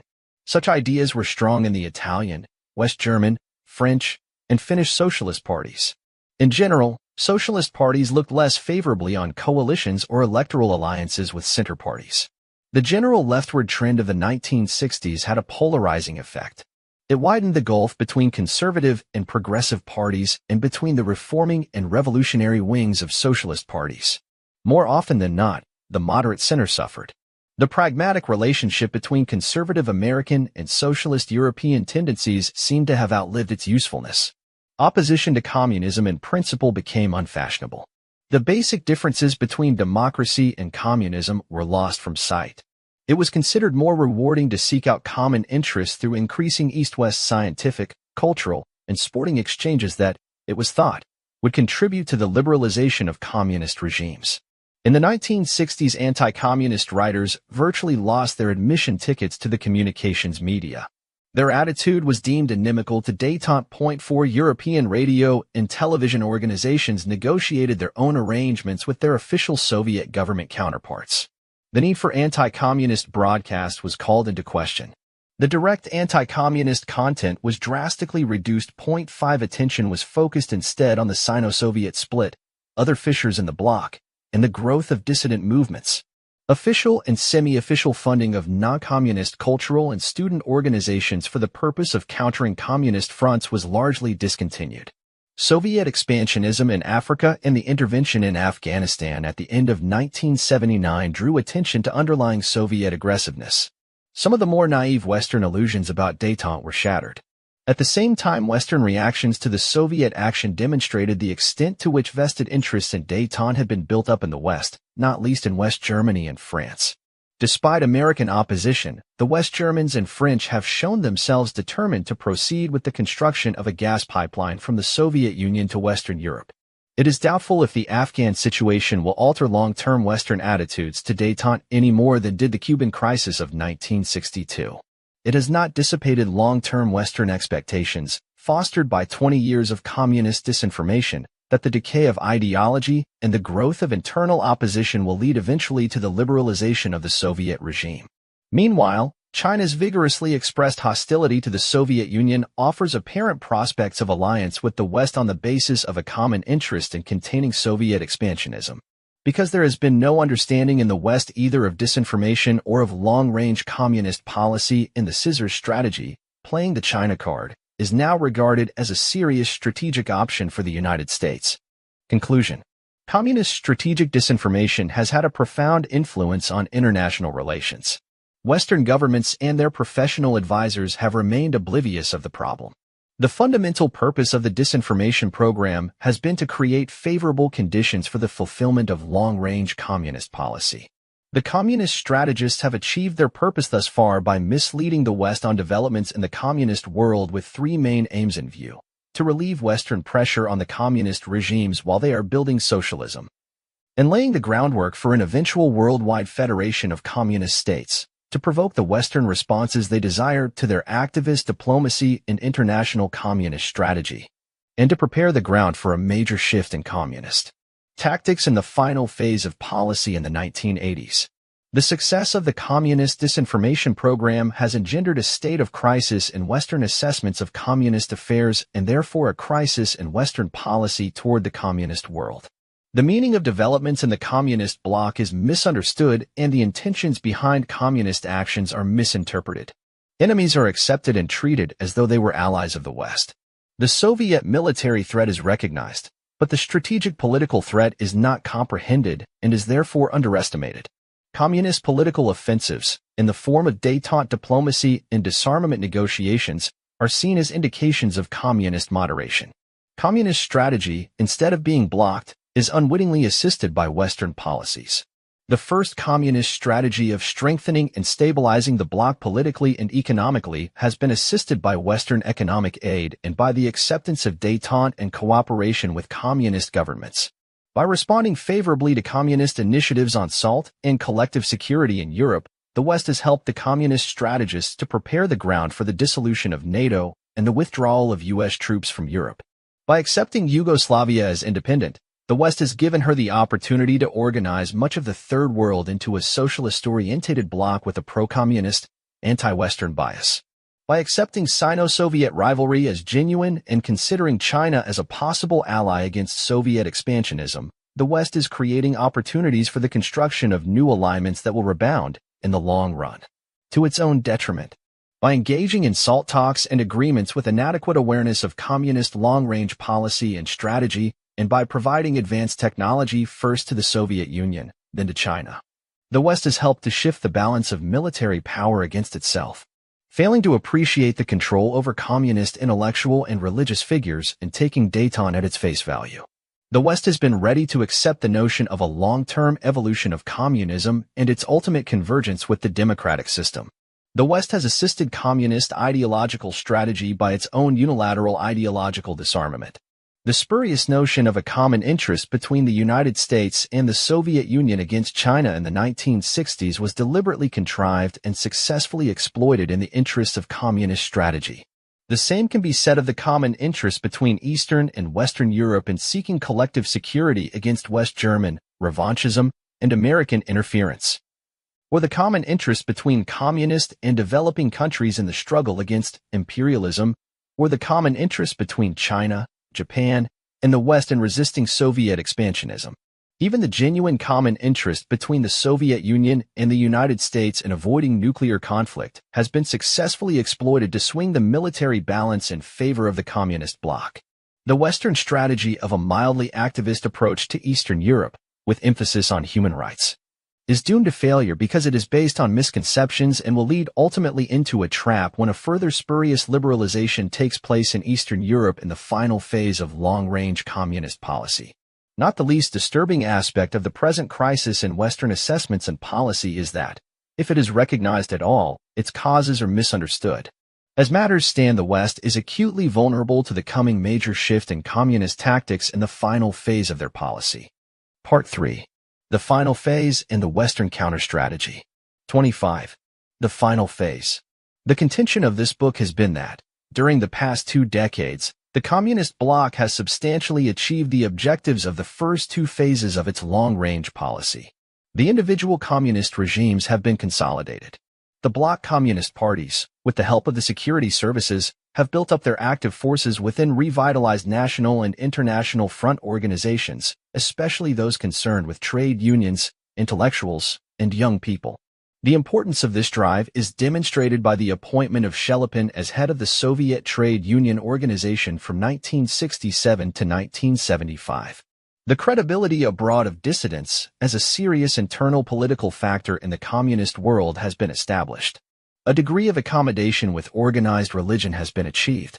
A nexus of inter-party relationships transcending the formal structure of Comecon and the Warsaw Pact has been built up. In consequence, the communist strategists are now poised to enter into the final, offensive phase of the long-range policy, entailing a joint struggle for the complete triumph of communism.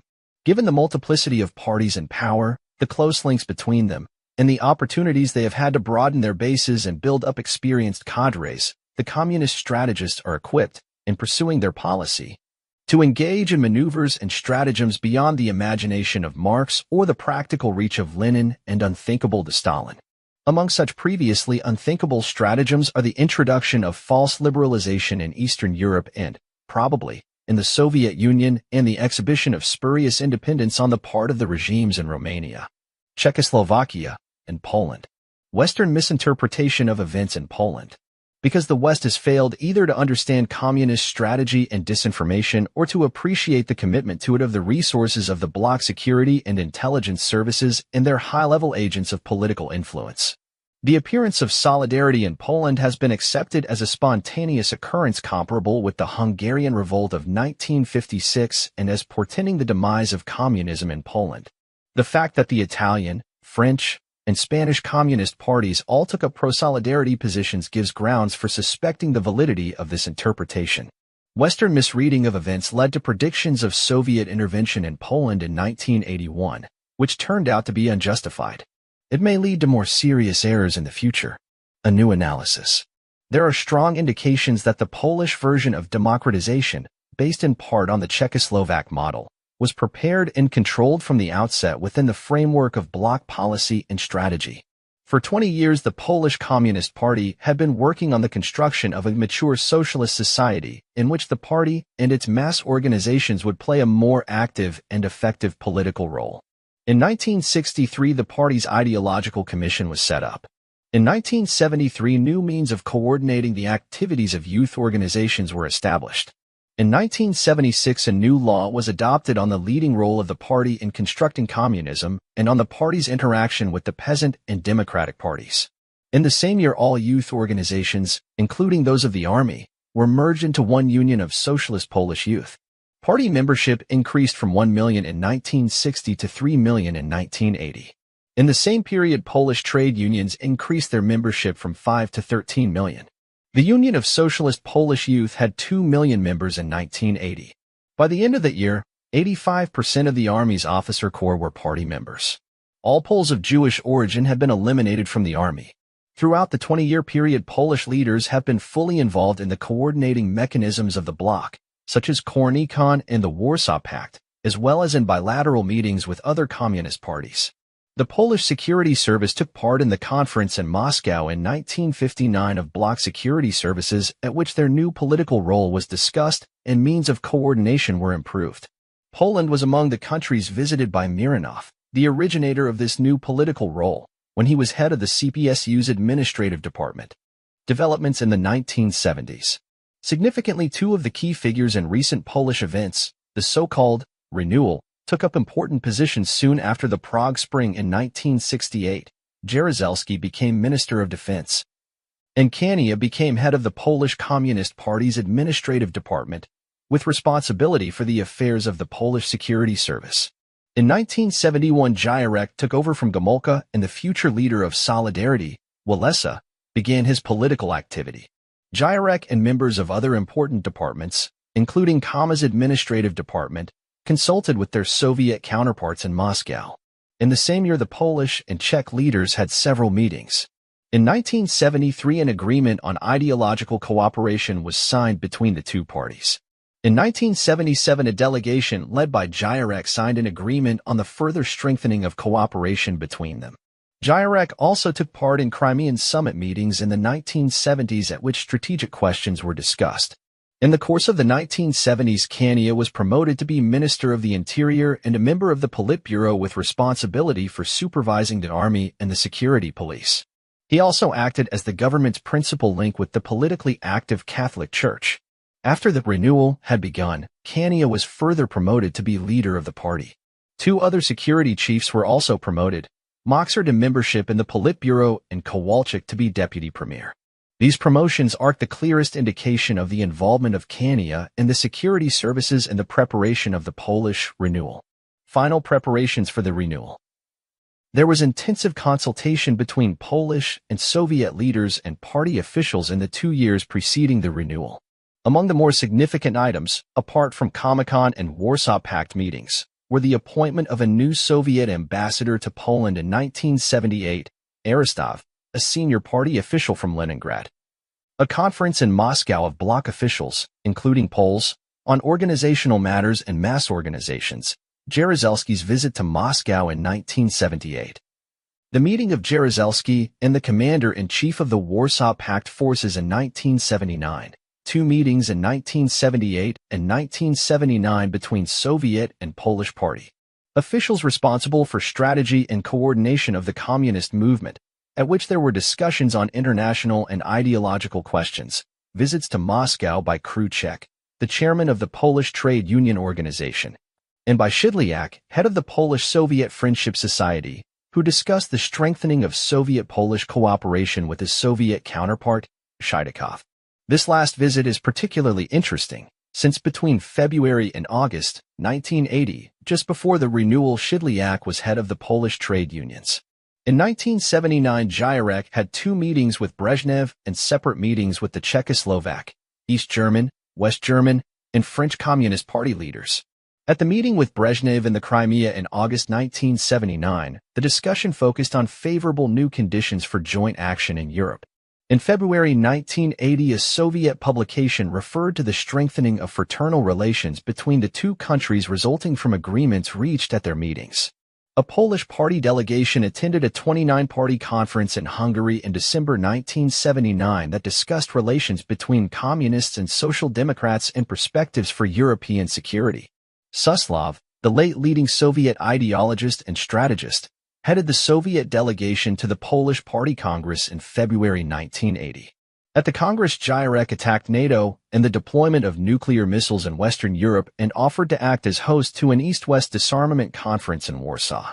In May 1980, Brezhnev, Gromyko, and other senior Soviet officials attended a conference of bloc leaders in Warsaw.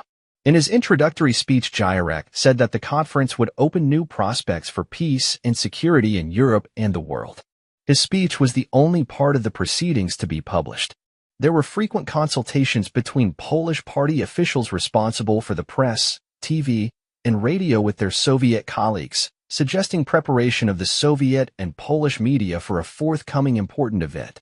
Brezhnev awarded honors to Gierek and Jaruzelski in 1978, and Gierek honored Ryzhikov, head of the CPCU's Department for Bloc Affairs, in February 1980.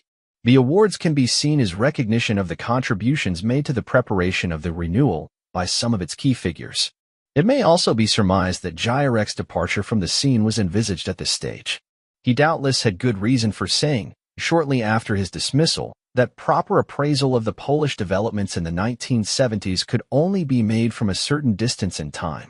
All of the foregoing evidence points to the conclusion that a major development in Poland, the renewal, was planned thoroughly and well in advance by the Polish Communist Party in cooperation with its communist allies and with a view to furthering the communist strategy for Europe. The conclusion is further supported by the evidence of the Polish Communist Party's involvement in the formation and functioning of Solidarity. The Polish Communist Party within Solidarity. Kania himself revealed that there were 1 million Communist Party members in Solidarity. 42 out of the 200 members of the party's Central Committee in 1981 were Solidarity members. Bogdan Lis, Wales's deputy, was a Central Committee member. Zofia Grysb, another Solidarity leader, was a member of the Politburo. These leaders were not expelled from the party for their membership in Solidarity. On the contrary, Solidarity recognized the leading role of the party, and the party recognized Solidarity's existence. Kania and Moxer even made statements in favor of it. Solidarity enjoyed access to the state-controlled media. Obstacles were not placed in the way of Wales's extensive foreign travels. Indeed, the Polish ambassador to Japan, who defected after the introduction of martial law, assisted in arranging Wales's contacts with Japanese trade unions. Stripping away the disinformation as before, it becomes clear that the changes in the leadership of the Polish party from Gierek to Kania to Jaruzelski were not the outcome of power struggles between factions in the leadership, but reflections of different stages in the renewal process, in the planning of which all of the leaders were equally involved. The visits of Kania and other Polish leaders to Moscow and the visits of Suslav and Gromyko to Poland in April and July 1981 were part of the process of high-level coordination and readjustment of an agreed-upon strategic plan, not evidence of Soviet coercion being exercised over the Polish leaders. Soviet military and naval maneuvers in the vicinity while the renewal was being introduced would have been planned and agreed in advance with the Polish and East German governments as a warning to the Polish and East German peoples that genuine anti-communist feeling would not be allowed to get out of hand. Motives for the creation of solidarity. As with the Prague Spring of 1968, the motives for the Polish renewal were a combination of the internal and external. Internally, it was designed to broaden the political base of the Communist Party and the trade unions and to convert the narrow elitist dictatorship of the party into a Leninist dictatorship of the whole working class that would revitalize the Polish political and economic system. The renewal followed the lines of Lenin's speech to the Comintern Congress in July 1921. Our only strategy at present, said Lenin, is to become stronger and therefore wiser, more reasonable, more opportunistic. The more opportunistic, the sooner will you assemble again the masses around you. When we have won over the masses by our reasonable approach, we shall then apply offensive tactics in the strictest sense of the word. Polish trade unions before the renewal were suffering from the stigma of party control. To have attempted to apply Leninist principles by creating a new trade union organization through governmental action would have failed to remove that stigma. The new organization had to appear to have been set up from below. Its independence had to be established by carefully calculated and controlled confrontation with the government. The origin of the Solidarity movement in a shipyard bearing Lenin's name, the singing of the Internationale, the use of the old slogan, Workers of the World, Unite, by Solidarity members, and the constant presence of Lenin's portrait are all consistent with concealed party guidance of the organization. Without that guidance and help, the discipline of Solidarity and its record of successful negotiation with the Polish government would have been impossible. The party's concealed influence in the Polish Catholic Church ensured that the Church would act as a force for moderation and compromise between Solidarity and the government. Externally, the strategic objectives behind the creation of Solidarity resemble those behind the Prague Spring. In brief, they were to deceive Western governments, politicians, and public opinion generally as to the real nature of contemporary communism in Poland in accordance with the weakness and evolution pattern of disinformation. More specifically, the intention was to use Solidarity to promote united action with free trade unions, social democrats, Catholics, and other religious groups to further the aims of communist strategy in the advanced countries, and to a lesser extent in the Third World. The name Solidarity is itself symbolic of this intention, which was made plain by Wales's state-sponsored visits to trade unions in France, Italy, and Japan, and to the Holy See. Solidarity's effort to strengthen its international ties was part of a wider effort by the international communist movement to press forward with its strategy. In February 1981, Brezhnev spoke about the new, favorable conditions for unity of action in the World Trade Union movement. The Communist World Federation of Trade Unions and regional European, Latin American, and Arab trade union bodies stepped up their campaigns against monopolies and in favor of disarmament. Meetings in Moscow in October 1980 and Berlin in March 1981 discussed working-class solidarity and new forms of cooperation with trade unions of differing political orientation.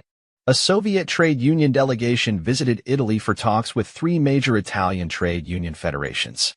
The influence of solidarity was felt throughout the labor movement, even in the United States, where the left showed interest in solidarity's experience.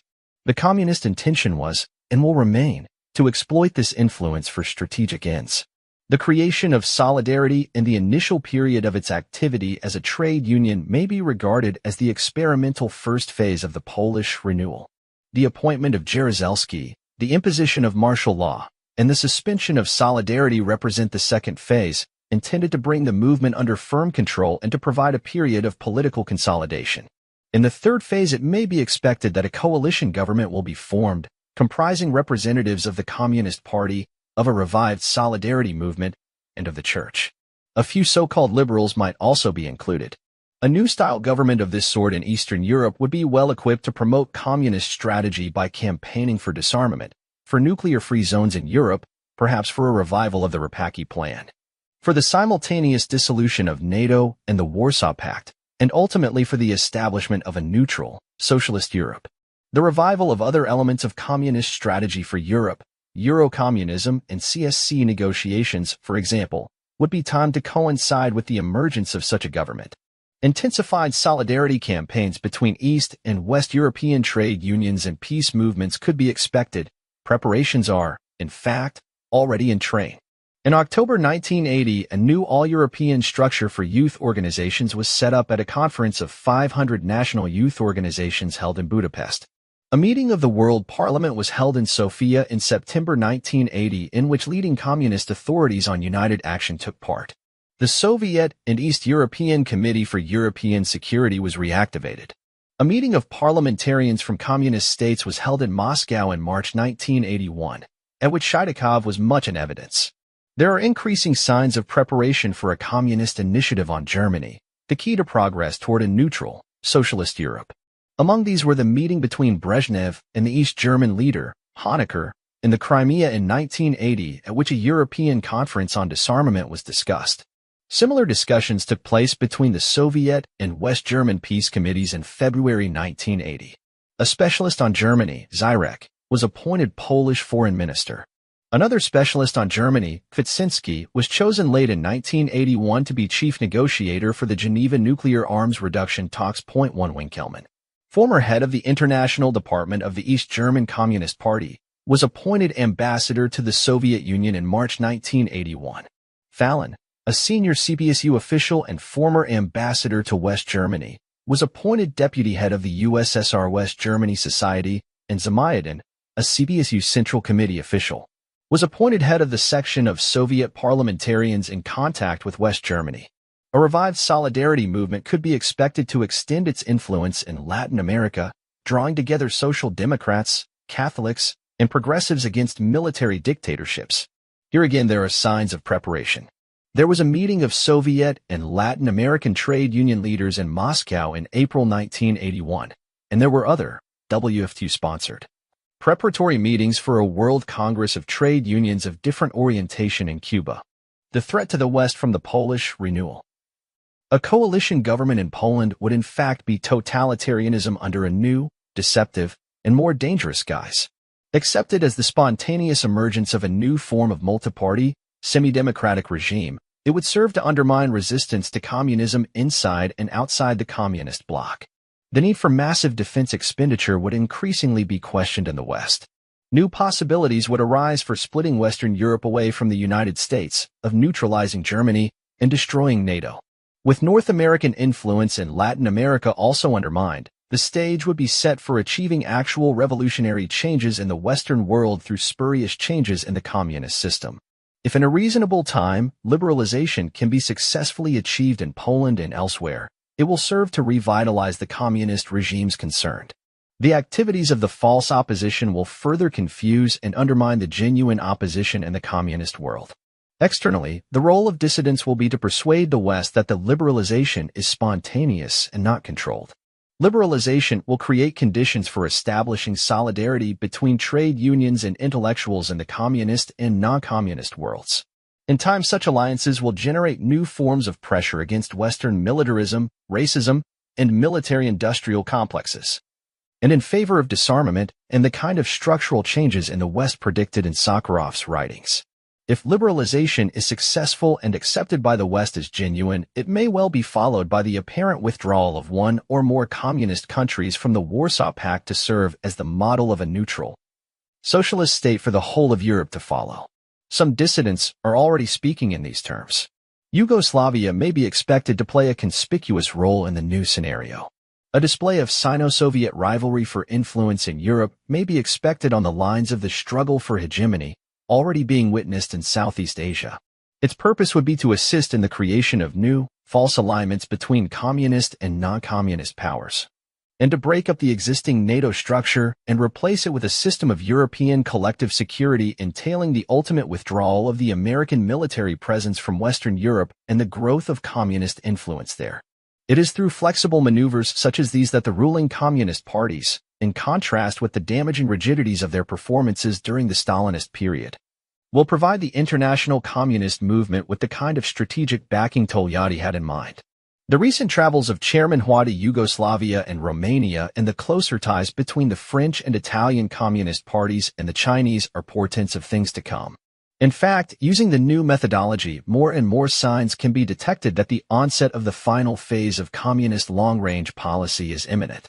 The arrest and exile of Sakharov, the occupation of Afghanistan, developments in Poland, and the Iraqi attack on Iran in the autumn of 1980 are among the pointers. The last two are of special strategic importance. The developments in Poland look like a major move toward the final phase of communist strategy for Europe. The Iraqi attack on Iran looks like a concerted effort by radical Arab states, each of which is in a united front relationship with the Soviet Union against imperialism, to use dual tactics, hostilities by Iraq, assistance by Syria and Libya, with the single overall objective of bringing Iran into an anti-Western alliance with them. The object of the alliance would be to gain control over a strategically vital area of the Middle East. Its success could but serve the strategic interests of the communist bloc. Despite Saddam Hussein's alleged purges of communists in Iraq and the moderation in his attitude toward the United States, he is continuing to receive arms supplies from communist sources, as are his Iranian opponents. Certainly, the next 5 years will be a period of intensive struggle. It will be marked by a major coordinated communist offensive intended to exploit the success of the strategic disinformation program over the past 20 years and to take advantage of the crisis and mistakes it has engendered in Western policies toward the communist bloc. The overall aim will be to bring about a major and irreversible shift in the balance of world power in favor of the bloc as a preliminary to the final ideological objective of establishing a worldwide federation of communist states. There are a number of strategic options at the disposal of the communist strategists that can be used in various combinations to achieve their ultimate objectives. It would be impossible to list them all, but 5 likely interconnected options are as follows: a closer alignment of an independent socialist Europe with the Soviet bloc and a parallel alignment of the United States with China. Japan, depending on whether it remains conservative or moves towards socialism, might join either combination. A joint drive by the Soviet bloc and a socialist Europe to seek allies in the Third World against the United States and China. In the military field, an intensive effort to achieve U.S. nuclear disarmament. In the ideological and political field, East-West convergence on communist terms. The creation of a world federation of communist states. In each of these, the scissors strategy will play its part. Probably, as the final stroke, the scissors blades will close. The element of apparent duality in Soviet and Chinese policies will disappear. The hitherto concealed coordination between them will become visible and predominant. The Soviets and the Chinese will be officially reconciled. Thus, the scissors strategy will develop logically into the strategy of one clenched fist to provide the foundation and driving force of a world communist federation. The suggested European option would be promoted by a revival of controlled democratization on the Czechoslovak pattern in Eastern Europe, including probably Czechoslovakia and the Soviet Union. The intensification of hardline policies and methods in the Soviet Union, exemplified by Sakharov's arrest and the occupation of Afghanistan, presages a switch to democratization following, perhaps, Brezhnev's departure from the political scene. The following observations were made prior to Brezhnev's death. They are followed by comments on developments subsequent to that event, beginning on page 347. Ed. Brezhnev's successor may well appear to be a kind of Soviet Dubček. The succession will be important only in a presentational sense. The reality of collective leadership and the leader's common commitment to the long-range policy will continue unaffected. Conceivably, an announcement will be made to the effect that the economic and political foundations of communism in the Soviet Union have been laid and that democratization is therefore possible. This would provide the framework for the introduction of a new set of reforms. The Brezhnev regime and its neo-Stalinistic actions against dissidents and in Afghanistan would be condemned as Novotny's regime was condemned in 1968. In the economic field, reforms might be expected to bring Soviet practice more into line with Yugoslav, or even, seemingly, with Western socialist models. Some economic ministries might be dissolved. Control would be more decentralized. Individual self-managing firms might be created from existing plants and factories. Material incentives would be increased. The independent role of technocrats, workers' councils, and trade unions would be enhanced. The party's control over the economy would be apparently diminished. Such reforms would be based on Soviet experience in the 1920s and 1960s, as well as on Yugoslav experience. The party would be less conspicuous, but would continue to control the economy from behind the scenes as before. The picture being deliberately painted now of stagnation and deficiencies in the Soviet economy should be seen as part of the preparation for deceptive innovations. It is intended to give the innovations greater impact on the West when they are introduced. Political liberalization and democratization would follow the general lines of the Czechoslovak rehearsal in 1968. This rehearsal might well have been the kind of political experiment Mironov had in mind as early as 1960. The liberalization would be spectacular and impressive. Formal pronouncements might be made about a reduction in the Communist Party's role. Its monopoly would be apparently curtailed. An ostensible separation of powers between the legislative, the executive, and the judiciary might be introduced. The Supreme Soviet would be given greater apparent power and the president and deputies greater apparent independence. The posts of president of the Soviet Union and first secretary of the party might well be separated. The KGB would be reformed. Dissidents at home would be amnestied. Those in exile abroad would be allowed to return, and some would take up positions of leadership in government. Sakharov might be included in some capacity in the government or allowed to teach abroad. The creative arts and cultural and scientific organizations, such as the Writers' Unions and Academy of Sciences, would become apparently more independent, as would the trade unions. Political clubs would be open to non-members of the Communist Party. Leading dissidents might form one or more alternative political parties. Censorship would be relaxed. Controversial books, plays, films, and art would be published, performed, and exhibited. Many prominent Soviet performing artists now abroad would return to the Soviet Union and resume their professional careers. Constitutional amendments would be adopted to guarantee fulfillment of the provisions of the Helsinki Agreements, and a semblance of compliance would be maintained. There would be greater freedom for Soviet citizens to travel. Western and United Nations observers would be invited to the Soviet Union to witness the reforms in action.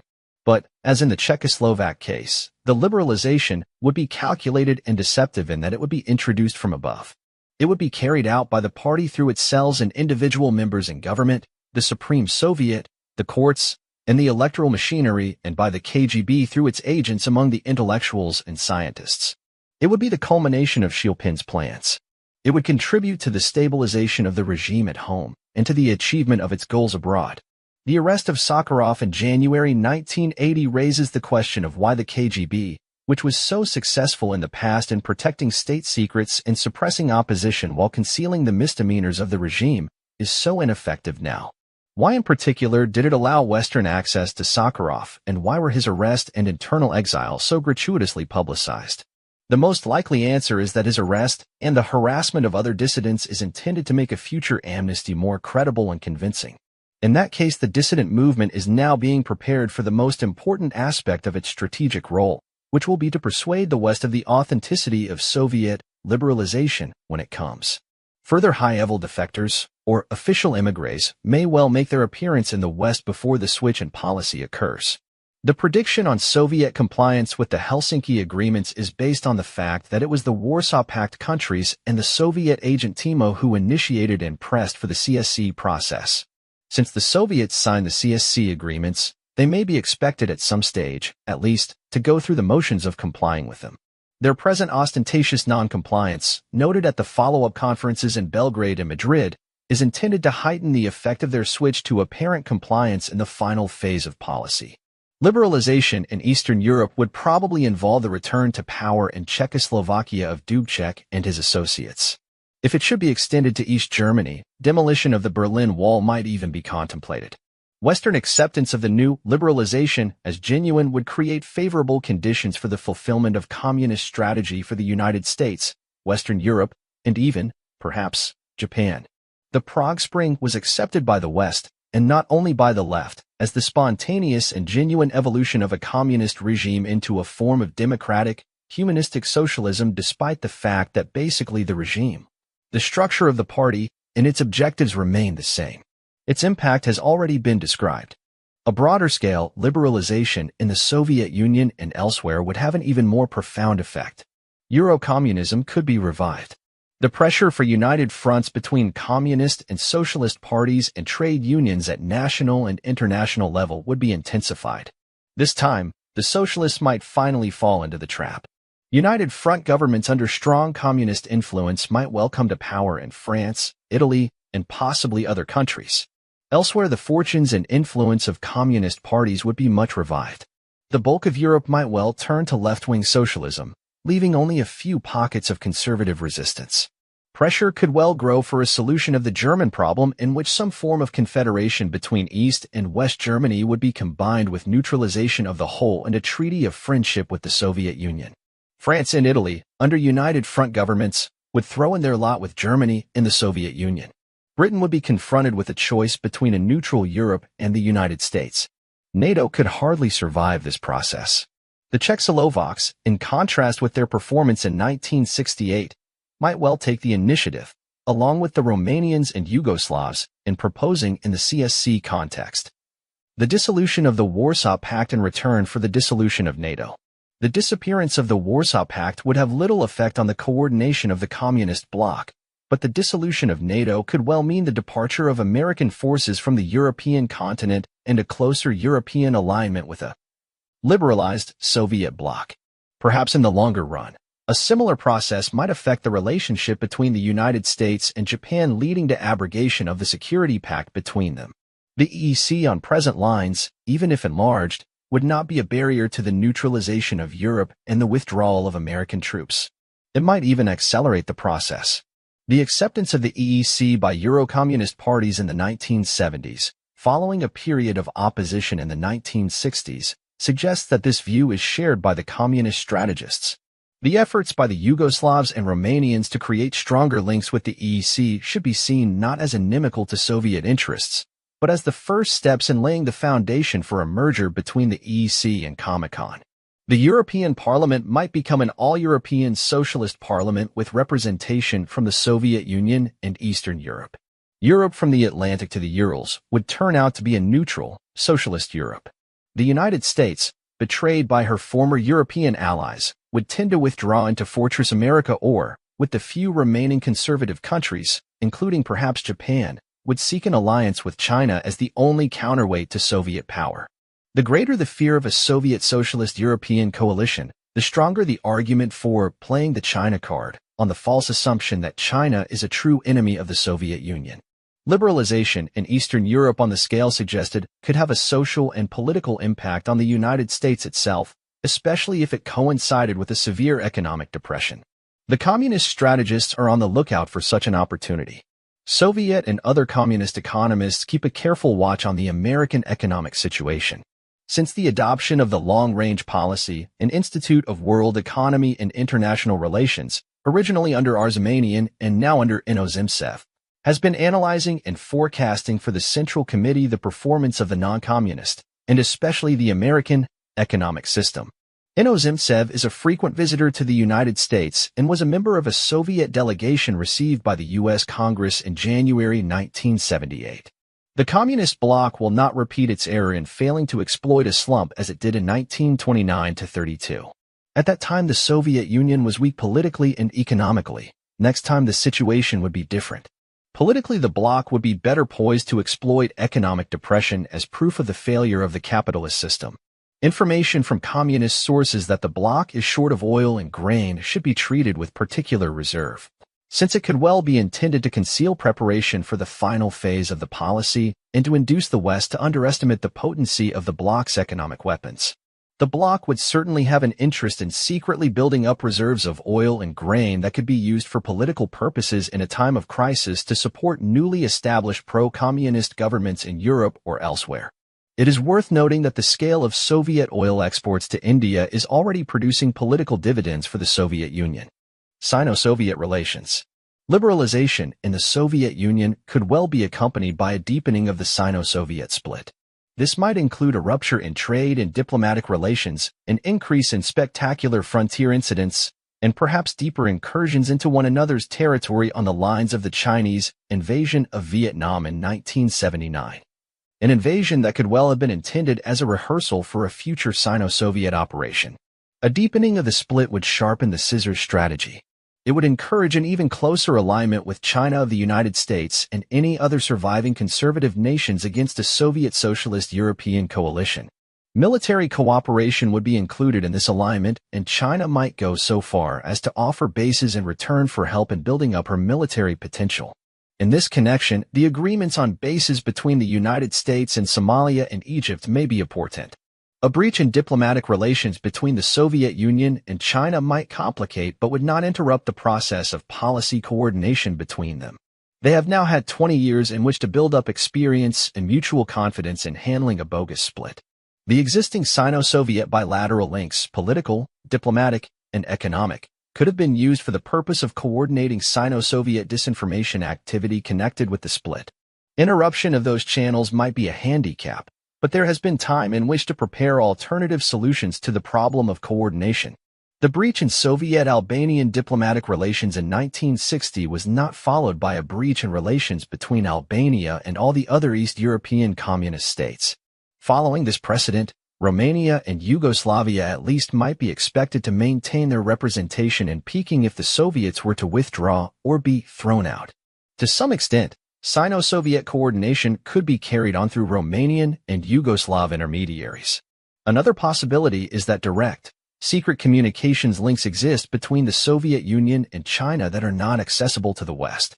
In addition, there is the possible existence of a secret bloc headquarters staffed by senior representatives of the major communist states, to which allusion has been made above. The Third World. An alignment of the Soviet Union and Eastern Europe with a socialist Western Europe would exert a powerful influence over Third World socialist parties and trade unions. Some of the remaining conservative Third World countries would be strongly drawn toward a socialist orientation. Resistance to communism from the Socialist International would be replaced by a combined communist-socialist drive for Third World influence, backed by economic aid. It would have far-reaching consequences, especially if U.S. aid should be curtailed in response to a severe depression. Soviet oil and grain could be used to good effect. In his article on Nicaragua, Arismendi, the leading Latin American communist strategist, envisaged international solidarity between socialists and communists in support of the national liberation struggle in Latin America. 2 Cuba, which might follow the Soviet example of liberalization. The 1980 Cuban immigration might be part of the preparation for such a move, would play an active part in the liberation struggle. Those leaders of the non-aligned movement who had close relations with communist countries would try to involve the rest of the non-aligned movement in concerted actions with communists and social democrats to promote the joint aims of procuring the disarmament of the United States and the reduction of its role as a world power, of isolating Israel, South Africa, and Chile, and of helping liberation movements in Latin America, Southern Africa, and the Middle East, especially the PLO.3A variety of forums. The UN, the OAU, and the Brandt Commission on the North-South problem would be used for exerting political and economic pressure, including, if possible, the denial of oil. In apparent competition with the Soviet Union, China would step up its Third World activity. The United States could be tempted to encourage the growth and influence of China and her associates, such as Egypt, Somalia, and the Sudan, as a barrier to Soviet expansion. American support for China would greatly improve her openings for maneuver and for making false alliances with Thailand and Islamic countries, such as Pakistan, Iran, Egypt, Saudi Arabia, and other conservative Arab states. It would also open doors for Chinese penetration of Latin America. The Soviet occupation of Afghanistan was used by the Chinese to improve their position in Pakistan.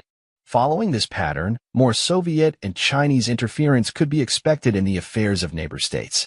Sino-Soviet rivalry did not impede the communist victory in Vietnam. It would not impede their Third World penetration. If the Third World were to be divided into pro-Soviet and pro-Chinese camps, it would be at the expense of the interests of the United States and any other surviving conservative Western nations. The final outcome of support for Chinese influence in the Third World would be the emergence of additional regimes there that would be hostile to the West. Disarmament. A Soviet Socialist European coalition, acting in concert with the non-aligned movement in the United Nations, would create favorable conditions for communist strategy on disarmament. The American military-industrial complex would come under heavy fire. Liberalization in the Soviet Union and Eastern Europe would provide additional stimulus to disarmament. A massive U.S. defense budget might be found no longer justified. The argument for accommodation would be strengthened.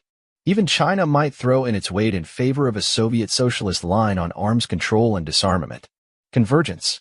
After successful use of the scissors strategy in the early stages of the final phase of policy to assist communist strategy in Europe and the Third World and over disarmament, a Sino-Soviet reconciliation could be expected. It is contemplated and implied by the long-range policy and by strategic disinformation on the split. The communist bloc, with its recent accretions in Africa and Southeast Asia, is already strong. European-backed Soviet influence and American-backed Chinese influence could lead to new Third World acquisitions at an accelerating pace. Before long, the communist strategists might be persuaded that the balance had swung irreversibly in their favor. In that event, they might well decide on a Sino-Soviet reconciliation. The scissors strategy would give way to the strategy of one clenched fist. At that point, the shift in the political and military balance would be plain for all to see. Convergence would not be between two equal parties, but would be on terms dictated by the communist bloc. The argument for accommodation with the overwhelming strength of communism would be virtually unanswerable. Pressures would build up for changes in the American political and economic system on the lines indicated in Sakharov's treatise. Traditional conservatives would be isolated and driven toward extremism. They might become the victims of a new McCarthyism of the left. The Soviet dissidents who are now extolled as heroes of the resistance to Soviet communism would play an active part in arguing for convergence. Their present supporters would be confronted with a choice of forsaking their idols or acknowledging the legitimacy of the new Soviet regime. The Worldwide Communist Federation. Integration of the communist bloc would follow the lines envisaged by Lenin when the Third Communist International was founded. That is to say, the Soviet Union and China would not absorb one another or other communist states. All the countries of the European and Asiatic communist zones, together with new communist states in Europe and the Third World, would join a supranational economic and political communist federation. Soviet Albanian, Soviet Yugoslav, and Soviet Romanian disputes and differences would be resolved in the wake, or possibly in advance of, Sino-Soviet reconciliation. The political, economic, military, diplomatic, and ideological cooperation between all the communist states, at present partially concealed, would become clearly visible. There might even be public acknowledgement that the splits and disputes were long-term disinformation operations that had successfully deceived the imperialist powers. The effect on Western morale can be imagined. In the new Worldwide Communist Federation, the present different brands of communism would disappear to be replaced by a uniform, rigorous brand of Leninism. The process would be painful. Concessions made in the name of economic and political reform would be withdrawn. Religious and intellectual dissent would be suppressed. Nationalism and all other forms of genuine opposition would be crushed. Those who had taken advantage of détente to establish friendly Western contacts would be rebuked or persecuted like those Soviet officers who worked with the Allies during the Second World War. In new communist states, for example, in France, Italy, and the Third World, the alienated classes would be re-educated. Show trials of imperialist agents would be staged. Action would be taken against nationalist and social democratic leaders, party activists, former civil servants, officers, and priests. The last vestiges of private enterprise and ownership would be obliterated. Nationalization of industry, finance, and agriculture would be completed. In fact, all the totalitarian features familiar from the early stages of the Soviet Revolution in the post-war Stalinist years in Eastern Europe might be expected to reappear, especially in those countries newly won for communism. Unchallenged and unchallengeable, a true communist monolith would dominate the world. Comments on the appointment of Andropov and on other developments following the death of Brezhnev. These predictions and analyses were made during Brezhnev's tenure in office in anticipation of his departure. Brezhnev's succession and other developments confirm, in essence, the validity of the author's views. For example, the expeditiousness of the appointment of Andropov as Brezhnev's successor confirmed one of the main theses of this book. namely, that the succession problem in the Soviet leadership has been resolved. The practical consideration of the long-term strategies has become the major stabilizing factor in this solution. The promotion of the former KGB chief, who was responsible for the preparation of the false liberalization strategy in the USSR, indicates that this factor was decisive in his selection and further points to the imminent advent of such liberalization in the near future. The rise of Andropov fits into a familiar pattern whereby the former security chief becomes the party leader in order to secure the important shift in the realization of the strategy. Katar, who introduced the so-called liberalization in Hungary, Huaquafong, under whom China shifted to capitalist pragmatism, and Kania, who initiated the Polish renewal and recognized solidarity. All have been former security chiefs. This pattern reflects the crucial role of the security services in the liberalization of communist regimes. The appointment of Andropov also implies that Shelepin would have been the successor of Brezhnev because of his initiation of preparation for the liberalization in the USSR, except for the compromise by Stashinsky, who exposed Shelepin's role in the assassination of the émigré leader Bandera, and further, because of the exposure, by this author, of Shelepin's role in the strategic reorientation of the KGB. Another important factor in the selection of Andropov was his leadership role in the preparation for the Czechoslovakian liberalization in 1967-68 and the liberalization in Hungary, which took place when he was the head of the Central Committee's department responsible for relations with communist countries until mid-1967. Therefore, the timing of the release of the Solidarity leader and the news of the appointment of Andropov confirm another point in the book, that the liberalization will not be limited to the USSR, but will be expanded to Eastern Europe and particularly to Poland. The experiment with renewal in Poland will be repeated again. This time, however, it will be with full strategic initiatives and implications against Western Europe and NATO. The appointment of Andropov, the release of the Solidarity leader, and the invitation to the Pope to visit Poland in June 1983, made by the Polish government, all indicate that the communist strategists probably are planning the re-emergence of Solidarity and the creation of a quasi-social democratic government in Poland, a coalition of the Communist Party, the trade unions, and the churches. And political and economic reforms in the USSR for 1984 and afterward. The coming offensive of the communist strategists will pursue the following objectives: the establishment of a model government for Western Europe, which will facilitate the inclusion of the so-called Euro-communist parties into government coalitions with socialists and the trade unions, the dissolution of NATO and the Warsaw Pacts, the neutralization of Western Europe, and the Finlandization of Western Europe in general, through the advocacy of European collective security, the provision of a broader basis and impetus for expansion of the anti-military movement by a more active involvement of Catholics and other believers in the West, thereby forcing the United States into a disadvantageous disarmament, influencing the 1984 United States presidential election in favor of candidates who are more likely to deal with the leaders of the liberalized regimes in the USSR and East Europe and are more inclined to sacrifice the U.S. military posture.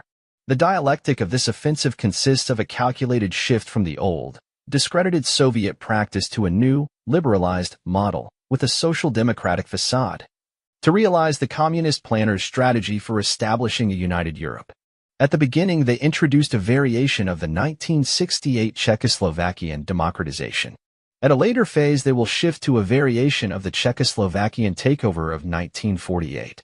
Developments have accurately confirmed the prediction that the communist strategists would undertake the political initiative on disarmament, particularly against West Germany. The trip of Gromyko to Bonn, the invitation of social democratic opposition leaders to Moscow, and the statements of Andropov on missile concessions made to influence the West German elections are all clear indications of such a political initiative. As expected, the communist initiative revealed that its main target was the socialist parties. It also showed that there are elements in their leadership who are vulnerable to such an initiative, especially those in the West German Social Democratic Party who have anti-NATO and anti-US views, or who, like Brandt and Sweden's Social Democrat Palm, are ready to embrace Rapacki's idea of a nuclear-free zone in Central Europe. The initiative increased also the pressure on the U.S. for concessions to the USSR. In the opinion of the author, however, the communist initiative has not yet reached its peak.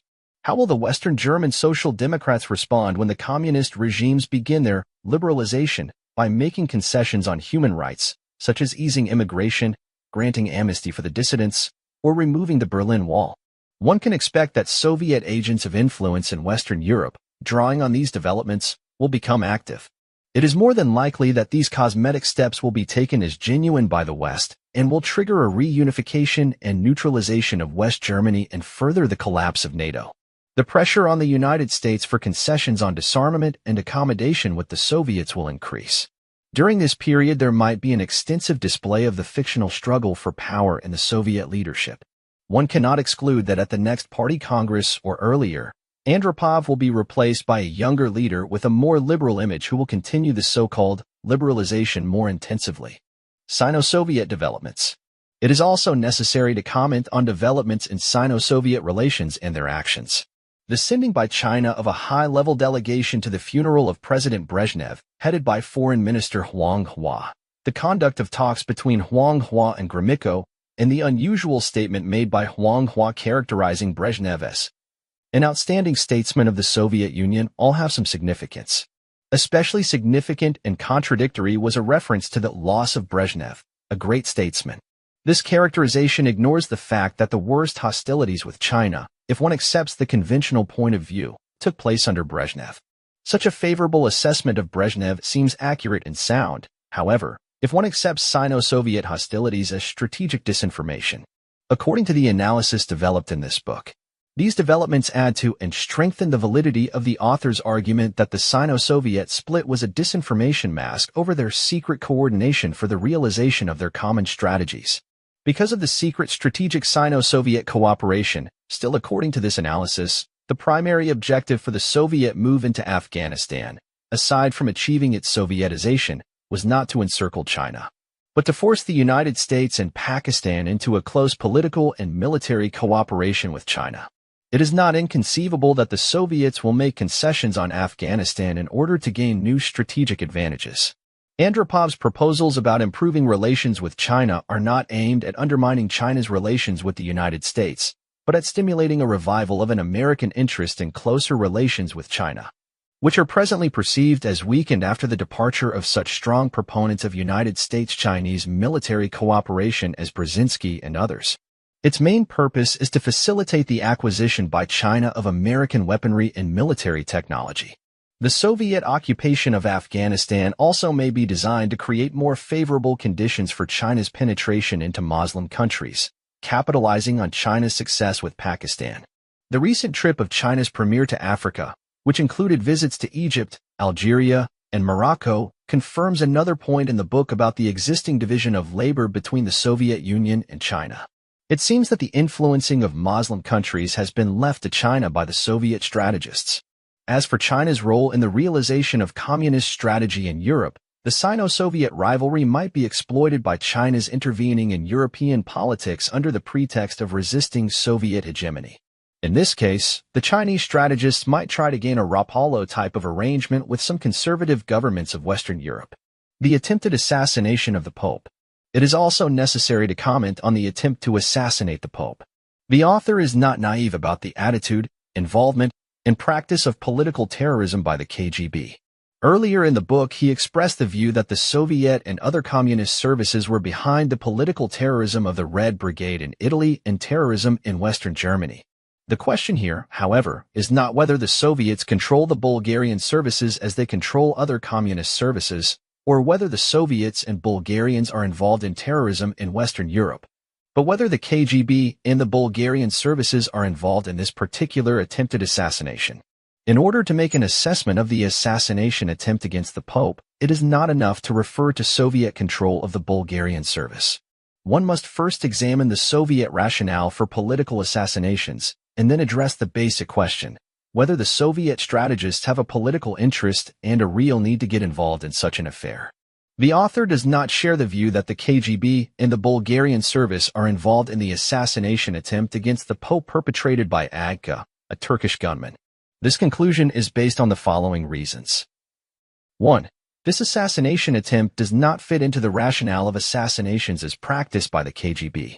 According to the author's understanding, the Soviet government and the KGB would resort to a political assassination of a Western leader only under the following conditions. A.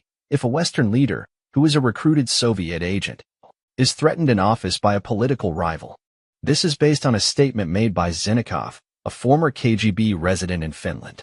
He stated that if his agent, holding a high office, was threatened by an anti-communist social democrat during the elections, the latter would be poisoned by a trusted KGB agent.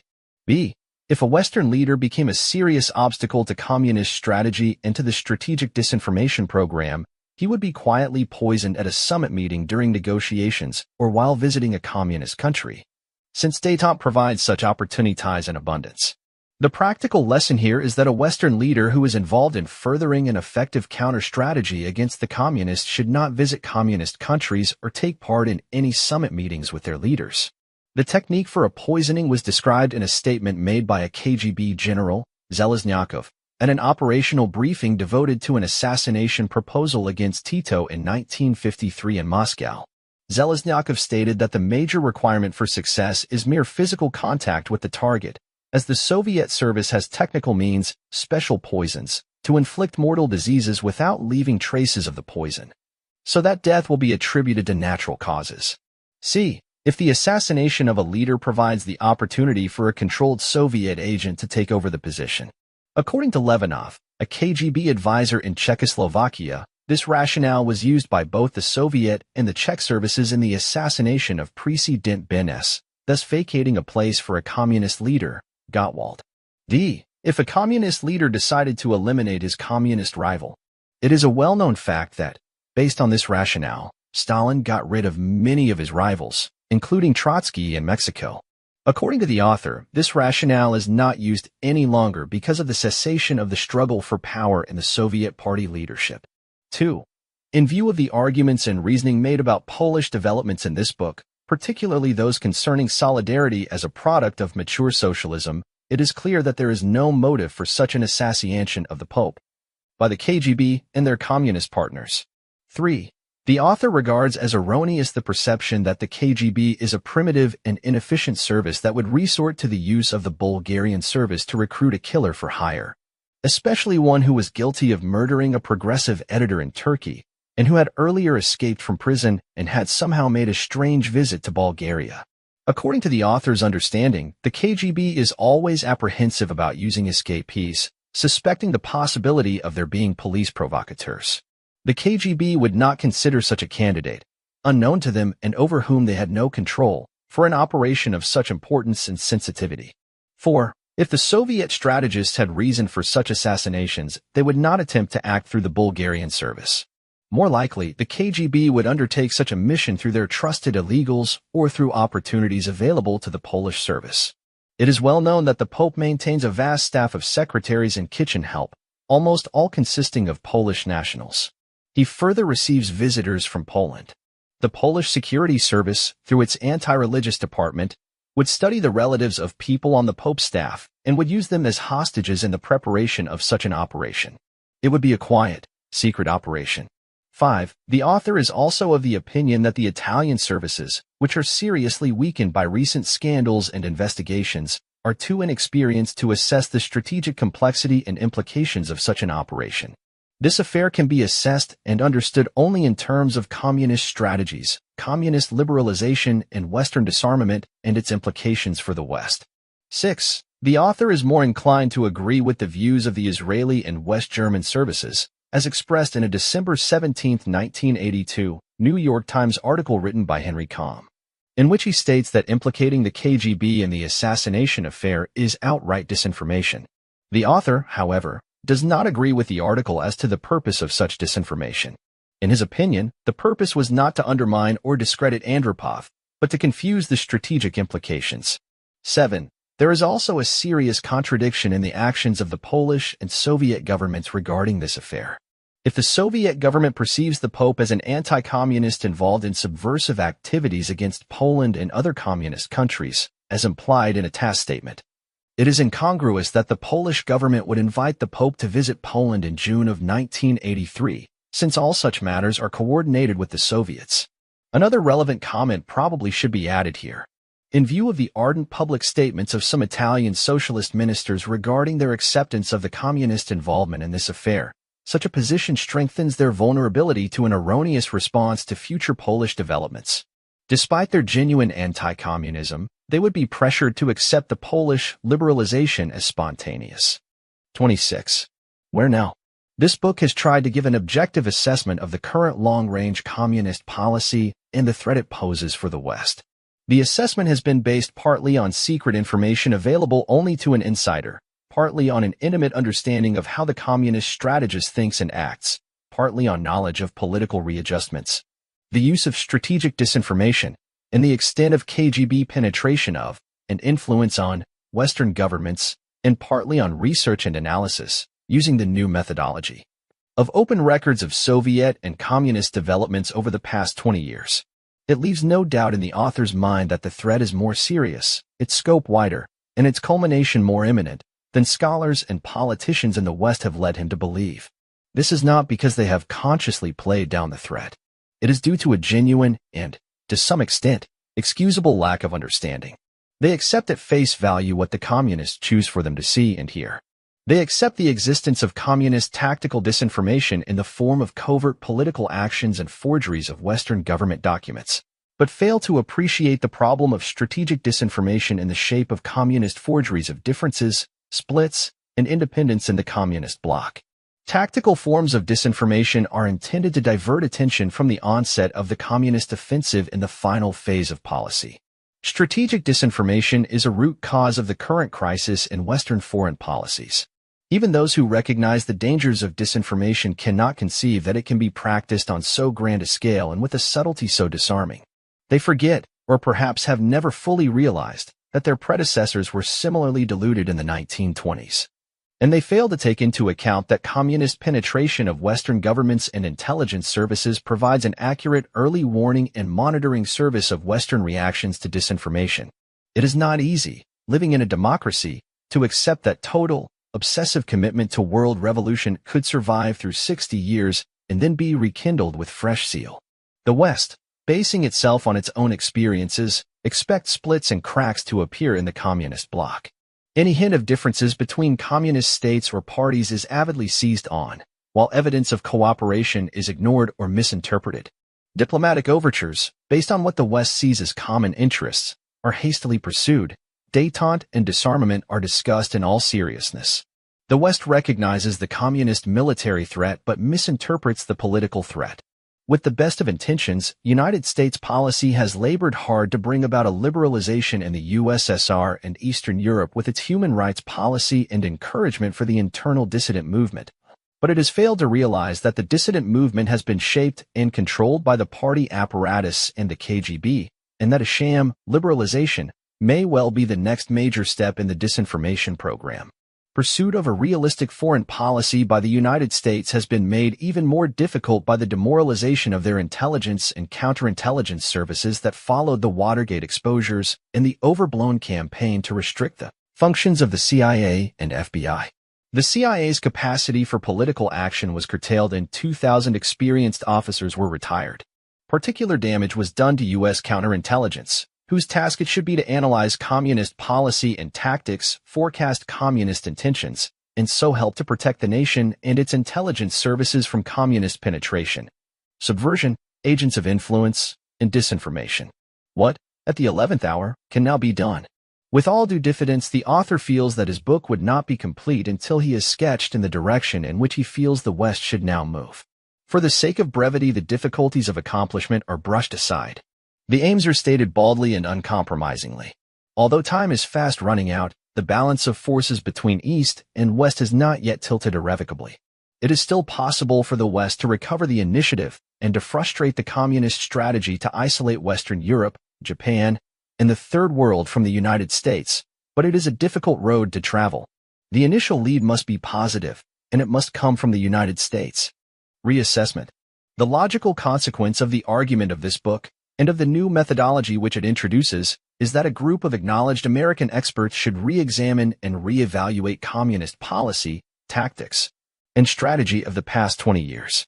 They should be drawn from the intelligence, counterintelligence, military, and diplomatic services and from the academic world.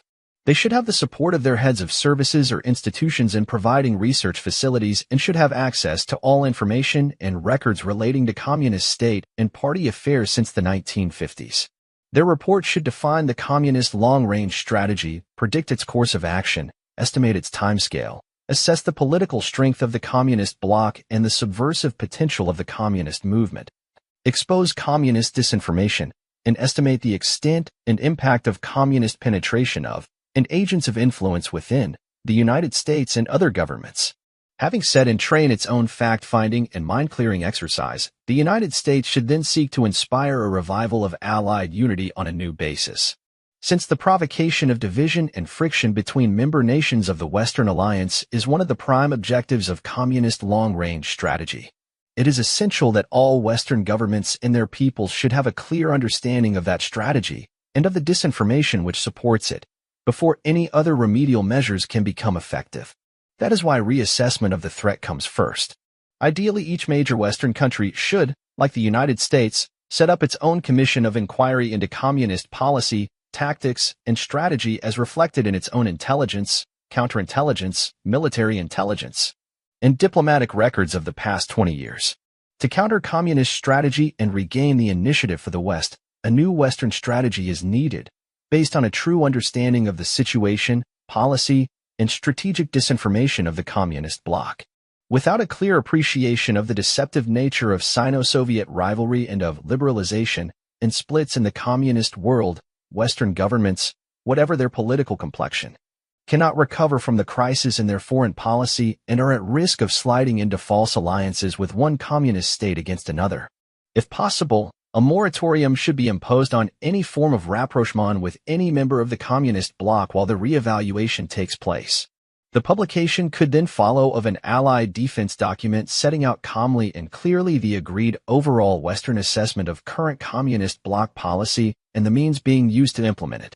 Public discussion of the findings would be encouraged by conferences of the Western governments, of political groupings such as the Socialist International, and of the leaders of the moderate, pro-Western Third World nations. Parallel professional exchanges would take place between the Western intelligence and counterintelligence services. The effect that an expose on this scale would have should not be underestimated. The communist bloc leaders and strategists would find, if the Western assessment were correct, that their next strategic offensives and moves in the deception plan had been preempted. The initiative would have been snatched from them. Their complicated political, diplomatic, and disinformation operations still in the pipeline would, if pursued, confirm the correctness of the Western assessment. The peoples of the communist bloc, the majority learning for the first time of the deceit on which their country's policy had been based, would, whatever their feelings about its morality, realize that it would not work in the future and that their leaders had failed. While a communist regime remains successful, the people can be coerced into going along with it. It is when failure, or, at least, lack of new successes, sets in that, as was shown in Hungary and Poland in 1956, real and radical changes may happen. Exposure of a bankrupt policy would unleash powerful political pressures on communist leaders and on their regimes, parties, and governments, perhaps forcing them to change their conduct in international relations. It will be argued by faint hearts in the West that to proclaim publicly that the full significance of the communist threat is now recognized and that a realistic response is on its way is only to drive the communist leaders to an openly hardline attitude, and even to war. But does this argument stand up? If the threat has been correctly evaluated and properly explained, it will be clear to public opinion that, although disinformation may have concealed the intentions of communist policy, its line could scarcely have been harder. Indeed, if the Western expose were to result in the re-emergence of the communist monolith, China and the USSR reconciled, Romania and Yugoslavia openly back in the fold, that would be no cause for alarm. For the West it would be the most advantageous of all possible outcomes, for it would mean that the communist bloc had had to retreat, and that the Western miscalculations, which the bloc had striven so long and hard to create, would be left unexploited while the innate strength of the West was still intact. It would, moreover, have a salutary effect on the peoples of the Western nations. A full-strength communist bloc, all illusions of splits and rifts removed, would inspire them to close ranks and face up to reality. It would demonstrate that their governments had made the right assessment. It would give breathing space during which past mistakes could be corrected. It It would give solidarity to the alliance and heart to the whole non-communist world to be able to say to the communist leaders, "We have seen through your disinformation and pretenses. We can interpret your double talk. We now call halt." The cynics in the West will argue that it is an illusion to imagine that, at this late hour, the communist threat can be averted by exhortations to close ranks and unite. The peoples of the West detest uniformity. The nations of the West will never give up their traditions of independence. A common cause may bring them together, but no cause has ever held them together for long. But as Professor Goodman points out in his book The Soviet Design for a World State, page 487, the communists have acted cautiously when confronted by strong external power and aggressively when they have been tempted by weakness. If one of the principal sources of weakness of the contemporary non-communist world is its disunity, then the surest way to precipitate war is to provide seemingly easy targets of Soviet conquest through dissension or neglect on the part of the non-Soviet world to formulate unmistakably affirmative policies. For one who, like the author, was brought up in the communist world, who in his early years worked for the communist cause only to reject its code of ethics and maturity, it is difficult to believe that, faced with imminent subjection to the communist way of life, the Western nations would be unable to find lasting ideological and political solidarity. Solidarity does not mean conformity. The spiritual strength of the West lies in its freedom and diversity, but freedom and diversity should not be cultivated to the point where they become an obstacle to survival. To achieve the lasting solidarity that can withstand the communist challenge, the West should make a number of fundamental changes of attitude, direction, and counter-strategy. These changes emerge logically from an understanding of the long-range communist policy. They seek to frustrate what the communist strategists aim to accomplish. Above all, the Western alliance should refresh its sense of common purpose, common interest, and common responsibility.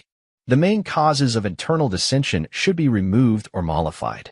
They are national rivalries, originating deep in history, the distrust that American conservatism and European democratic socialism hold for each other, the growing hostility between conservatives and socialists inside Western Europe, and national rivalries.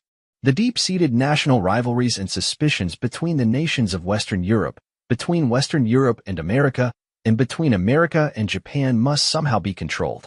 Despite the tragic conflicts of the past, despite the present mutual distrust, the advanced nations of the non-communist world now all share a democratic process of government, freedom of opposition and dissent, and an economic system that relies, at least in part, on free market competition. If the peoples of these nations would realize that the communist threat to their way of life, far from receding as they had thought, is now at their heels, if they would see that unless they present a cohesive force in the face of the communist challenge, they will be picked off one by one, surely then they would insist that their governments sink their differences. National interests can no longer be protected by purely national efforts. The communist threat is now so formidable that for any nation, be it France or even the United States, to stand half aloof from the alliance is irrational and potentially suicidal. The allies themselves should establish, and then submit to, some form of supranational authority for policy coordination. Perhaps the most effective initial step would be for the United States to offer to sacrifice a measure of her own sovereignty in favor of such a body if the Western European nations would do likewise. Ideological solidarity. Differences between American conservatives and European social democrats in their attitudes toward capitalism should not be allowed to weaken the Atlantic Alliance. Democratic socialism is now firmly entrenched in Western Europe. Its economic ideals show some common features with the communist system and differ markedly from American economic ideals. But, like Americans, European social democrats regard democratic freedoms as sacrosanct. When faced by communists, the two are natural allies. They joined together when faced by Stalin's police socialism. Now they must join forces again to face the more insidious deception of communism with a human face. Their common interest is overwhelming, for both Europe and America are targets of a political offensive that seeks to embrace them now only to strangle them later. Within Europe itself, conservatives and social democrats must draw closer together, for both need to protect themselves against the growing radicalism of the far left of European socialism, which, if it is not halted soon, will inevitably lead to a united front with the communists. Both conservatives and social democrats must understand and, together, combat the communist long-term strategy. The survival of both depends on it. Inward heart-searching. The West should devote the effort that it now expends on détente, SALT, and European collective security, communist style, to concentrating on its own affairs. The advanced countries are afflicted by a malaise that stems from disillusionment. Criticism of traditional values and national institutions is rife. Military forces and the military-industrial machine are held in low esteem. Intelligence and security services have been savaged. Private enterprise, as represented by the multinational concerns, is dubbed as greedy and power-hungry. In the United States, even the presidency is belittled. Each individual nation must find its own way to recover self-respect before the Western alliance can regain the initiative. A start might be made if thinking and concerned men and women, from the political parties, the labor movement, the universities, the media, would form cross-party political alliances in defense of democratic institutions. Widening defense alliances.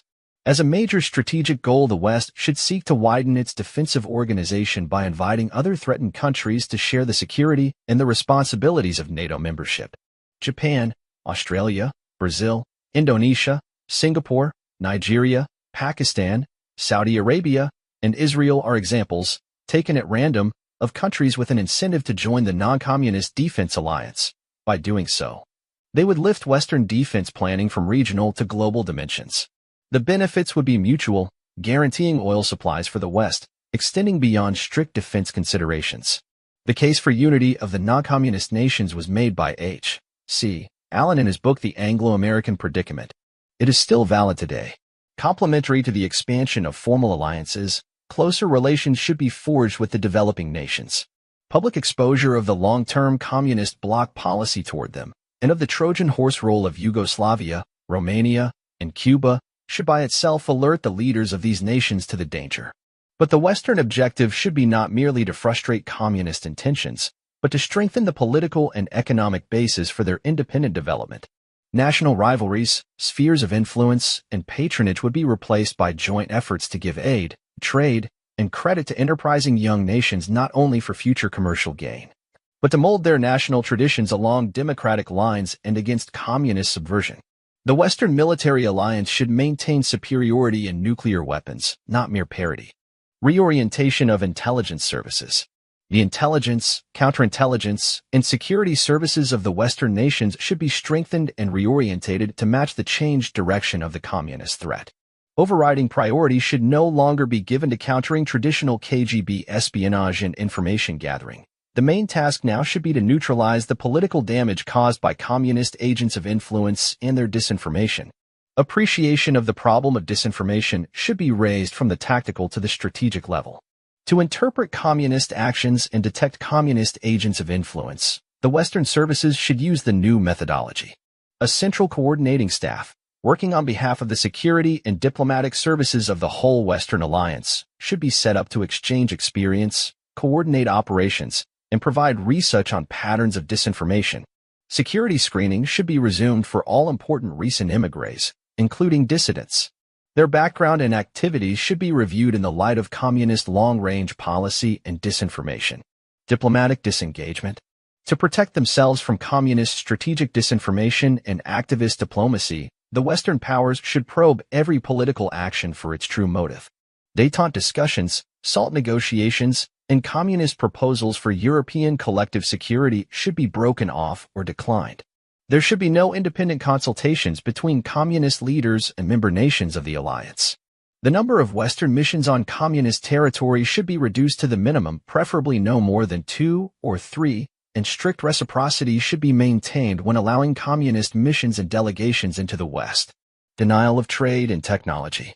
The communist bloc is still striving to level up economic and industrial strength among its more backward members, China among them, and to increase still further its military strength.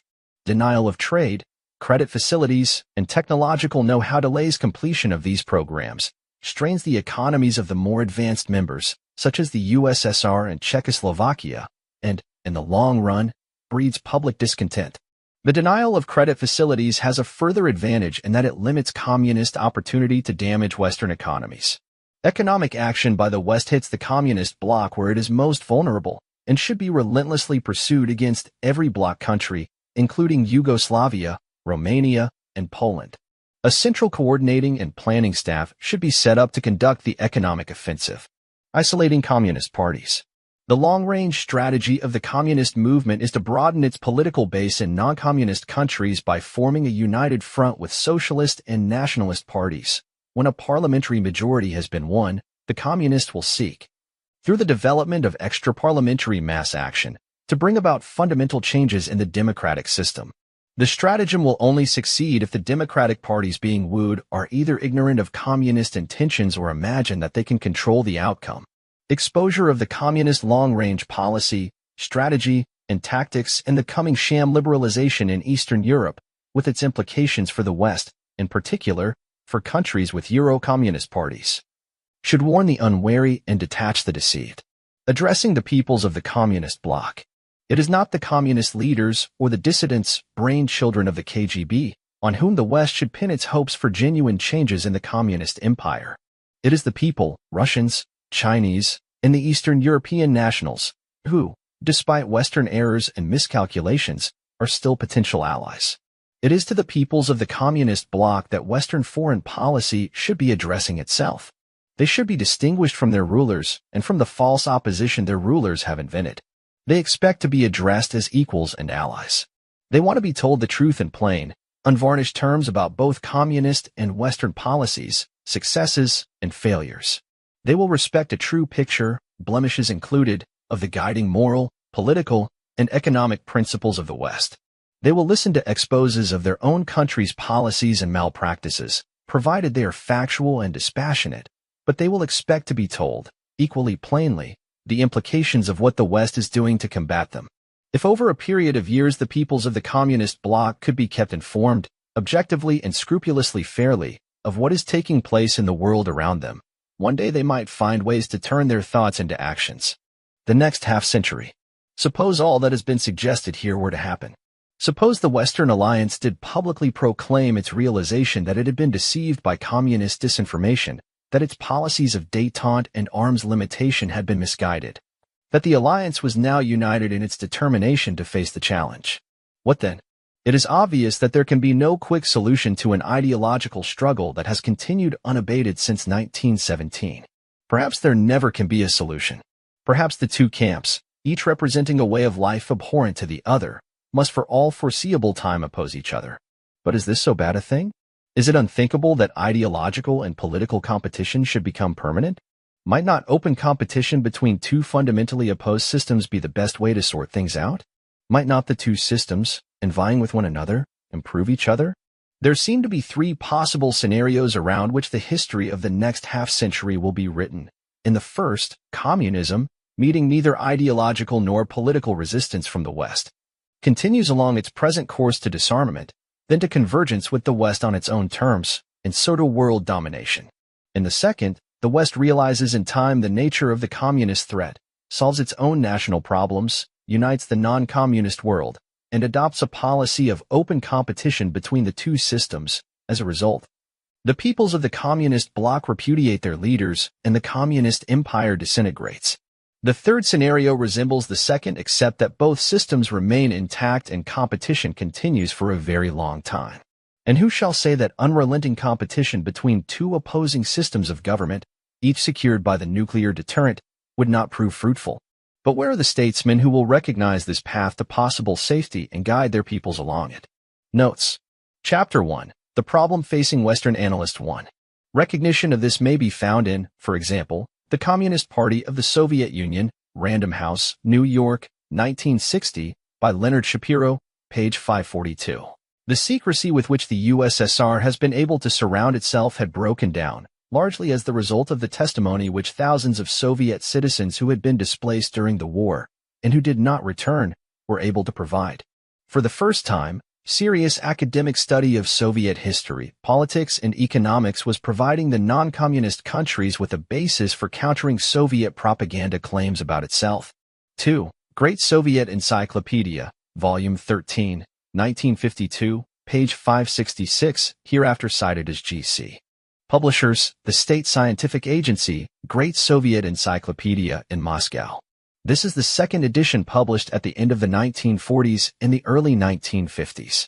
Since 1957 it has published annual supplemental volumes. The volumes will be cited hereafter as GC with an indication of the year of the supplement. Supplements are not numbered, but go by the year. Chapter 3. The Patterns of Disinformation, Weakness and Evolution. 1. In the 18th century, Count Potemkin organized a river journey for his sovereign, Catherine II, and the ambassadors to her court. Anxious to display the high living standards enjoyed by the local peasantry under her rule, he had artificial mobile villages constructed on the banks of the river. Once the royal barge had passed the villages, they were hastily dismantled and reassembled for display again farther along on the barge's course. 2. Former head of Soviet intelligence in Sweden and other countries. Chapter 4. The Patterns of Disinformation, Transition 1. These statements are supported by the official records of the speeches made by various members of the Presidium at the 20th Party Congress, including those of Khrushchev, Molotov, Malenkov, Mikoyan, and Kaganovich. Chapter 5. The New Policy and Disinformation Strategy 1. See Mao's articles on the historical experience of the dictatorship of the proletariat and more on the historical experience of the dictatorship of the proletariat. Published in Pravda on April 5 and December 29, 1956, respectively. Mao wrote, in struggles inside as well as outside the party, on certain occasions and on certain questions he confused two types of contradictions which are different in nature, contradictions between ourselves and the enemy and contradictions among the people, and also confused the different methods needed in handling them. In the work led by Stalin of suppressing the counter-revolution, many counter-revolutionaries deserving punishment were duly punished, but at the same time there were innocent people who were wrongly convicted. And in 1937 and 1938 there occurred the error of enlarging the scope of the suppression of counter-revolutionaries. In the matter of party and government organization, he did not fully apply proletarian democratic centralism and, to some extent, violated it. In handling relations with fraternal parties and countries he made some mistakes. He also gave some bad counsel in the international communist movement. These mistakes caused some losses to the Soviet Union and the international communist movement. 2. See, for instance, the 1956 speeches of Mao, Liu Shaoqi, and Deng Xiaoping. 3. In December 1957, party members in the KGB Institute, including the author, were given a secret briefing on the November conference of bloc countries by General Kurenkov, the head of the institute, who had been a guest at conference meetings and who had himself been briefed by General Serif. This and other hitherto unpublished information about the conference is taken from that briefing. 4. During these years, the author was serving in the KGB Institute and KGB headquarters. 5. World Marxist Review, Problems of Peace and Socialism, December 1960 and January 1961. 6. The author's account of disinformation is based on Shelepin's articles in the secret KGB magazine Chekist, on Popov's manual, and on the author's conversations with Grigorenko, Sitnikov, Kellen, Kostenko, and Smirnov of the Disinformation Department. The author borrowed Popov's book from the library on the grounds that his work on document assessment in the KGB's information department required that he should be able to distinguish authentic information from disinformation. The librarian called him twice daily to ask when he would return the book. 7. Lenin's Works, 5th edition, volume 45, the State Publishing Agency for Political Literature, Moscow, page 63. The 5th edition was prepared by the Institute of Marxism-Leninism and published by the Central Committee of the CPSU during the late 1950s and the early 1960s. 8. Questions of History of the CPSU, number 4, 1962, page 152. 9. Sun Tzu, The Art of War, trans. Samuel B. Griffith, Oxford University Press, London, Oxford, and New York 1963, pages 45 to 56. 66, 93, 183, 190, 191. 10. See page 160. 11. The issues were dead as between party leaders. Nationalism was still very much alive in the Yugoslav Communist Party. Tito admitted this in his conversations with the Soviet leaders in 1955 and promised to deal with it. He explained, however, that it would take time to neutralize and eradicate it. Chapter 6. The Shelepin Report and Changes in Organization 1. The author read and studied the Shelepin Report in the KGB Institute while a student there. Chapter 7. The New Role of Intelligence 1. Material based on a secret lecture given KGB staff by the Soviet Deputy Minister of Defense responsible for scientific and technical research and development. 2. Information made available to the French authorities in 1962 to 63. 3. See Henry Hertz's article in the October 1981 issue of Reader's Digest, supported independently by George Lardner, Jr., in his article in the Washington Post of September 3, 1981. According to Hurt, the FBI re-examined the Fedora case, which concerned a KGB official whom the FBI regarded as its reliable agent from 1962 onward, and some of whose information was passed on to the White House. The FBI concluded that Fedora had been under Moscow's control during the years of his association with the FBI. If this is correct, it confirms that the Soviets were actively creating new channels for disinformation in the early 1960s, and the U.S. government owes it to the public to produce an official white paper on the activities of this Soviet plant and the disinformation he provided. Such a publication would be a revolutionary contribution to the enlightenment of Western scholars and journalists on communist affairs and to the general public on the little-known subject of communist strategic disinformation. It should throw light on concrete Soviet disinformation themes, particularly on intra-bloc relations, and would illustrate how such disinformation shaped or influenced U.S. attitudes and decisions during the period. 4. Material based on secret instructions given between 1959 and 1961, from the head of Soviet intelligence to the intelligence residents in those countries. 5. Told to the author by Zennikov himself. Chapter 9. The Vulnerability of Western Assessments 1. Some details on the subject are available in Interlocking Subversion in Government Departments. The report of the Subcommittee to investigate the administration of the Internal Security Act and other internal security laws to the Committee on the Judiciary of the U.S. Senate, 83rd Cong, 1st Sess. July 30, 1953. Chapter 10. Communist Intelligence Successes, Western Failures, and the Crisis in Western Studies 1. A special secret review of Popov's case, known as Operation Boomerang, was circulated to KGB staff after his arrest. It stated that Popov was uncovered as a result of reports from agents abroad, not named, and from surveillance over Popov and his case officer. Popov could not be arrested earlier because a GRU colonel was in American hands. Popov's use in an operational game against the Americans was excluded because he was known to be very anti-Soviet and would therefore be likely to disclose the game to the Americans. 2. C.B. Nikolaevsky's article on the 19th CPSU Congress, The New Leader, October 6, 1952. See also Franz Borkenau, Sino-Soviet Relations, Department of State ERS Paper, Series 3, Number 86, February 1, 1952, and Mao Zedong, The 20th Century, August 1952. 3. Use of the facade and strength pattern has sometimes been recognized. See, for example, Walker's China Under Communism, Richard Lewis Walker, George Allen and Irwin, Limited, London, 1956, pages 240-45. Chapter 11. Western Errors 1. W. A. Douglas Jackson, The Russo-Chinese Borderlands, D. Van Nostrand, Princeton, New Jersey, 1962, page 95. 2. Bear and Dragon. What is the relation between Moscow and Peking? Supplement to the National Review, November 5, 1960. 3.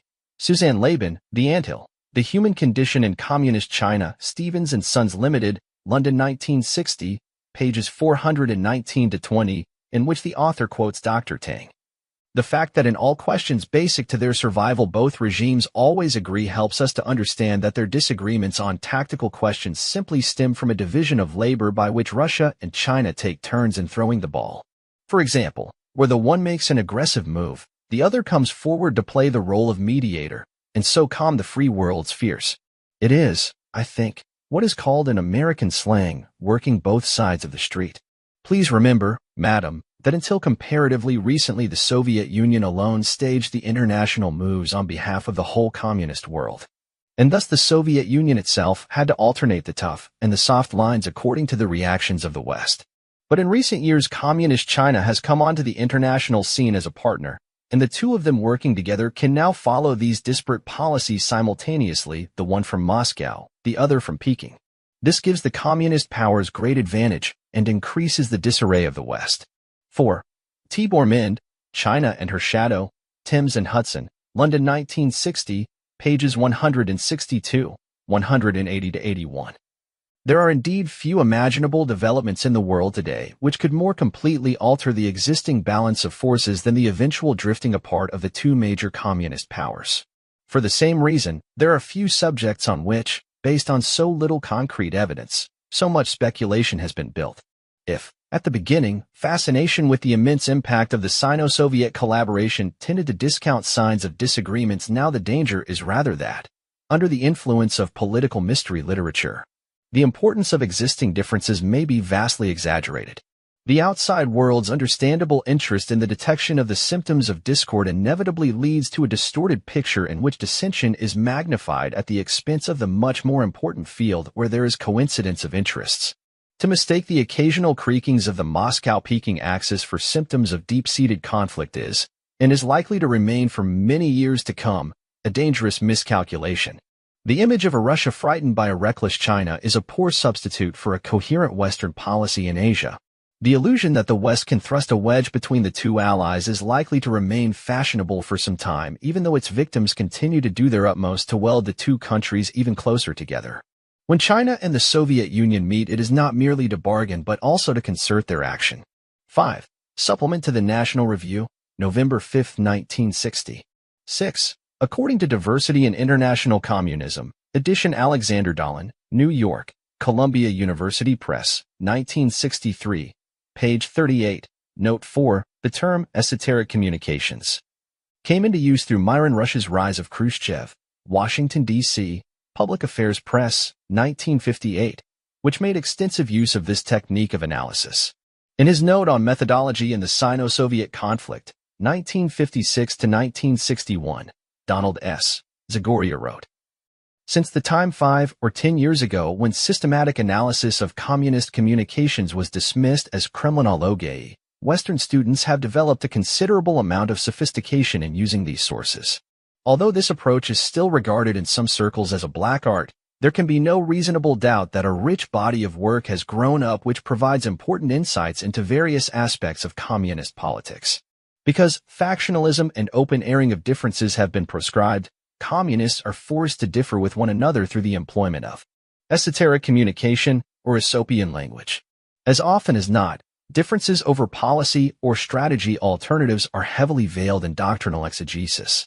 Yet behind the seemingly arid doctrinal polemics lie real and serious political problems." 7. Edgar Snow, The Other Side of the River.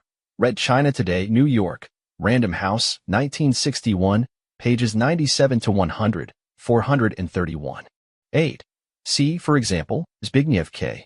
Brzezinski, The Soviet Bloc Unity and Conflict, Revidition, New York, Frederick A. Prieger, 1961, pages XX, 22, 424 to 25. And footnote 43, page 514. 9.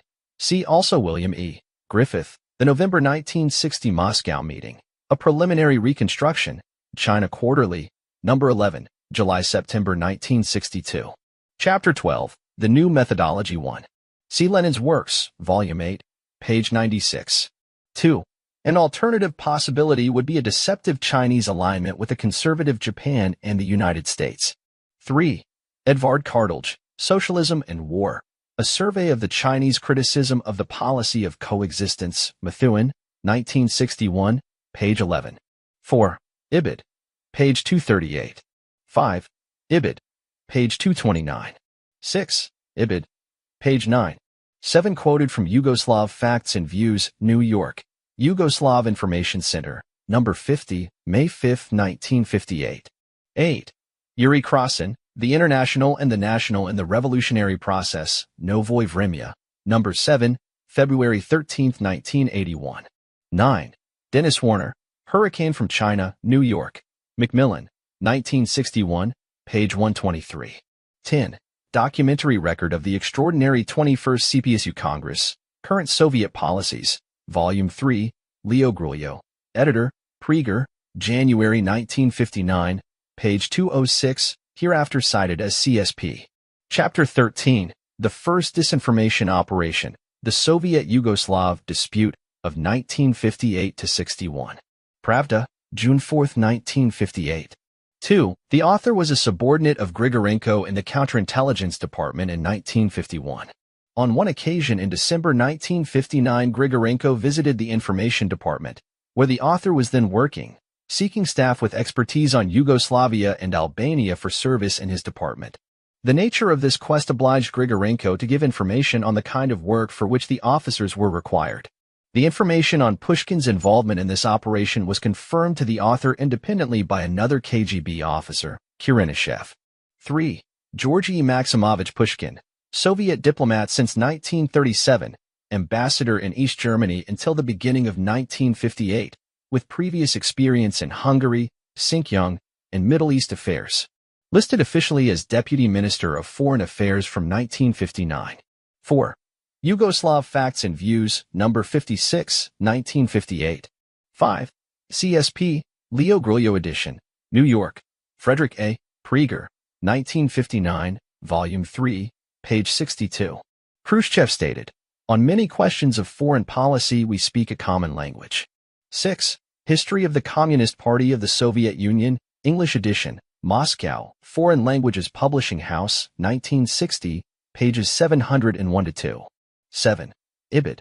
Page 641. Subsequently, the Communist Party of the Soviet Union, on its own initiative, took steps to restore norma, relations between the USSR and Yugoslavia. The policy of friendship and mutual assistance, pursued by the CPSU, triumphed. The mistakes made occasionally in the relations with fraternal countries were of a secondary, accidental character. The essence of these relations was genuinely socialist, and accorded fully with the principles of proletarian internationalism.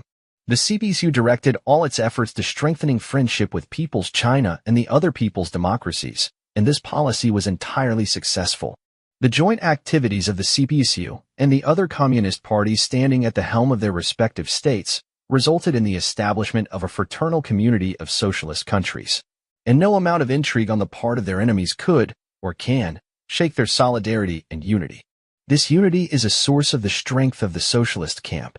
The problem of relations between the socialist countries was, for all its complexity and novelty, successfully solved in the interest of each country and of the entire socialist camp. 8. CSP, Volume 3, pages 68-69. 9.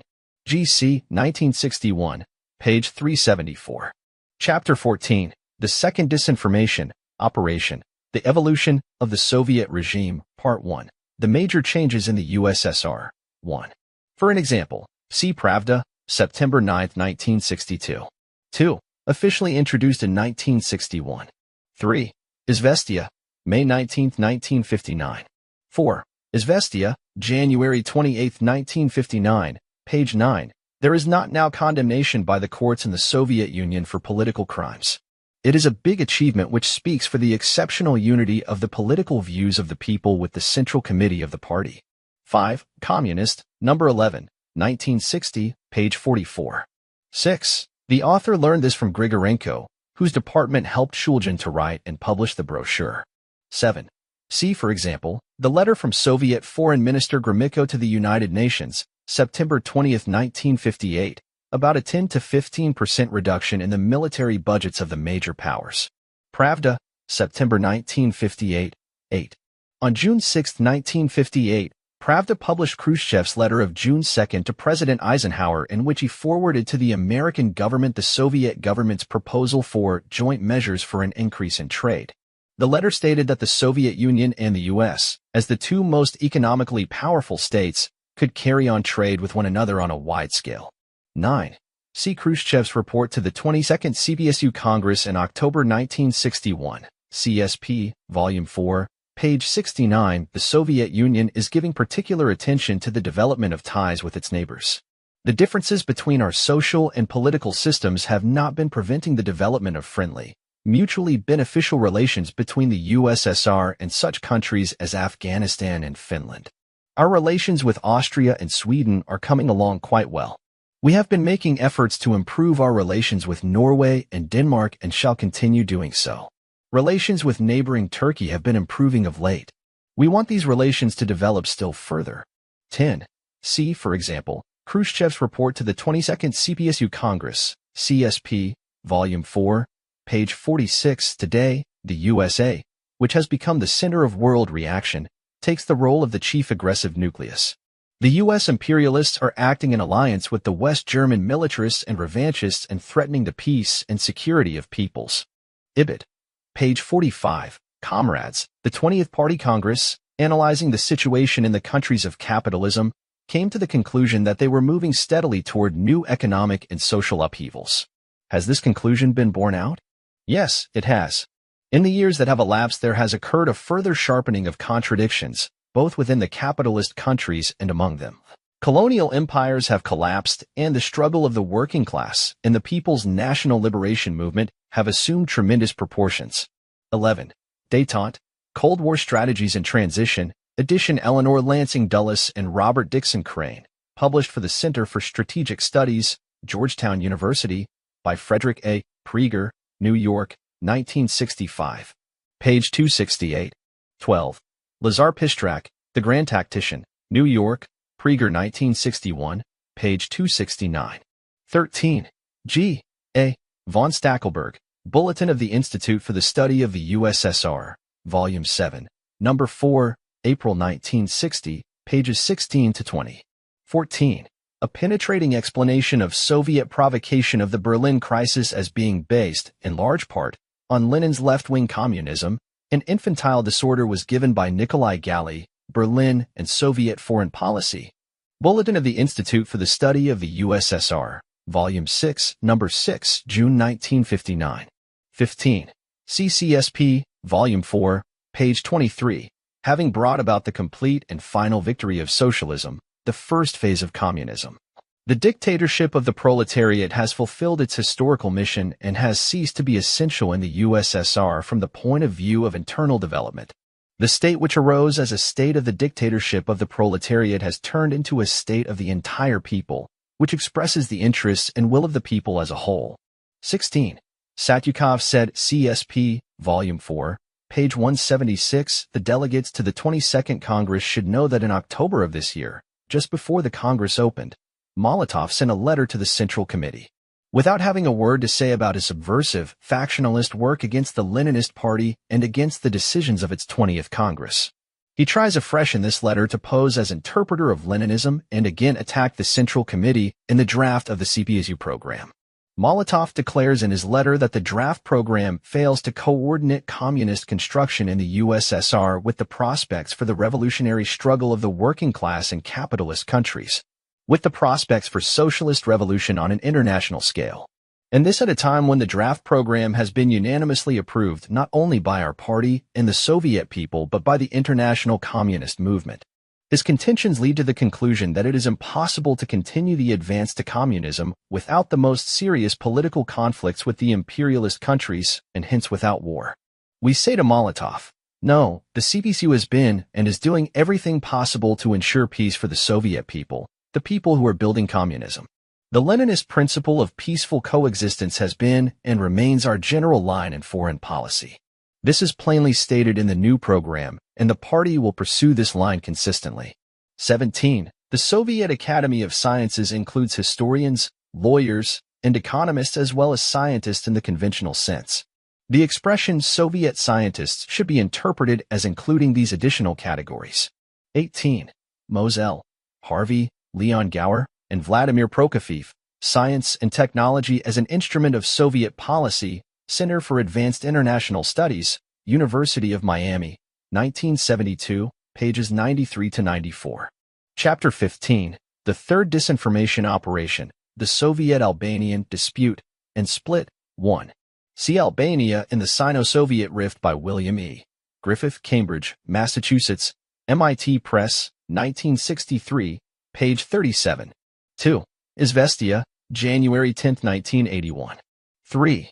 In one article, June 1962, David Floyd in the London Daily Telegraph noted that it was through Durrës and Vlora that the Albanians received last year the grain shipments which enabled them to resist the Russian economic blockade.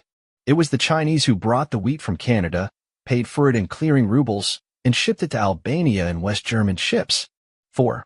Zirii Populate, February 14, 1961. Reprinted as Document 6 in Albania in the Sino-Soviet Rift, page 207. Chapter 16, The Fourth Disinformation Operation, The Sino-Soviet Split, 1. Joy Homer Dawn Watch in China, Boston. Houghton Mifflin Company, 1941, pages 194 to 95, from the day that I set foot in Yan'an. I noticed a lukewarm attitude towards Russia on the part of students and young officials. Far more popular than Russia were America and Great Britain. At least once a day, I was told very earnestly something like this: "You must not confuse our communism with the communism of Russia. Today we do our own thinking. In your country, you would probably call us socialists. We believe in sacrifice for each other, and in hard work and love for all men. Almost it is like your Christianity." 2. An account of Harriman's interview is in the China Tangle by Herbert Faze, Princeton, New Jersey, Princeton University Press, 1953, page 140. 3. Charles B. McLean, Soviet Policy in the Chinese Communists, 1931-1946, Freeport, New York. Books for Libraries Press, copyright 1958 by Columbia University Press, 1972. Pages 1-2. 4. Robert E. Sherwood, Roosevelt and Hopkins, An Intimate History, New York, Harper and Brothers, 1948, pages 902-3. Stalin made the categorical statement that he would do everything he could to promote unification of China under the leadership of Chiang Kai-shek. He specifically stated that no communist leader was strong enough to unify China. 5. McLean, Opposite 6. Robert Payne, Portrait of a Revolutionary, Mao Zedong, London and New York, Abelard Schumann, 1961, footnote, page 175. 7. See the official announcement in Pravda, October 23, 1949. Tikhvinsky was named as an intelligence officer by the former Soviet intelligence officer Rastverov in his article in Life, December 6, 1954. 8. See Chiang Kai-shek, Soviet Russia and China, New York. Farrar, Strauss, and Cudahy, 1957, page 369. 9. This treaty remained in force throughout the Vietnam War.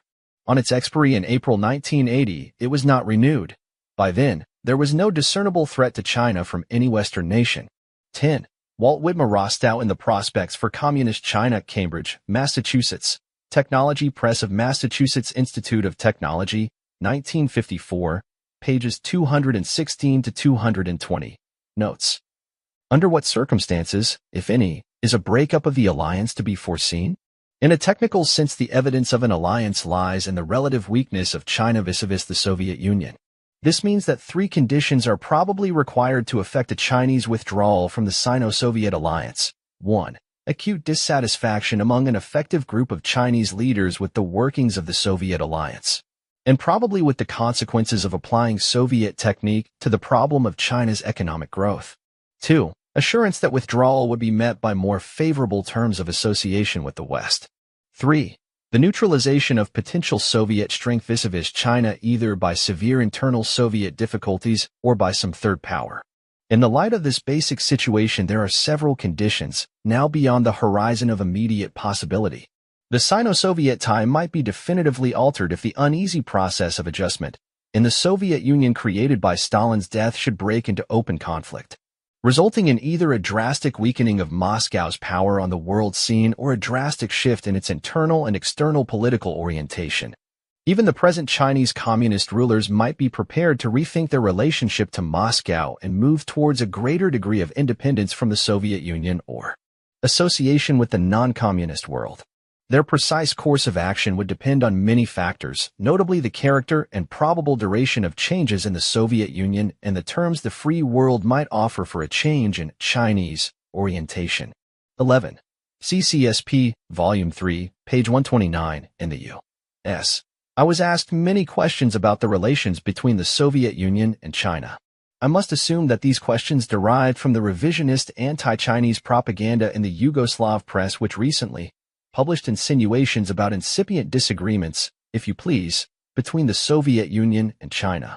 I replied that the gentlemen questioners were evidently dreaming sweet dreams in which, lo and behold, magic could cause disagreements to appear in the socialist camp between the Soviet Union and China. But I said that the dream was unrealizable. Soviet-Chinese friendship rests on the unshakable foundation of Marxist-Leninist ideology, on the common goals of communism, on the fraternal mutual support of the peoples of our countries, on joint struggles against imperialism and for peace and socialism. Applause. The greetings of the CPC Central Committee to our Congress, signed by Comrade Mao Zedong, are a reaffirmation of the eternal, indissoluble friendship between our parties and between our countries. Applause. We shall cherish this friendship as the apple of our eye. Our friendship is a sacred thing, and let not those who would seek to defile it reach out with unclean hands for this purpose. Applause. 12. Imperialist, renegade and revisionist hopes of a split within the socialist camp are built on sand and doomed to failure. All the socialist countries cherish the unity of the socialist camp like the apple of their eye. Manifesto. 13.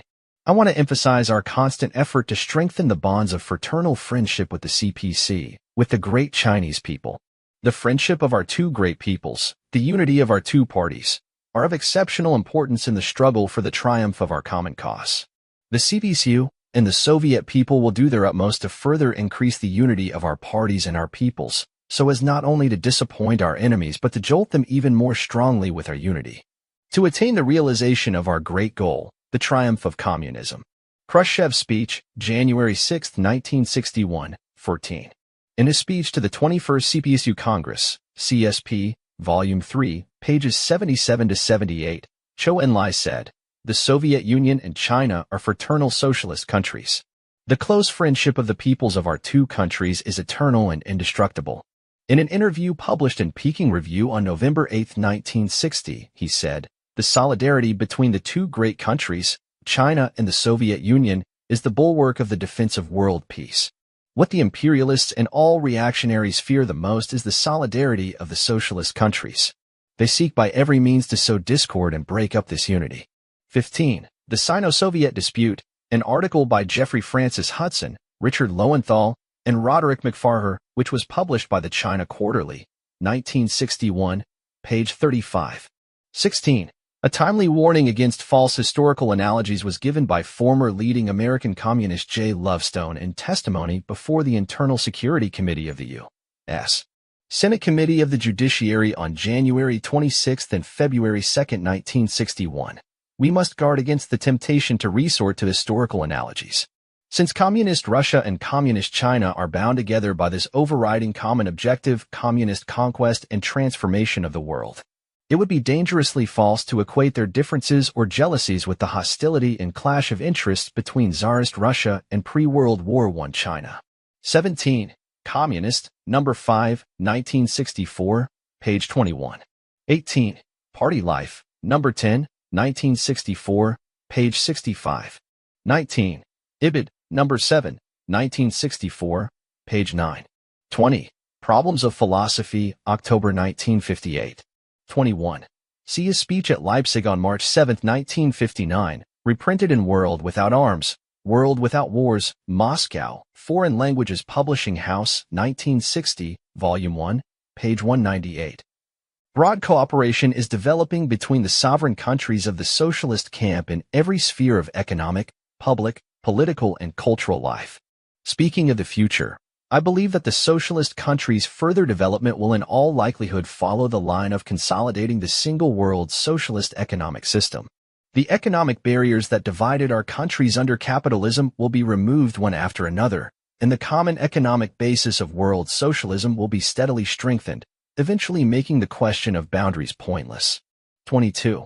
CSP, Volume 3, page 188. The thesis in Comrade N.S. Khrushchev's report that from the theoretical standpoint it would be more correct to assume that by successfully employing the potentialities inherent in socialism, the countries of socialism will enter the higher phase of communist society more or less simultaneously, will be of tremendous interest not only to communists of the Soviet Union but also to communists of all the socialist countries as well as communists of the entire world. This is the first formulation of the new thesis that the law of planned and proportional development applies not only to individual socialist countries but also to the economy of the socialist camp as a whole. This is a new pronouncement in the theory of scientific communism. It expresses the profound truth of Leninism that the world socialist camp constitutes a single economic system. As time goes on, the economic plans of these countries will be more and more coordinated, and the more highly developed countries will help the less developed countries in order to march in a united front toward communism at an increasingly faster pace. 23. Mind, China and Her Shadow, pages 175 to 76, 338 to 39. 24. The following is an extract from this letter, It is not only at present that the Soviet leaders have begun to collude with U.S. imperialism in attempt to diminish China. As far back as June 20, 1959, when there was not yet the slightest sign of a treaty on stopping nuclear tests, the Soviet government unilaterally tore up the agreement on new technology for national defense concluded between China and the Soviet Union on October 15, 1957, and refused to provide China with a sample of an atomic bomb and technical data concerning its manufacture. This was done as a presentation gift at the time the Soviet leader went to the U.S. for talks with Eisenhower in September 25. For an example, see Trud, August 31, 1963. The 10 megawatts pilot nuclear power plant and the 24 million electron-volt cyclotron commissioned in 1958 were another aspect of Soviet aid to China, which was too many-sided to be mentioned in all the details. 26. See Peking Review, April 26, 1960. A new nuclear particle, anti-sigma-hyperon, has been discovered by scientists of the socialist countries working together at the Joint Nuclear Research Institute in Dubna, outside Moscow, established in 1956 by representatives of 12 governments of the socialist states. In addition to the Soviet physicists who led in obtaining this remarkable result, Professor Wang Gancheng, prominent Chinese scientist who is the vice director of the Joint Institute, played a big part. He has long been a figure of world renown in the field of physics. Speaking of the new success, Professor Wang described it as the first discovery of a charged anti-hyperon ever made, marking another step forward in man's knowledge of the basic particles of the microworld. Professor Wang attributed this triumph first of all to leadership and support by the Soviet director of the institute and to close cooperation and work by scientists of other socialist countries. It is truly, he said, a fresh testimony to the superiority of the socialist system. 27. Snow, Other Side of the River, page 642. 28. Seamind, China and Her Shadow, pages 182 to 93. 29. Military Strategy, Soviet Doctrine and Concepts, edition Marshall v. D. Sokolovsky, Moscow, 1962. 30. For an instance, see Pravda, August 27, 1963. On the alleged Chinese objection to the admission of the Soviet delegation to the Afro-Asian Solidarity Conference in 1963 in Moshi on the grounds that the Soviet delegates were neither black nor yellow. 31. See Douglas Jackson, Russo-Chinese Borderlands, page 91. Salisbury also attributes the Khrushchev Virgin and Idle Lands program, which in 1954-56 resulted in the plowing of millions of acres of unused land in western Siberia and northern Kazakhstan and the settling of several 100,000 Russians and Ukrainians there, as proof of Soviet concern for its vast empty Siberian spaces. The Khrushchev program unquestionably has political overtones, but more compelling reasons for its implementation may be found in domestic conditions in the Soviet Union than in the Chinese population problem. 32. In Moscow on September 2, 1980, the Chinese Friendship Association celebrated the anniversary of the Japanese defeat in Manchuria. A report was delivered by the association's deputy chairman, Tikvinsky. 33. New York Times, November 22, 1966. 34. Communist, number 5, 1964, page 21. 35. See Douglas Jackson, Russo-Chinese Borderlands, page 110. As events have unfolded, their role has changed with circumstances. From zones of tension between Imperial Russia, Imperial China, Soviet Russia and Nationalist China, the borderlands have become, since the Communist Revolution in China, zones of cooperation and stabilization. Their further economic development will undoubtedly strengthen the hold that the communists have over them, and in turn, they will contribute much to the overall communist strength. Indeed, the role of the borderlands in future Sino-Soviet relations may in some ways be as dramatic as that played in preceding centuries of Russo-Chinese competition and distrust. Whatever the future may bring, the lands of Asia, where Russia and China meet, will continue to fascinate us, and what is more, demand our awareness and understanding. 36. For examples, see the speeches of Mao, Liu Shaoqi, Peng Dehuai, and Ting Xiaoping at the 8th CPC Congress in September 1956. Jin Minjiapao, September 1956, 37. See Field Marshal the Viscount Montgomery of Alamein, Three Continents, London, Collins, 1962, page 40. Cho emphasized again and again that China must have peace, although she will always fight to resist aggression against her own territory. Marshal Chen Yi, the foreign minister, had given me exactly the same views during my talks with him. See also Zhou Enlai's emphasis on China's recognition of the policy of peaceful coexistence in the article in Peking Review, November 8, 1961. 38. See Khrushchev's speech of January 6, 1961. The war in Algeria is a liberation war, a war of independence waged by the people.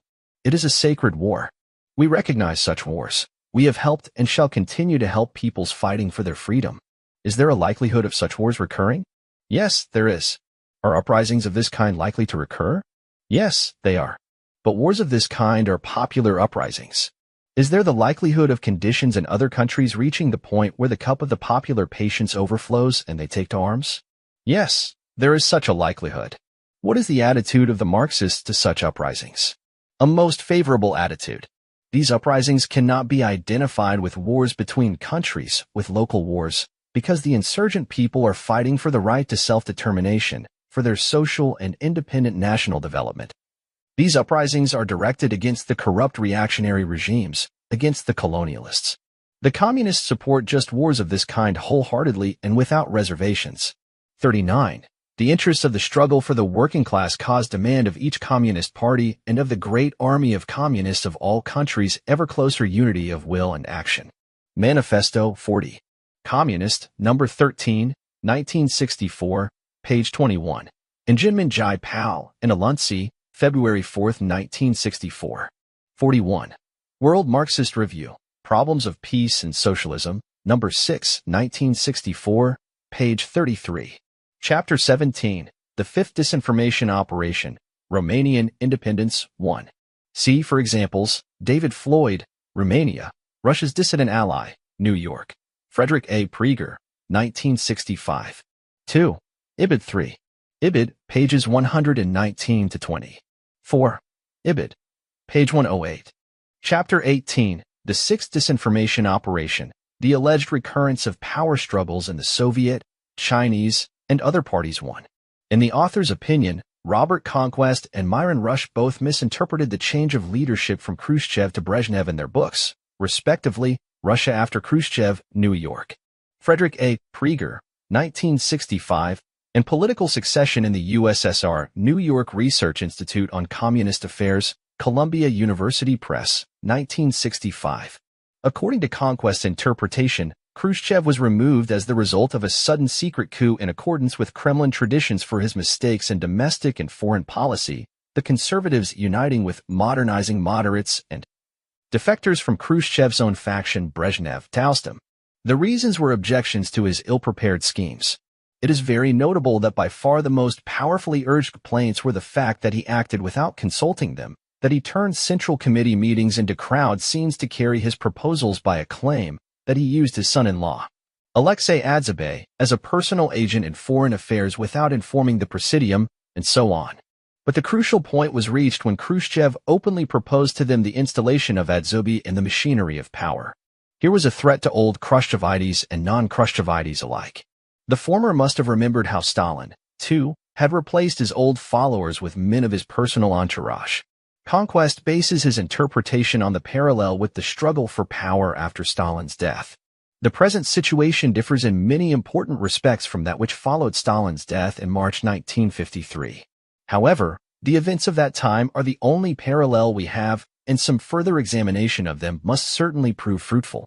For the more the structure of power depends on one man, the more it is likely to be shaken when that one man is removed. On Khrushchev's departure, as after Stalin's, a power vacuum came into being.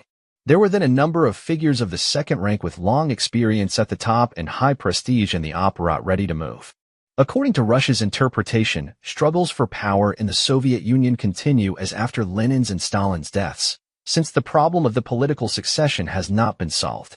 Russia's interpretation also accepts Khrushchev's dismissal as the result of a conspiracy. Khrushchev's surrender of the post that made him the effective ruler of the Soviet Union, announced on October 15, 1964, came as a surprise to the West and to Khrushchev as well. The coup d'état prevented him from attending a celebration for Soviet spacemen he had just announced over radio and television. Khrushchev's overthrow was the result of a conspiracy, not the culmination of a series of moves aimed at reducing his power. Russia sees Khrushchev as a dictator. A conspiracy was necessary to remove Khrushchev because sovereignty resided in no collective but in Khrushchev's person. According to Russia's view, an arranged political succession in the Soviet Union is impossible, and the ruler's demise or removal begins the succession crisis. In the USSR, the ruler evidently cannot inherit authority but must win it, and it is difficult to see how such vast powers can be seized against the certain opposition of rivals without producing a political crisis. Its depth and effects, however, are variable, according to the scope and intensity of the struggle and the manner of its resolution. Succession is initiated by the political or physical demise of the ruler. The circumstances in which this event occurs may significantly affect the course of succession, yet even the ruler who attempts to arrange his succession cannot know with confidence what these circumstances will be. The ruler's demise may be a political rather than a physical event, as when he is removed in a palace revolt, as Khrushchev was in fact, in which case his person and politics immediately become a central issue in the succession. However it begins, the succession crisis is at the outset largely colored by the personal rivalry of the most ambitious of the former ruler's heirs. In their efforts to inherit his power, they are compelled to maneuver and compromise, forming factions in the top leadership according to the shifting calculation of personal interest and political principle. Russia recognizes Khrushchev's concern over the succession problem. If, as we shall argue, Khrushchev tried to deal with the problem of succession, his dispositions did not lose significance because he was ousted before he could achieve his purpose. On the contrary, his succession arrangements shaped the situation that resulted from his fall, and even helped to bring it about. Khrushchev was deeply aware of the Soviet succession problem, although Marxism contributed little to that awareness. Preoccupied with the problem of the transfer of power from one class to another, it has relatively little to say about the transfer of power between rulers. Khrushchev learned of the succession problem through experience, not theory. He was already in his 30s during Lenin's succession, and he in some measure relived that experience in his campaign against Stalin's memory. 2. See Lenin's letter of 1923, published in Communist, No. 9, 1956, pages 11 to 17. Comrade Stalin, having become General Secretary, has concentrated enormous power in his hands, and I am not at all certain that he is capable of always utilizing this power with sufficient caution. 3.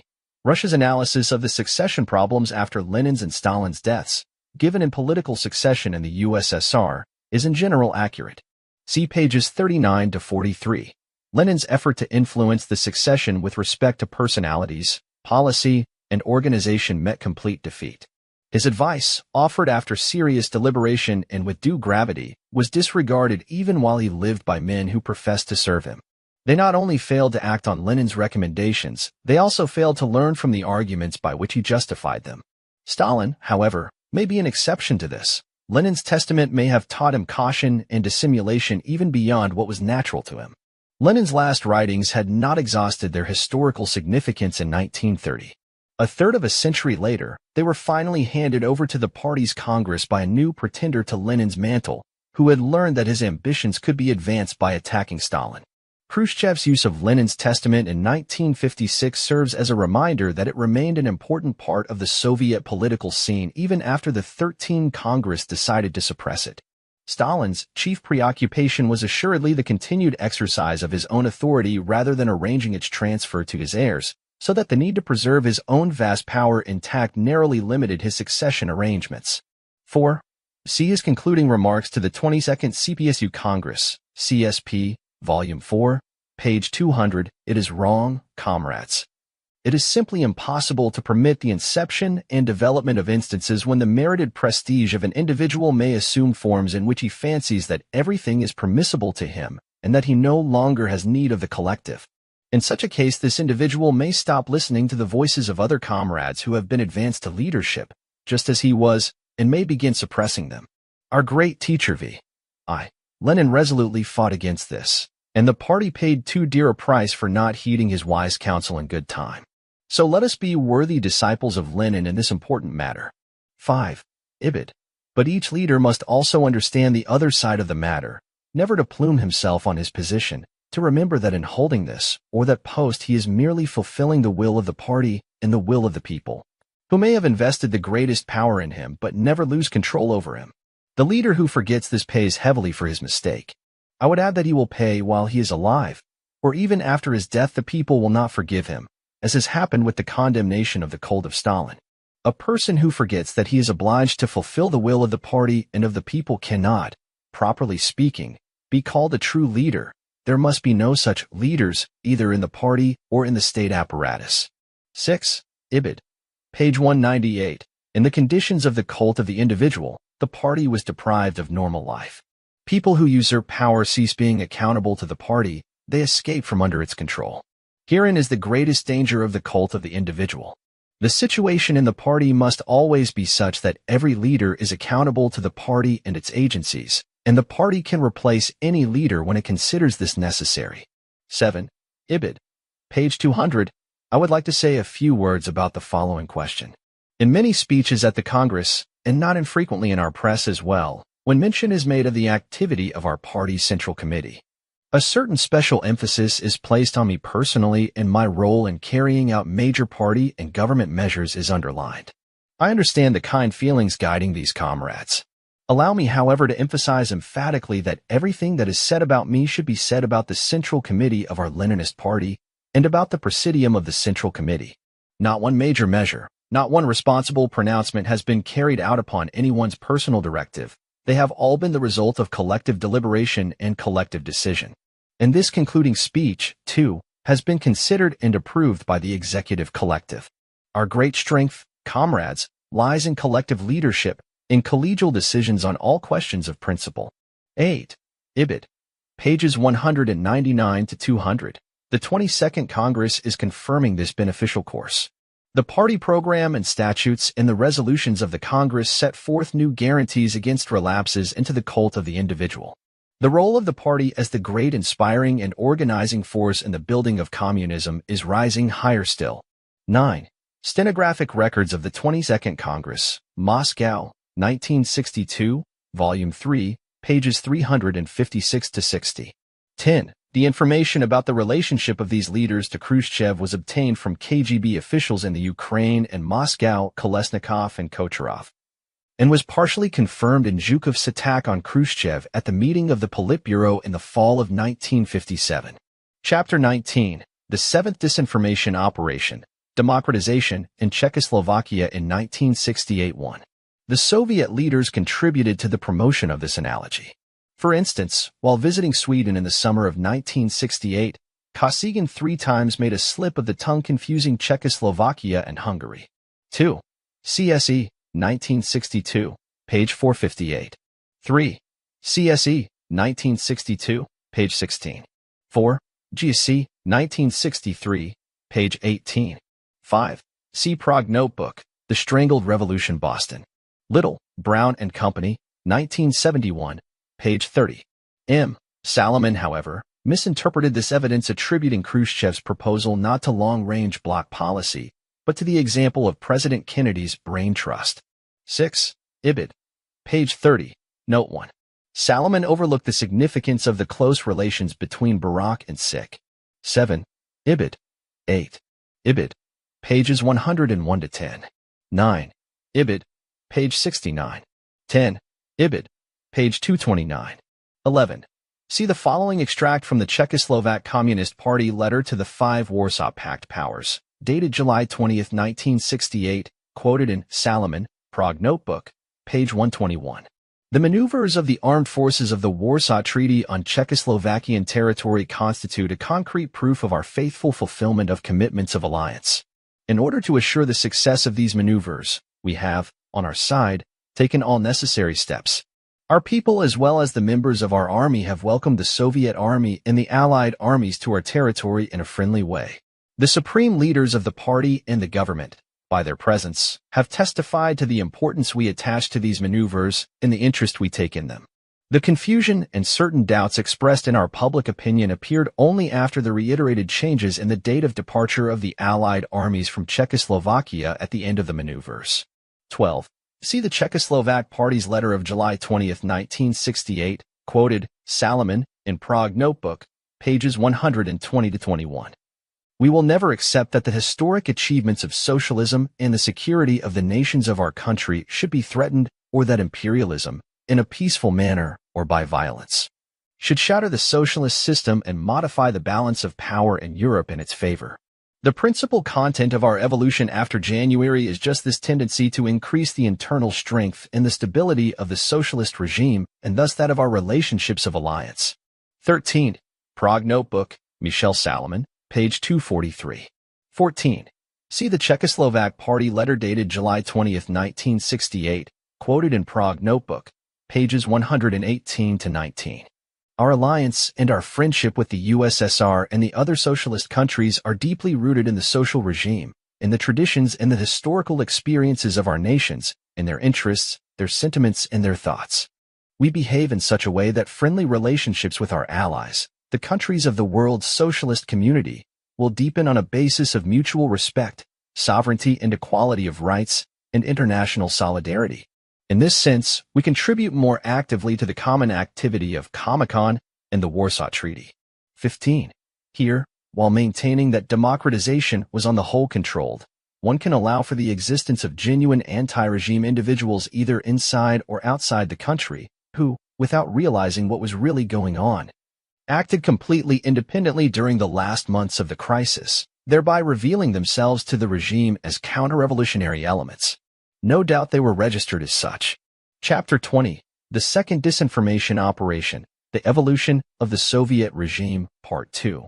The Dissident 1. Andrei D. Sakharov. Sakharov Speaks, edition Harrison E. Salisbury, London, Collins and Harville Press, 1974. 2. Leon Gower, Foy D. Kohler, Richard Saul, and Annette Stiefbold, Convergence of Communism and Capitalism, The Soviet View, Miami, Florida Center for Advanced International Studies, University of Miami, 1973. Pages 44 to 46. Sakharov Speaks, pages 107 etc. 3. Sakharov Speaks, page 108, gives these dates as 1968 to 80. 4. Sakharov Speaks, pages 107 etc. 5. See Note 3. Ibid. 6. It is not clear why Sakharov and Kapitsa, who were both so outspoken, have not been expelled from the Soviet Academy of Sciences, although Sakharov, at least, was allegedly stripped of his state honors and awards. For some unexplained reason, this did not occur until January 1980. Chapter 21. The Eighth Disinformation Operation, Eurocommunism 1. Leonard Shapiro, The Soviet Union and Eurocommunism, Conflict Study No. 99, London, The Institute for the Study of Conflict, 1978. Some Spanish socialists also seem to regard Eurocommunism as a deceptive device. 2.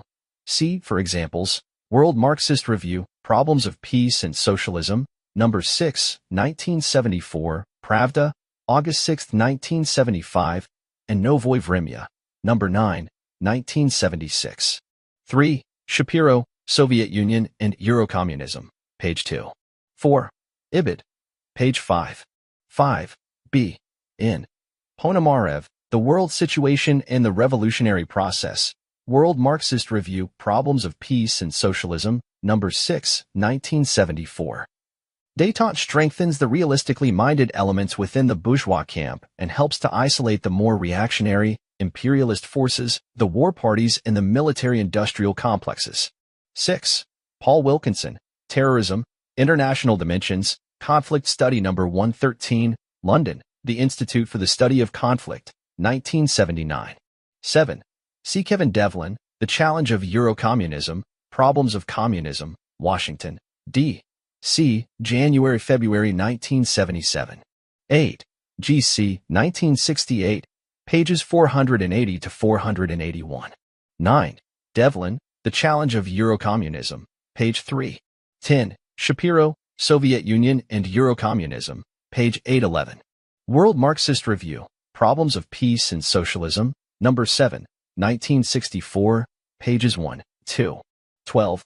Rabiki Class I Savremenny Mir, 1976, No. 4, as quoted in Shapiro, Soviet Union and Eurocommunism. Chapter 22. The Role of Disinformation and Intelligence Potential in the Realization of the Communist Strategies 1. G.C., 1969, page 52. 2. G.C., 1972, page 269. 3. G.C., 1974, page 278. 4. See, for example, the Chinese People's Daily, September 6, 1963. The leadership of the CPSU has become increasingly anxious to strike political bargains with U.S. imperialism and has been bent on forming a reactionary alliance with Kennedy even at the expense of the interests of the socialist camp and the international communist movement. 5. G.C. 1977, page 294. 6. Sun Tzu, The Art of War, page 77. 7. Boris Ponomarev, Topical Problems in the Theory of the World Revolutionary Process, Communist, number 15, October 1971, 8. The award of an Order of Lenin to Timo followed the award earlier of an Order of Friendship. 9. G.C. 1965, page 374. 10. G.C. 1969, pages 388, S9. 11. Aliyev became the Soviet premier under Andropov. 12. Information from Kirillin, deputy head of the KGB Religious Department, and Lapshin, officer of the religious section of the KGB Emigre Department. See Izvestia, November 26, 1960. 13. Izvestia, December 16, 1960. 14. CSE, 1970, page 318. 15. GC, 1971, page 323. 16. See Political Shifts in the Middle East, Roots, Facts, Trends, World Marxist Review, Problems of Peace and Socialism, number 2, 1980. The article is a summary of a discussion on events in Iran and Afghanistan. Participants included a Soviet-Afghan scholar. It notes, albeit difficult, it is fully realistic, and the experience of Soviet Central Asia is highly instructive in this sense, in some way to enlist Islam into serving the revolution and the building of a new life. 17. Journal of the Moscow Patriarchate, number 9, 1976. 18. Juvenali was replaced, allegedly for reasons of health, in April 1981. Chapter 23. The Evidence of Overall Coordination Between the Communist Governments and Parties 1. See CSP Volume 4, page 44. 2. GC, 1962, page 460. 3. GC, 1963, page 451. 4. GC, 1966, page 52. 5. GC, 1967, pages 447, 472 to 73. 6. For Prague, GC, 1973, page 491. For Warsaw, GC, 1975, pages 502 to 503. 7. GC, 1971, page 55. 8. GC, 1976, page 487. 9. GC, 1974, page 6. 10. GC, 1975, page 502. 11. GC, 1976, page 42.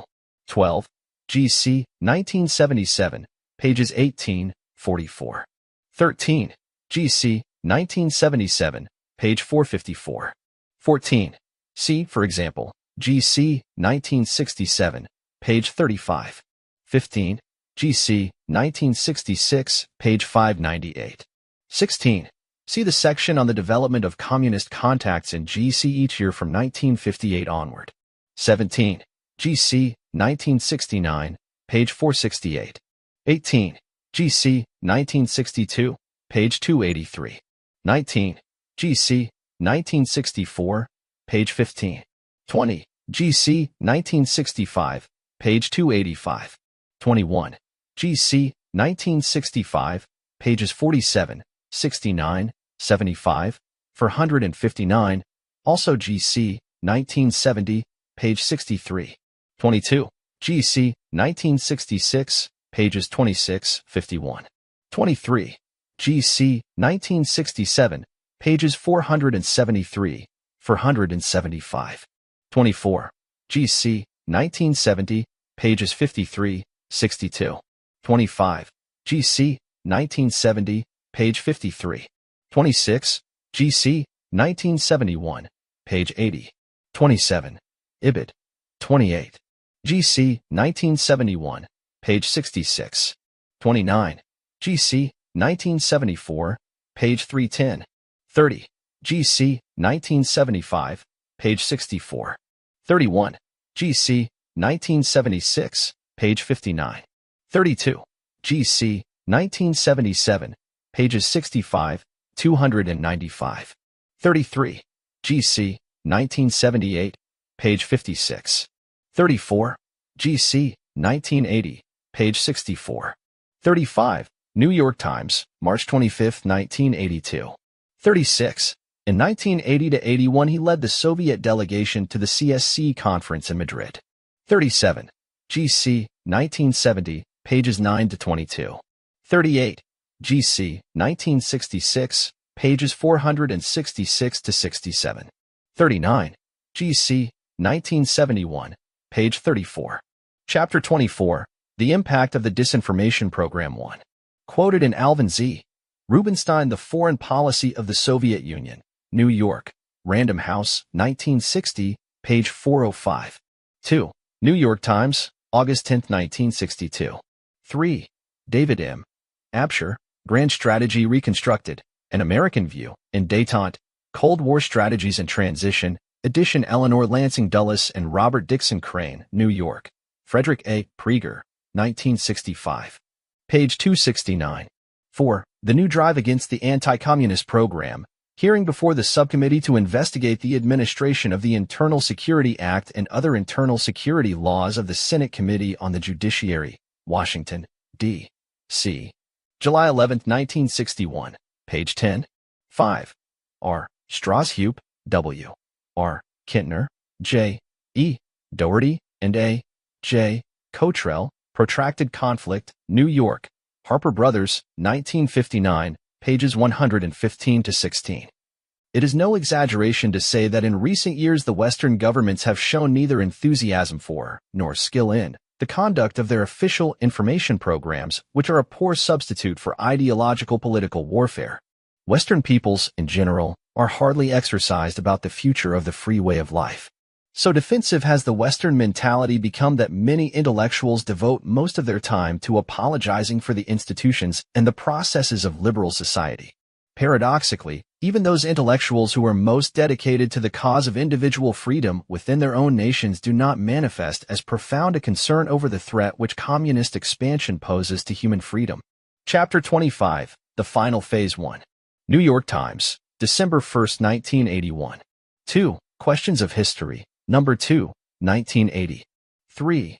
The involvement of socialists with national liberation movements can already be seen, for example, in relation to El Salvador in the meeting in 1979 between the Austrian socialist leader Kreisky and Arafat of the PLO.